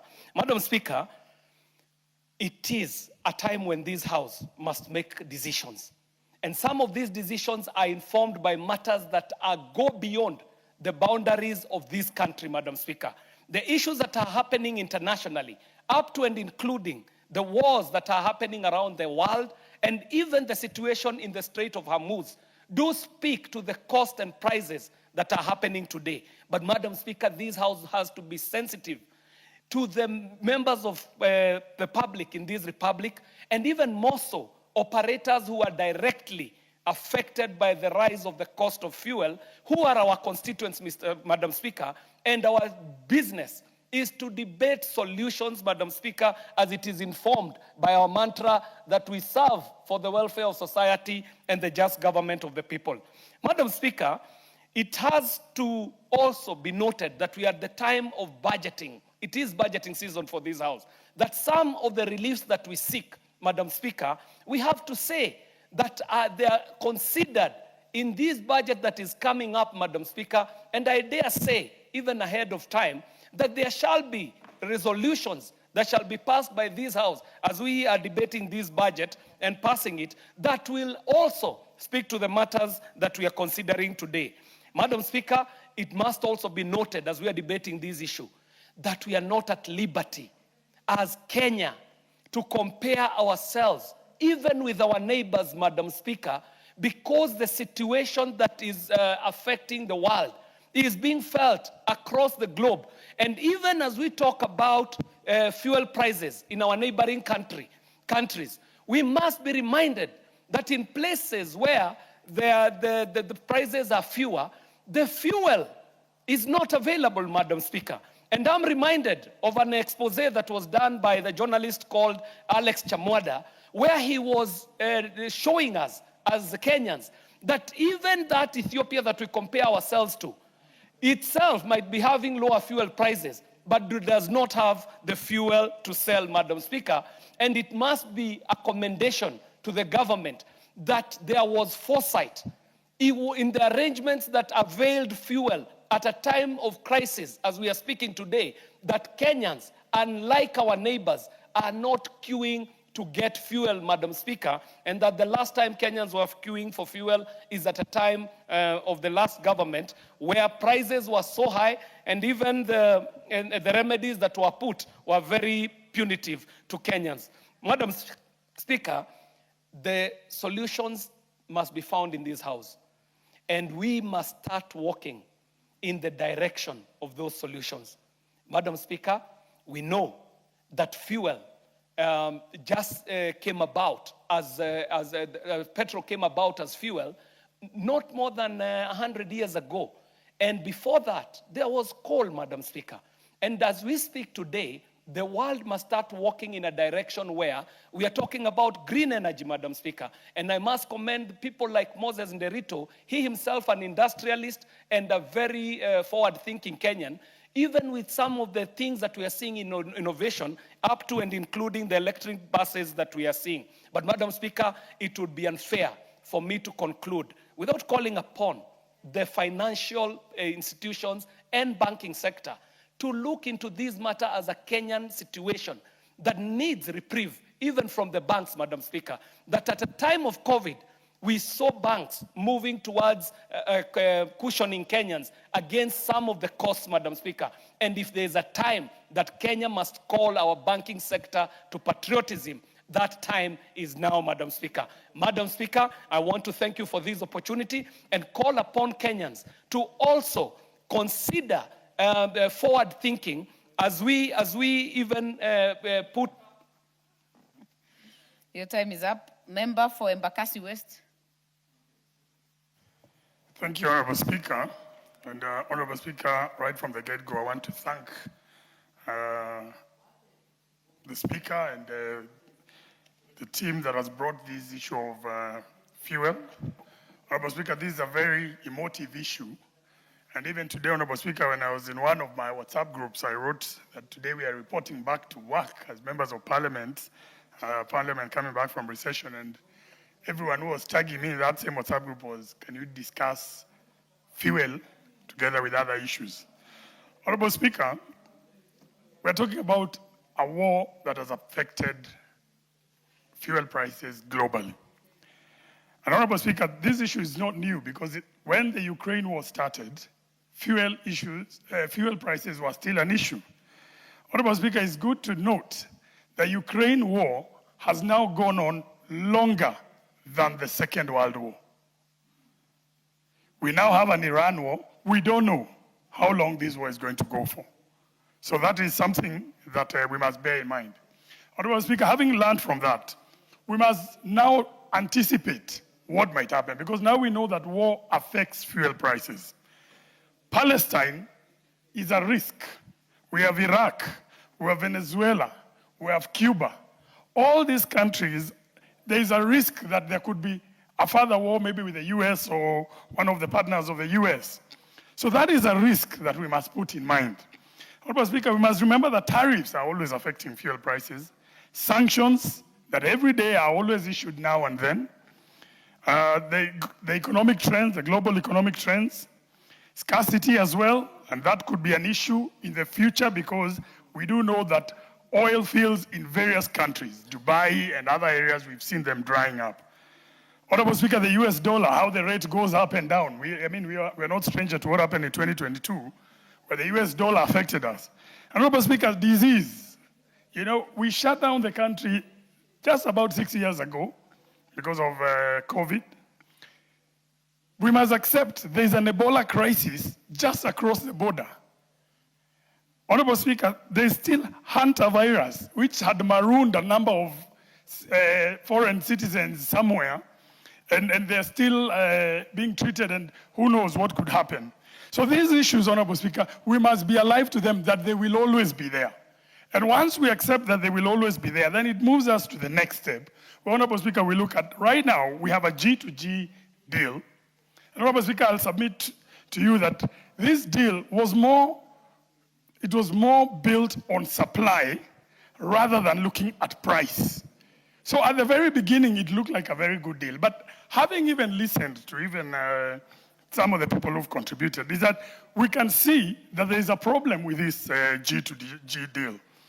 And if it cannot respond to the issue of price, then it is a bad deal.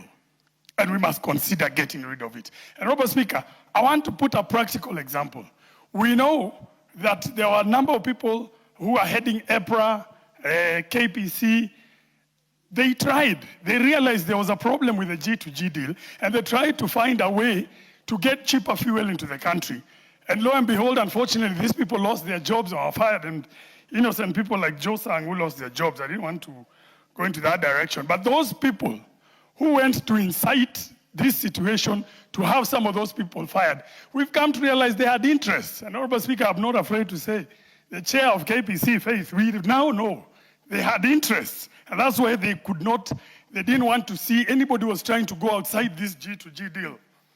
So, Honorable Speaker, the systemic shocks will always be there.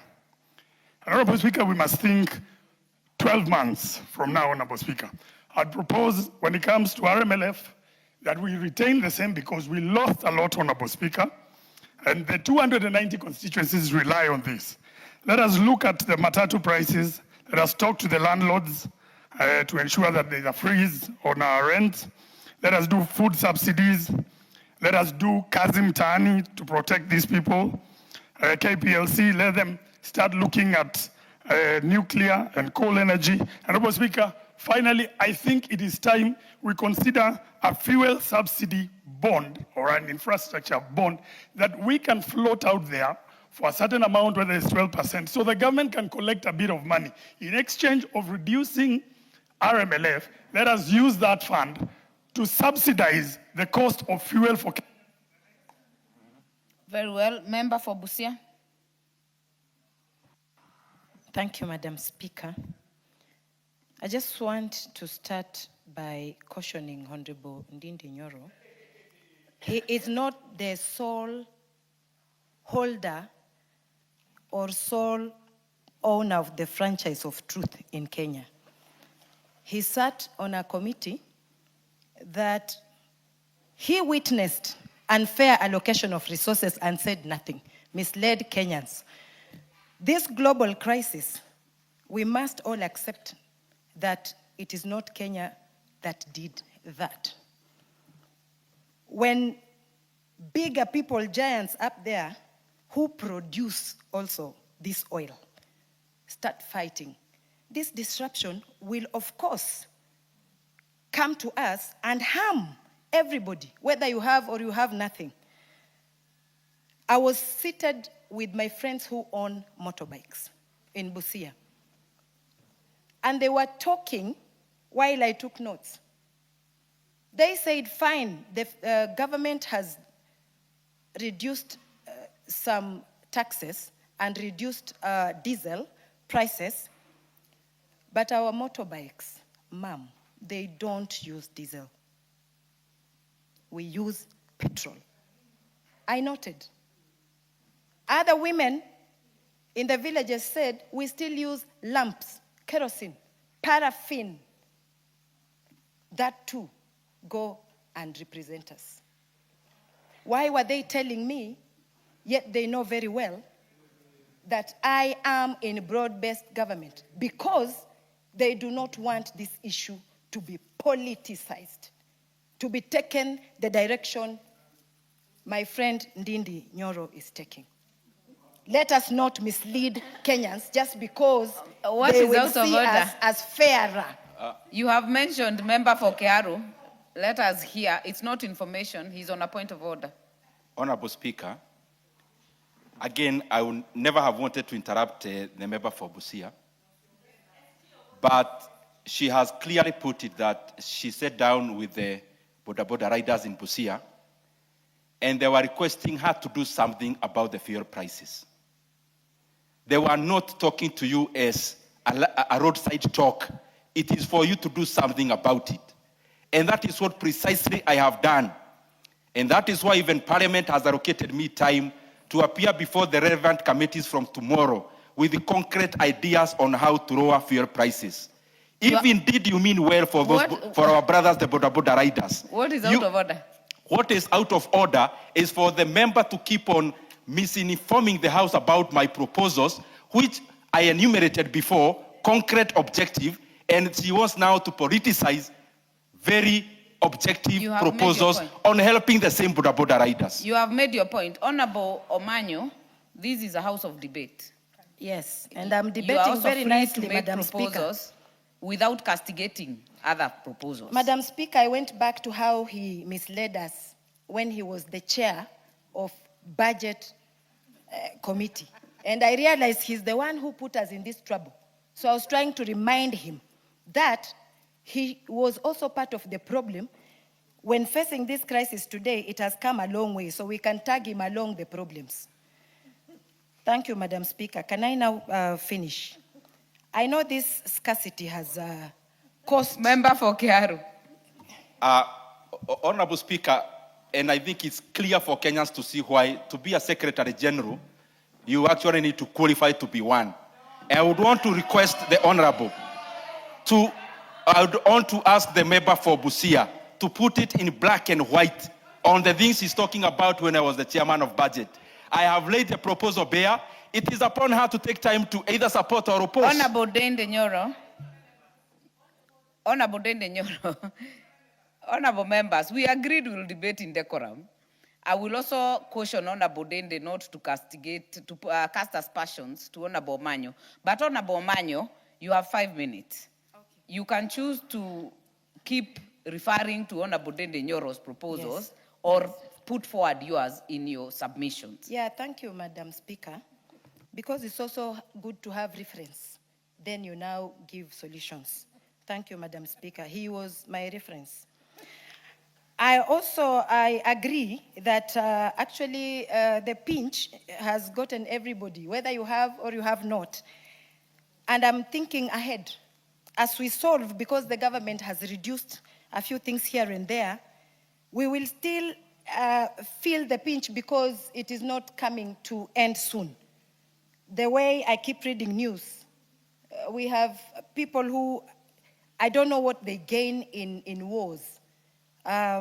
Whatever they gain, that's their problem. But as Kenyans, I think in future, we should not focus on buying these machines that depend on petrol and diesel because we don't produce these things. We are under the mercy of the producers. So if any Kenyan will think of buying cars in futures, electrical, motorbikes, the same, then we change from using even paraffin and kerosene, which is also not very healthy for all of us. We go to other things that the producers and manufacturers of those products, when they decide to not even supply Kenya, then we are still okay with our choices. Thank you, Madam Speaker. Very well. Member for Marakwet West. Thank you, Honorable Speaker, for granting me an opportunity to speak on this very, very important subject. Honorable Speaker, certainly the issue of increase in the price of fuel is an emotive issue in this country. Honorable Speaker, I sincerely empathize with Kenyans who have to bear the brunt of the high cost of living that has been brought about by the high cost of fuel prices. Honorable Speaker, as Parliament, we have an obligation to defend the interests of our people. And for that, Honorable Speaker, we must sit down as a House and look at concrete measures that we must take into account so that we shoulder Kenyans from these high cost of fuel prices. Because, Honorable Speaker, either way, with the increase of fuel prices, it will affect all sectors of our economy. Honorable Speaker, from the onset, I must appreciate the fact that the G2G agreement, this country, Honorable Speaker, has assisted us as a country.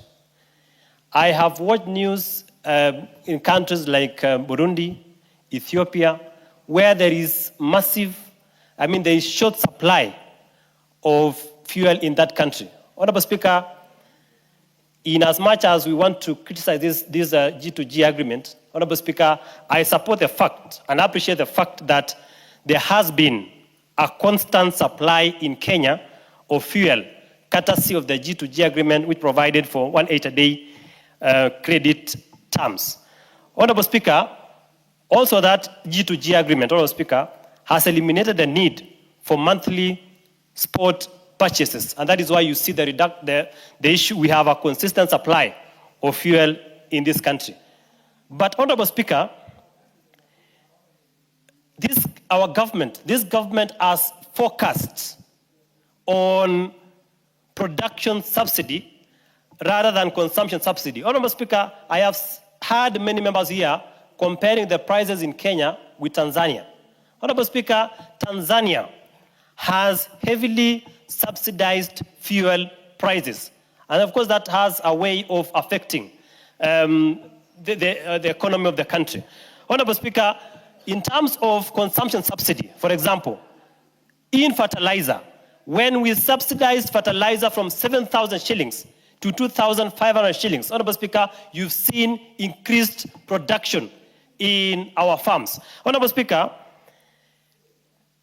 as a House, I've said, Honorable Speaker, we must also be able to regulate oil marketers' profit margins. If the high profit margins of the oil marketers is making the palm prices go up, then, Honorable Speaker, we must find a way to regulate the oil marketers' profit margins so that at the end of the day, the consumers benefit. Honorable Speaker, I also agree with my colleagues here that we must diversify our sources of supply and route so that we do not complain about the Strait of Hormuz each and every time. So we need not only look at a specific source of supply, we must be able to diversify as a country so that we get more oil sources.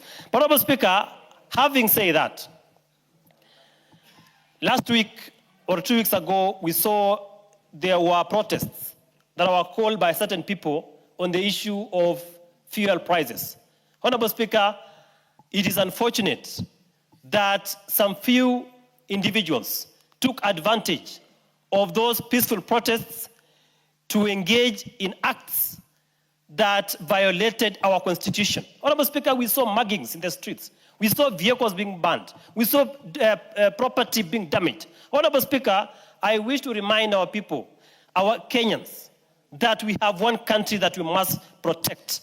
Honorable Speaker, Article 37 of our Constitution talks about protests or picketing that is peaceful and people should not be armed. So, Honorable Speaker, in as much as we have challenges with the issue of fuel prices, with the economy, Honorable Speaker, we must engage in a civil manner and in a manner that protects the greater interests of our country. So, Honorable Speaker, as a leader, I support a means that will lower fuel prices in this country. As a legislator, I'll be progressive in engaging. Your time is up, Nabi.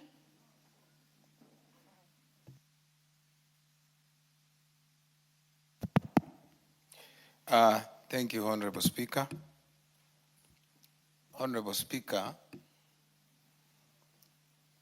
when a country goes through difficulties, as the one we are going through, my expectation is that we close ranks. There's no fuel price for opposition. There is no fuel price for those in government. There is no fuel for a poor man, and there's no fuel for a rich man. Honorable Speaker, I'm taken aback that instead of us closing ranks and looking for a viable solution for our people, we have emotionalized the debate. Honorable Speaker, we had COVID in this country. We closed ranks and we sat down from both sides and agreed on the way forward. There have been very concrete proposals put on the floor here from either side.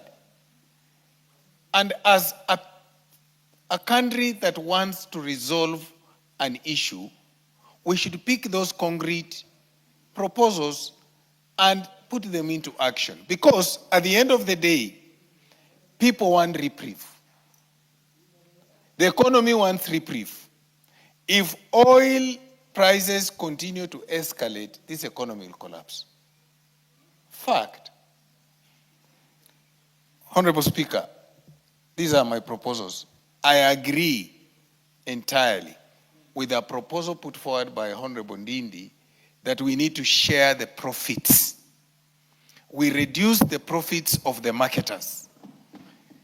That would give us some reprieve.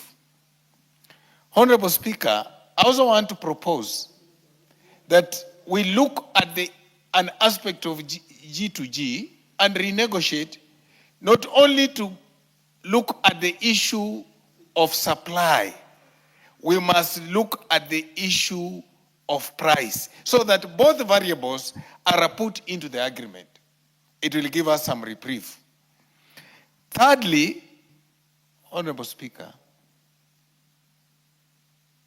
at this point in the country, it is my proposal that we look for a middle way to provide a subsidy for a period of time, 6 months, as we monitor the global politics. On the other hand, Honorable Speaker, what are we doing in the long term in terms of our oil exploration in Turkana? Honorable Speaker, what are we doing with all the coal in Kitui? Honorable Speaker, it is the right time to look for resources and ensure that we have our own refinery and we go into exploring our oil in Turkana. Fourthly, Honorable Speaker, it is important that we also diversify our sources of fuel. We have countries that we could source fuel from without using the Arab fleet, which has to use the Strait of Hormuz. Honorable Speaker, I want to plead with my colleagues that the situation we are in now, we cannot call each other names. We need to reason together. We need to look for solutions together. We should not bastardize government, but we need to sit down as members of parliament and agree that this is the direction we want to go. But at least give our people reprieve, give the economy some spike. Thank you, Honorable Speaker. Very well. Member for Mogotio. Thank you, Madam Speaker. This is a very timely and discussion and motion, Madam Speaker, because the moment we are in requires that we all come together, devoid of our political affiliation. And we need to have this discussion soberly without looking at which formation you come from and which part of the formation you come from, Madam Speaker. As a nation, we are not an oil-producing nation. We are oil takers nation, Madam Speaker. And the prices being set, global prices being set, Madam Speaker, does not only affect us, but it also affects our economy, Madam Speaker. So as a nation, we need to start looking into our future, that what do we do to get away from this? Because we are slaves of fossil oil from other countries. We have to look at, as we look for short-term discussions, such as the discussion and the ideas that members are putting across here, Madam Speaker, we need to think on how to be independent in future and how to be able to survive in this harsh global environment, Madam Speaker. So as a nation, we need to look at how we can harness the Turkana oil that we have and put our refinery so that we're able to caution our own citizens when it comes to such a moment and such a time. We also need to look on how we can move from oil dependency to electric vehicles and other things, Madam Speaker, and diversifying so that we're able to generate our own energy and go into electric cars and other things that can make this nation run without being over-dependent and being slave of fossil oil that has made us to be where we are at such a moment when we are trying to recover from our economic problem which we are in the economic den which we are in, that we are on a trajectory towards recovery. But now the oil prices and the global problem caused by America, Israel, and Iran has put us, Madam Speaker. Madam Speaker, as we look at this issue and discuss soberly, it's also good for us, all of us, to be honest in this discussion and not be hypocritical and when we are looking at it and blaming government. When sometimes back when some of us were in government, Madam Speaker, we had the opportunity to put proposals that could have changed the debt situation of our nation, but maybe we failed to do so at that time, Madam Speaker. But now it is fashionable because politically it is right to do so, Madam Speaker.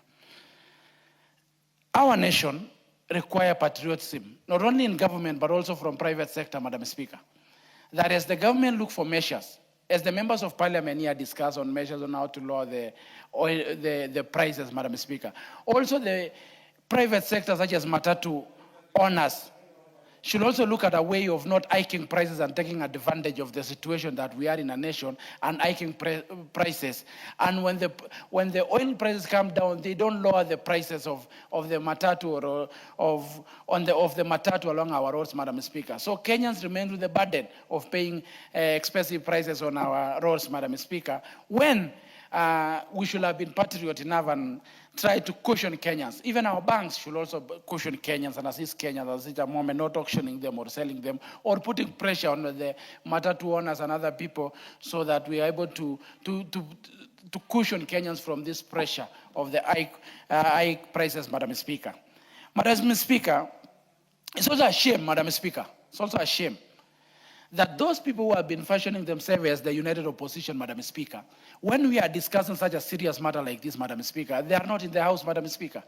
They are the same people who have been posturing outside there as the defendants of Kenyans, Madam Speaker. But when Kenyans are discussing, when leaders, elected leaders are discussing issues touching Kenyans, we don't see the faces of those calling themselves united opposition, Madam Speaker. The same people who are shouting loud, they are not here to give suggestion on what should be done, Madam Speaker. As I conclude, Madam Speaker, you know, Madam Speaker, the honorable member for Kiaru is my good friend, Madam Speaker.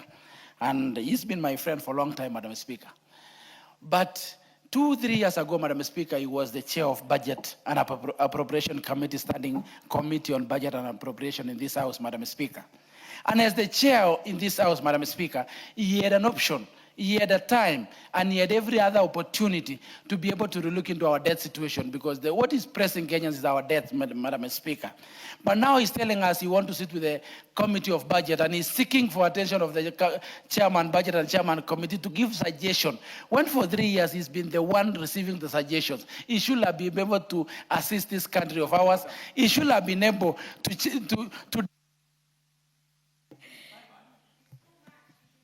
Honorable members, I don't know, your time is up, member for Mogotio, and I know you're seated with the member of Kiharu, and you have confirmed your friend. So I want to indulge the member for Machakos, Honorable Kamene, to make her submission.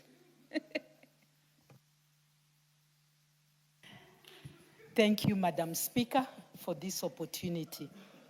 I rise to contribute on this matter of the continued rise of fuel prices in our country, a situation that is now hurting ordinary Kenyans, industries, farmers, transport operators, and the entire economy.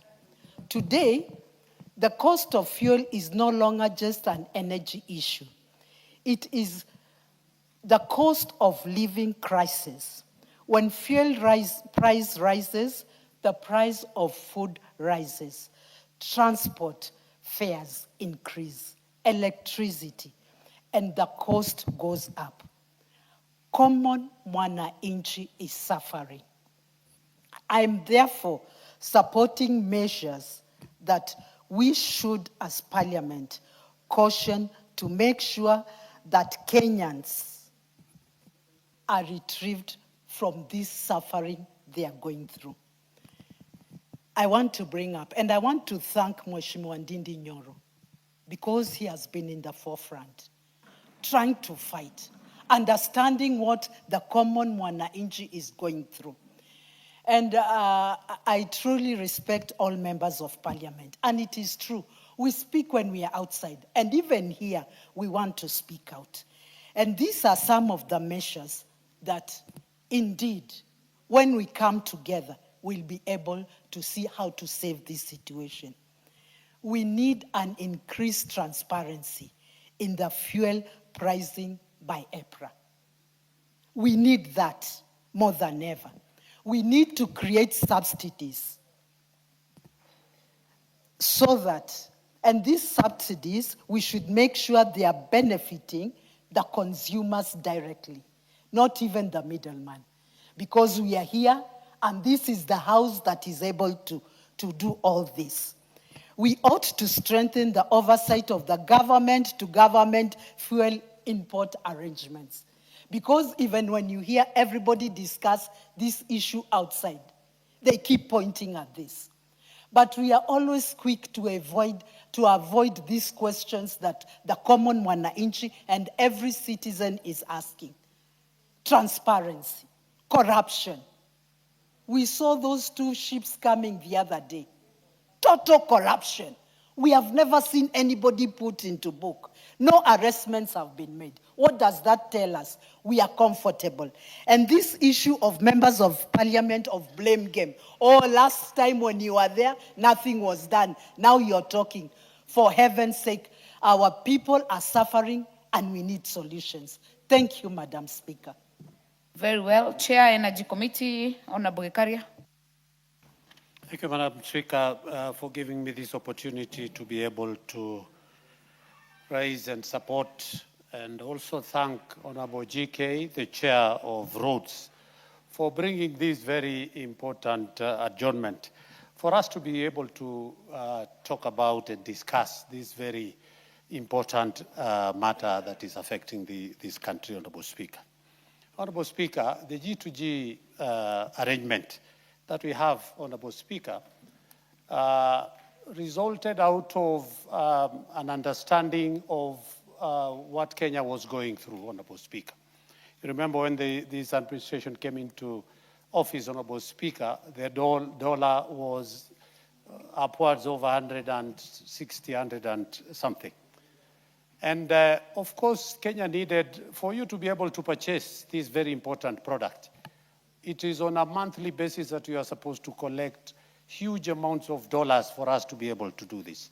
So over and above the consistency in supply, Honorable Speaker, the G2G also cushioned the pricing cycle and the prices of the petroleum product, Honorable Speaker. Sometimes back, Honorable Speaker, after the Triton scandal, we came up with a very good system that was called open tender system that has become a system that is used by almost so many other African countries who came to learn out of that.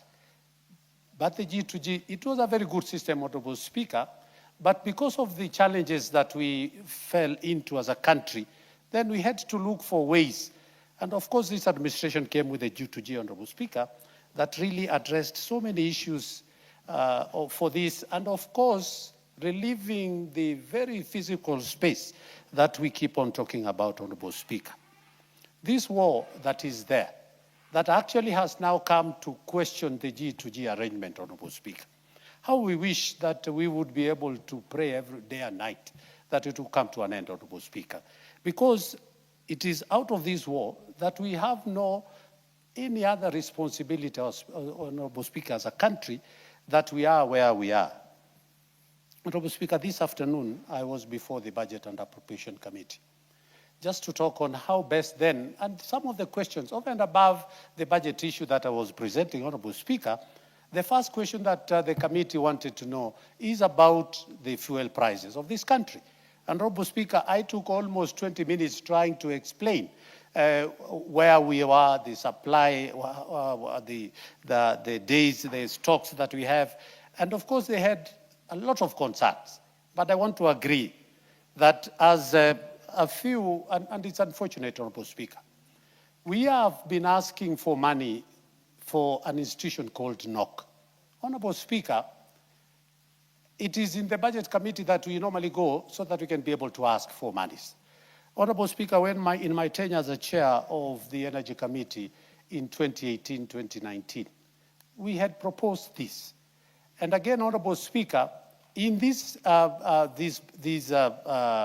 the 13th Parliament, again, when I took over the chairmanship of, we have been trying to get resources to be able to give money to NOC, the National Oil Corporation of Kenya, that we can be able, and I want to thank the Budget Committee for the last one financial year, that they were able to give us resources to be able to relieve the NOC from the financial burden and the debts that they had. And this year we were looking forward, and I want to thank the National Infrastructure Fund, where NOC is an government-owned enterprises has been taken to, and we are looking forward to maybe in the next 1 year, maybe these things will be over. That NOC will be back on its feet. It will be the institution that will be given that responsibility to do that work. Honorable Speaker, it has been asked about the Turkana oil. Honorable Speaker, by December this year, the first batch of our crude oil will be sold. And we have a very good crude oil, Honorable Speaker. The sulfur content is reasonable. So we would just want to request Kenyans to be a little bit patient, that with time, these prices, and with the timing that has been given, a request that the waiver that was requested by Ministry of Trade, hopefully within 6 months, if things go well, Honorable Speaker, within the next 1 month or so. And the government has done so much. 13. It is 5 minutes. Member for Nairobi. Thank you, Madam Speaker, for giving me this opportunity to contribute. Madam Speaker, as we discuss the concerns on rising fuel prices and the ongoing already done with protests, let's be honest with Kenyans. We understand that fuel prices increasing is going to give our people pain. Transport costs will go up, food prices will be affected, businesses will be under pressure, but we must resist the temptation to oversimplify the issues and mislead Kenyans for political mileage.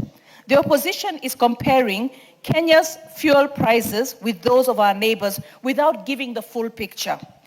Kenya has one of the most structured and transparent fuel pricing systems in the region under the Energy, Petroleum and Regulatory Authority. Our prices reflect international crude oil prices, exchange rates, taxes, levies, transport, stabilization mechanisms, global tensions, rising crude oil prices have affected all the countries across the world. Taxes and levies contribute significantly to the pump price. Kenyans apply VAT, excise duty, road maintenance levy, petroleum development levy, and other charges. Parliament must, I agree, Parliament must continue to review these levies to cushion Kenyans where possible, but let us also tell Kenyans the whole truth. Some neighboring countries are cushioning fuel through subsidies and delayed price adjustments. Kenya has instead focused on ensuring a stable supply while managing fiscal responsibility. And this is where we must defend the government-to-government import arrangements. Madam Speaker, the G2G framework has constantly been attacked politically. Yet we must ask ourselves honestly, would we be worse off for Kenya and the economy, a controlled price increase or an actual fuel shortage? Because when fuel runs out, the economy does not merely become expensive, it becomes paralyzed. We have seen neighboring countries experiencing long queues, panic buying, rationing, supply disruptions. Kenya, despite the global shocks, and foreign exchange pressures has largely maintained fuel availability. Public transport continues operating, hospitals continue functioning, food continues reaching markets, businesses continue serving Kenyans because fuel remains available. The government-to-government arrangement was introduced to reduce pressure on our dollar reserves by allowing Kenyans to secure fuel on extended credit terms instead of immediate dollar demands. This has helped stabilize the market, protect the shilling from further pressures, and avoid supply disruptions. Madam Speaker, fuel powers agriculture, manufacturing, transport, electricity, generation, regional trade. A shortage would trigger inflation at levels worse than what we are currently experiencing. Now, as we debate the matter, let us also stop reducing national conversations into an attack against President William Samoei Ruto. The opposition today is bent on demonizing every action of the government, even where the intention is clearly to move Kenya forward. But in so doing, they forget the important lesson from the greatest opposition leader the country has ever produced, the Right Honorable Raila Odinga, may he rest in peace. Even at the height of political tension, Raila Odinga understood one thing: Kenya must never burn because of politics. No matter how difficult the moments became, and even when he believed elections had not gone fairly, he reached moments where he chose the country over division, stability over chaos, and dialogue over destruction. When we agreed to work with President William Ruto through the broad-based approach, it was not a weakness. It was statesmanship. It was recognizing that a divided nation cannot prosper. But it was that understanding that peace, stability, and investor confidence are necessary for jobs, growth, and opportunity. Madam Speaker, we cannot oppose development simply because it's being done by political opponents. When government renovates airports, improves roads, builds stadiums, modernizes infrastructure, expands affordable housing to improve facilities like the Bomas International Conference.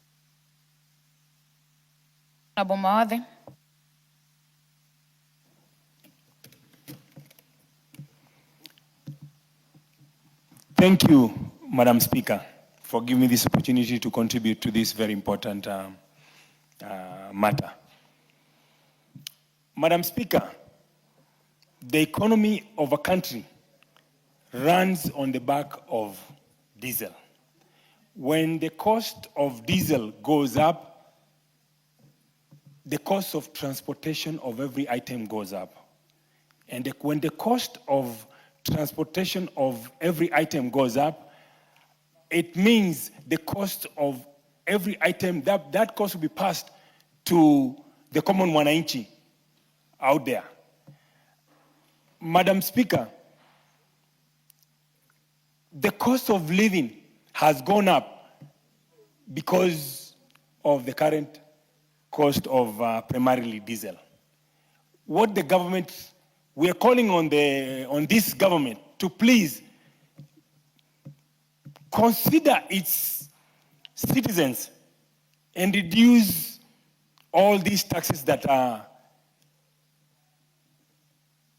in the cost of fuel.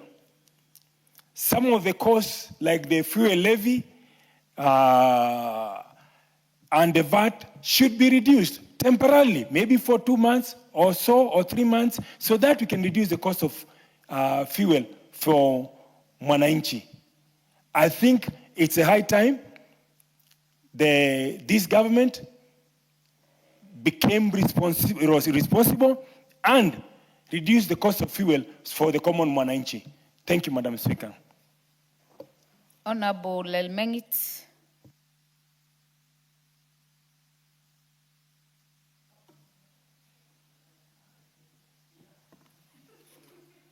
Thank you, Honorable Speaker. I would like to add my voice on this issue. And Honorable Speaker, I would like to support. And when fuel prices, Honorable Speaker, go up, it goes up for everybody. Whether in opposition, united opposition or supporting government. All of us in this country feel the pain. But we have to come to terms with this fact, Honorable Speaker, because we know what are the reasons for the fuel going up in this country. We know it is the US, Israel war fights against Iran. And Honorable Speaker, we understand that this is a global issue. And Honorable Member for Marakwet, you are debate. totally out of order. I'll give Marakwet. Thank you, Honorable Speaker, for protecting me from loud discussions. Honorable Speaker, we can debate this issue all day, throughout the week, throughout the year. But we have to look at what can the government forego and what are we willing to take as citizens of this country. I've looked at how government comes up with the fuel pump prices in this country, and we have the funds for price stabilization. We can play with it where the government can work on something about it. We have on the excise duties, we have on the road maintenance levy, and the VAT, Honorable Speaker, where at the moment the government has cut the VAT by 50%, Honorable Speaker. We also understand, Honorable Speaker, that fuel generates revenue to this country. It's one of the largest amongst other sectors that generate revenue to this country, Honorable Speaker. So what are we willing to forego? Are we willing to forego the RMLF, the road maintenance levy, which we have already committed those funds to repair our roads across the country? We are in a very rainy season at the moment, Honorable Speaker, and the roads across the city and different parts of the country, Honorable Speaker, are in pathetic condition. Are we willing to forego this and use bad roads? Honorable Speaker, again, I know we have done securitization of these funds, Honorable Speaker. Are we willing to stop the securitization and stop the development of roads in this country? Honorable Speaker, we have also to be alive to the fact that this is a temporary matter. And I pray that probably in another few months, this thing will be a thing of the past. Honorable Speaker, it is very sad that we see other countries, Honorable Speaker, that they have fuel shortage because probably they didn't plan early or probably they preferred subsidy. And subsidizing fuel too much, Honorable Speaker, means that we have to cut resources from other sectors like health, like education, so that we can subsidize on fuel. So therefore, paralyzing other sectors of the economy, Honorable Speaker. So since the energy sector sat down and gave a proposal that this is the way we want to levy tax and also give a standard price of the fuel pump price of the petroleum in this country, Honorable Speaker, I think it is high time that we come to a reality as Kenyans that if we even do the subsidy, it will overburden the government and also cut supply of funds to other sectors of the economy like education and health. We've seen also a lot of shortages across the different countries in Africa, Honorable Speaker, including a country like Malawi. At the moment, petrol, diesel cost per liter goes for close to 500 Kenyan shillings, Honorable Speaker. And we have to appreciate the fact that at least Kenya, we have constant supply of fuel, be it diesel or petrol or kerosene, only that the prices are a little bit high. We have to appreciate the fact that we have so many roads that we are maintaining. We have so much roads that we've committed that we need to develop. Honorable Speaker, I want to urge the united opposition that let us not politicize this thing. It is a sad reality that is hitting all of us as a country, but we have to live with it and let us not politicize. Thank you so much, Honorable Speaker. Thank you. Order, members. Honorable members, and the time being 7 p.m., this House stands adjourned until Thursday, 28th May 2026 at 2:30 p.m.